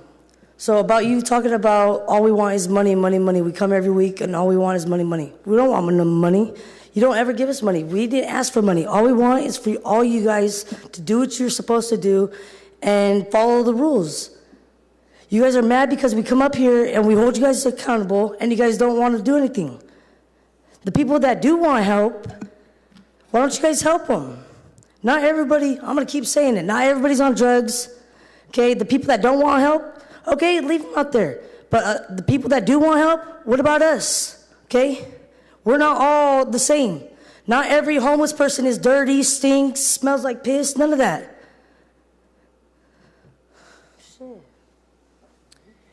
Thank you. Up next, I have Krista Duncan. Good afternoon. You have 3 minutes. Good afternoon. I just want to say, like, I'm tired of the broken promises. I have 2 children, and I have exhausted all of city and county's resources as far as getting housed. Mission is not a place for kids at all, not even to walk down that street, and that's all that I've been offered, to sleep on the floor at the Mission. And I know you guys have funds for it, and I don't know why I'm being denied. With my 2 kids, straight A students, who are not enrolled in school yet because we have no stable place to live.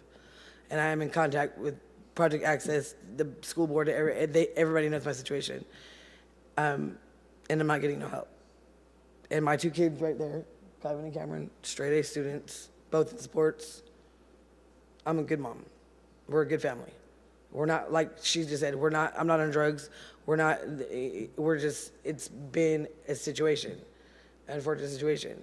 So I'm just asking for help. I need a voucher or something. If I may, what help has the county offered you? The 16-day stay, and then I was in the flats for a minute, and I got put in Central La Familia, but I had an eviction. That's what the hold up party in a place. And then Central La Familia, they just, on August 29th, my eviction just got cleared. The judge just signed it and cleared it on August 29th. So that is a great thing. It's, a huge thing out of the way. But now I've exhausted my housing through DSS, and so I'm back to square one, and I don't know what to do. I don't have family out here or anything.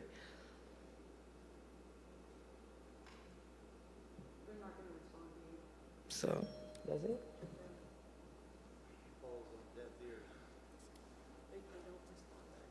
All right, up next I have Des with FHU.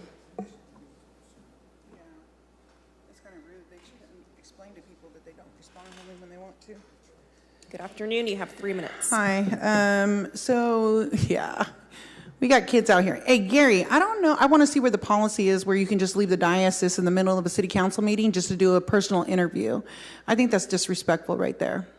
And if it's a public place, then I should be able to go anywhere when you do an interview in here. So I feel like you violated my rights. Anyways, the kids, what are you guys going to do? What are you guys going to do? Are we going to do this again? Round two? Ding, ding. You guys are going to call the cops on me again, and then we're going to record the city of Fresno dragging out Des with the kids out of City Hall because she refuses to leave because... Thank you, Kabasi, for yesterday. I got ADHD, so sometimes it goes crazy when I get upset. But I appreciate Kabasi yesterday. He was the only city council member that came out from his desk. He brought out snacks for the kids, and he brought out toys for the kids, fidgeteds, which I got one, so thank you, because we all enjoyed those things. But he was the only one that actually showed concern, and we really don't see eye to eye sometimes, and it's sad. It's sad that you sat in your office knowing that there was children down there and did absolutely nothing. But I guess you have to be a mother to know what it's like. So what are you guys going to do about them? I really want to know. I do. I'm not trying to be an ass like he says all the time. I'm trying to make sure that these kids get into shelter. DSS, she has exhausted everything from the county. They have nothing else to offer. I yell at them all the time. 14 days is not enough for children. And we got pimps and drug dealers sitting in the shelters that we turn in all the time, but the city does nothing about that. Take them out and put them in. You got the wrong people in there. Come on now. How many times do I have to do this repeatedly over and over and over and over again? We shouldn't have to do this. What are we going to do? You go onto TV and you tell everybody that you have resources and nobody accepts them because they're all drug addicts and mental health. No, mental health people don't understand where they're at. You know that. So what are we going to do? Because it's not a threat, Gary. I'm not threatening people to go to their house.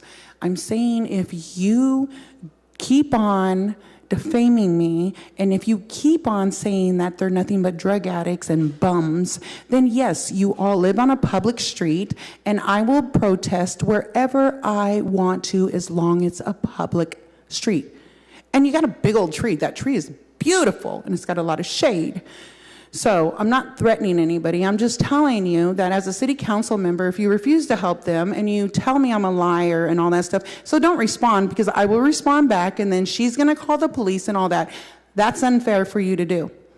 Like seriously, you're upset, you're shaking and all that stuff up there. So get over it and don't even respond because I will respond back. So shelter the kids.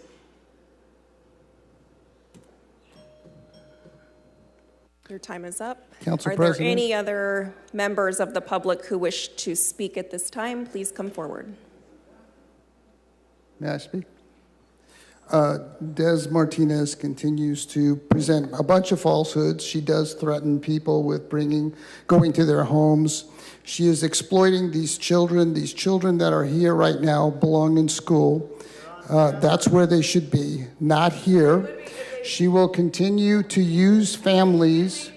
You're talking about my children. My children would be in school if they had somewhere stable to shower every night, but we don't right now. So unfortunately, they're not in school. And I am in contact with.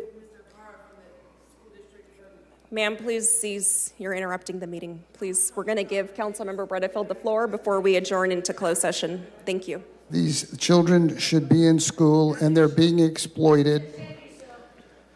I'm trying to speak, Council President, but they're interrupting. The reality is she comes here rather than going to the Department of Social Services. We are not the Department of Social We are not the Department of Social Services, and we commit hundreds of millions of dollars to help people who want it. And those who do not want the help, we are not going to continue to allow them. Please. We are not going to continue to allow in this city to have people who are involved in drugs, criminal behavior. Council President. Please, your time is, we gave you your time. Your time is up. Go ahead. It is. We are not going to allow people to abuse businesses, neighborhoods, residents, use drugs in their area, in the parks. We're not going to continue to do that. And I would encourage you to utilize the county resources because they are, I'm not speaking to you general, I'm talking in general. People to use county resources because they are given hundreds and hundreds of millions of dollars from the state to provide the services that people need and want. Now, Ms. Martinez comes to the city of Fresno rather than the county because she's looking for cameras and she's looking for media to get attention for herself and exploit you and your family, because you're not the first family that she's exploited bringing to City Hall. You're many families, many families.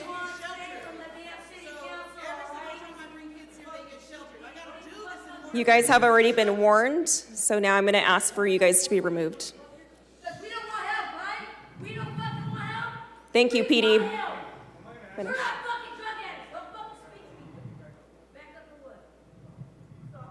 Councilmember, you can finish. See, this is, council, this is what they're looking for all the time.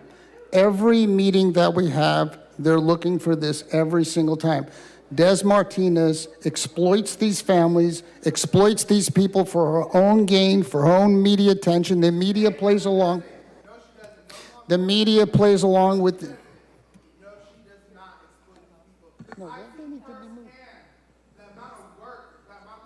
Okay. Okay. All right, that will conclude the open session portion of this meeting. We're now going to transition into closed session. City Attorney, will you please read the closed session roster?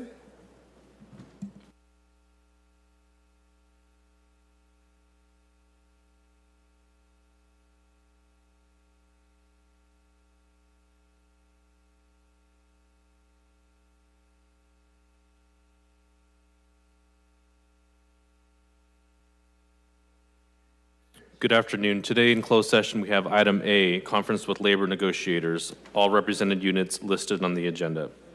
Item B, conference with legal counsel, existing litigation, Craig Atkinson versus City of Fresno. Item C, conference with legal counsel, existing litigation, South Fresno Community Alliance versus City of Fresno.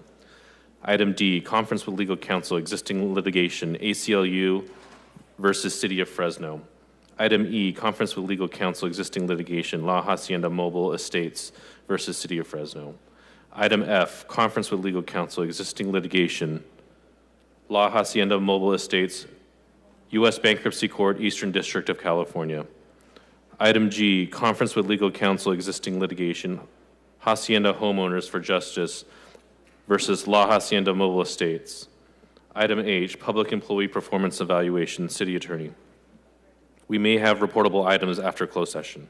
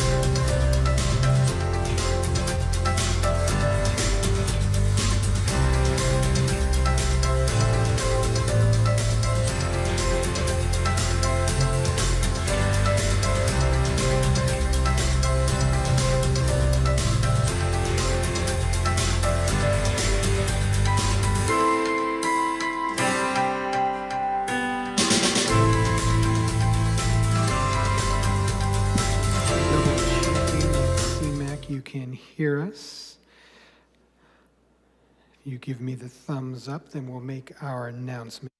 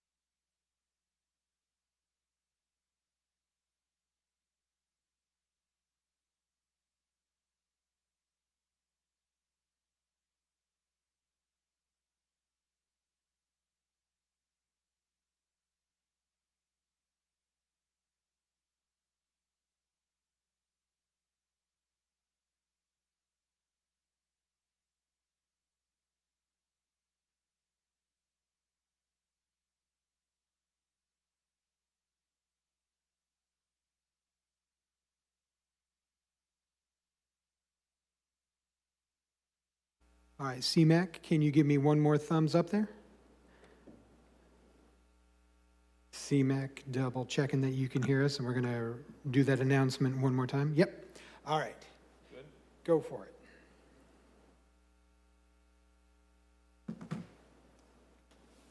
Thank you, City Clerk. Today in closed session, direction to seek appellate review was given by a 6-to-1 vote, with Councilmember Arias voting no. Once initiated, the action, defendants and the other particulars shall, once formally commenced, be disclosed to any person upon inquiry.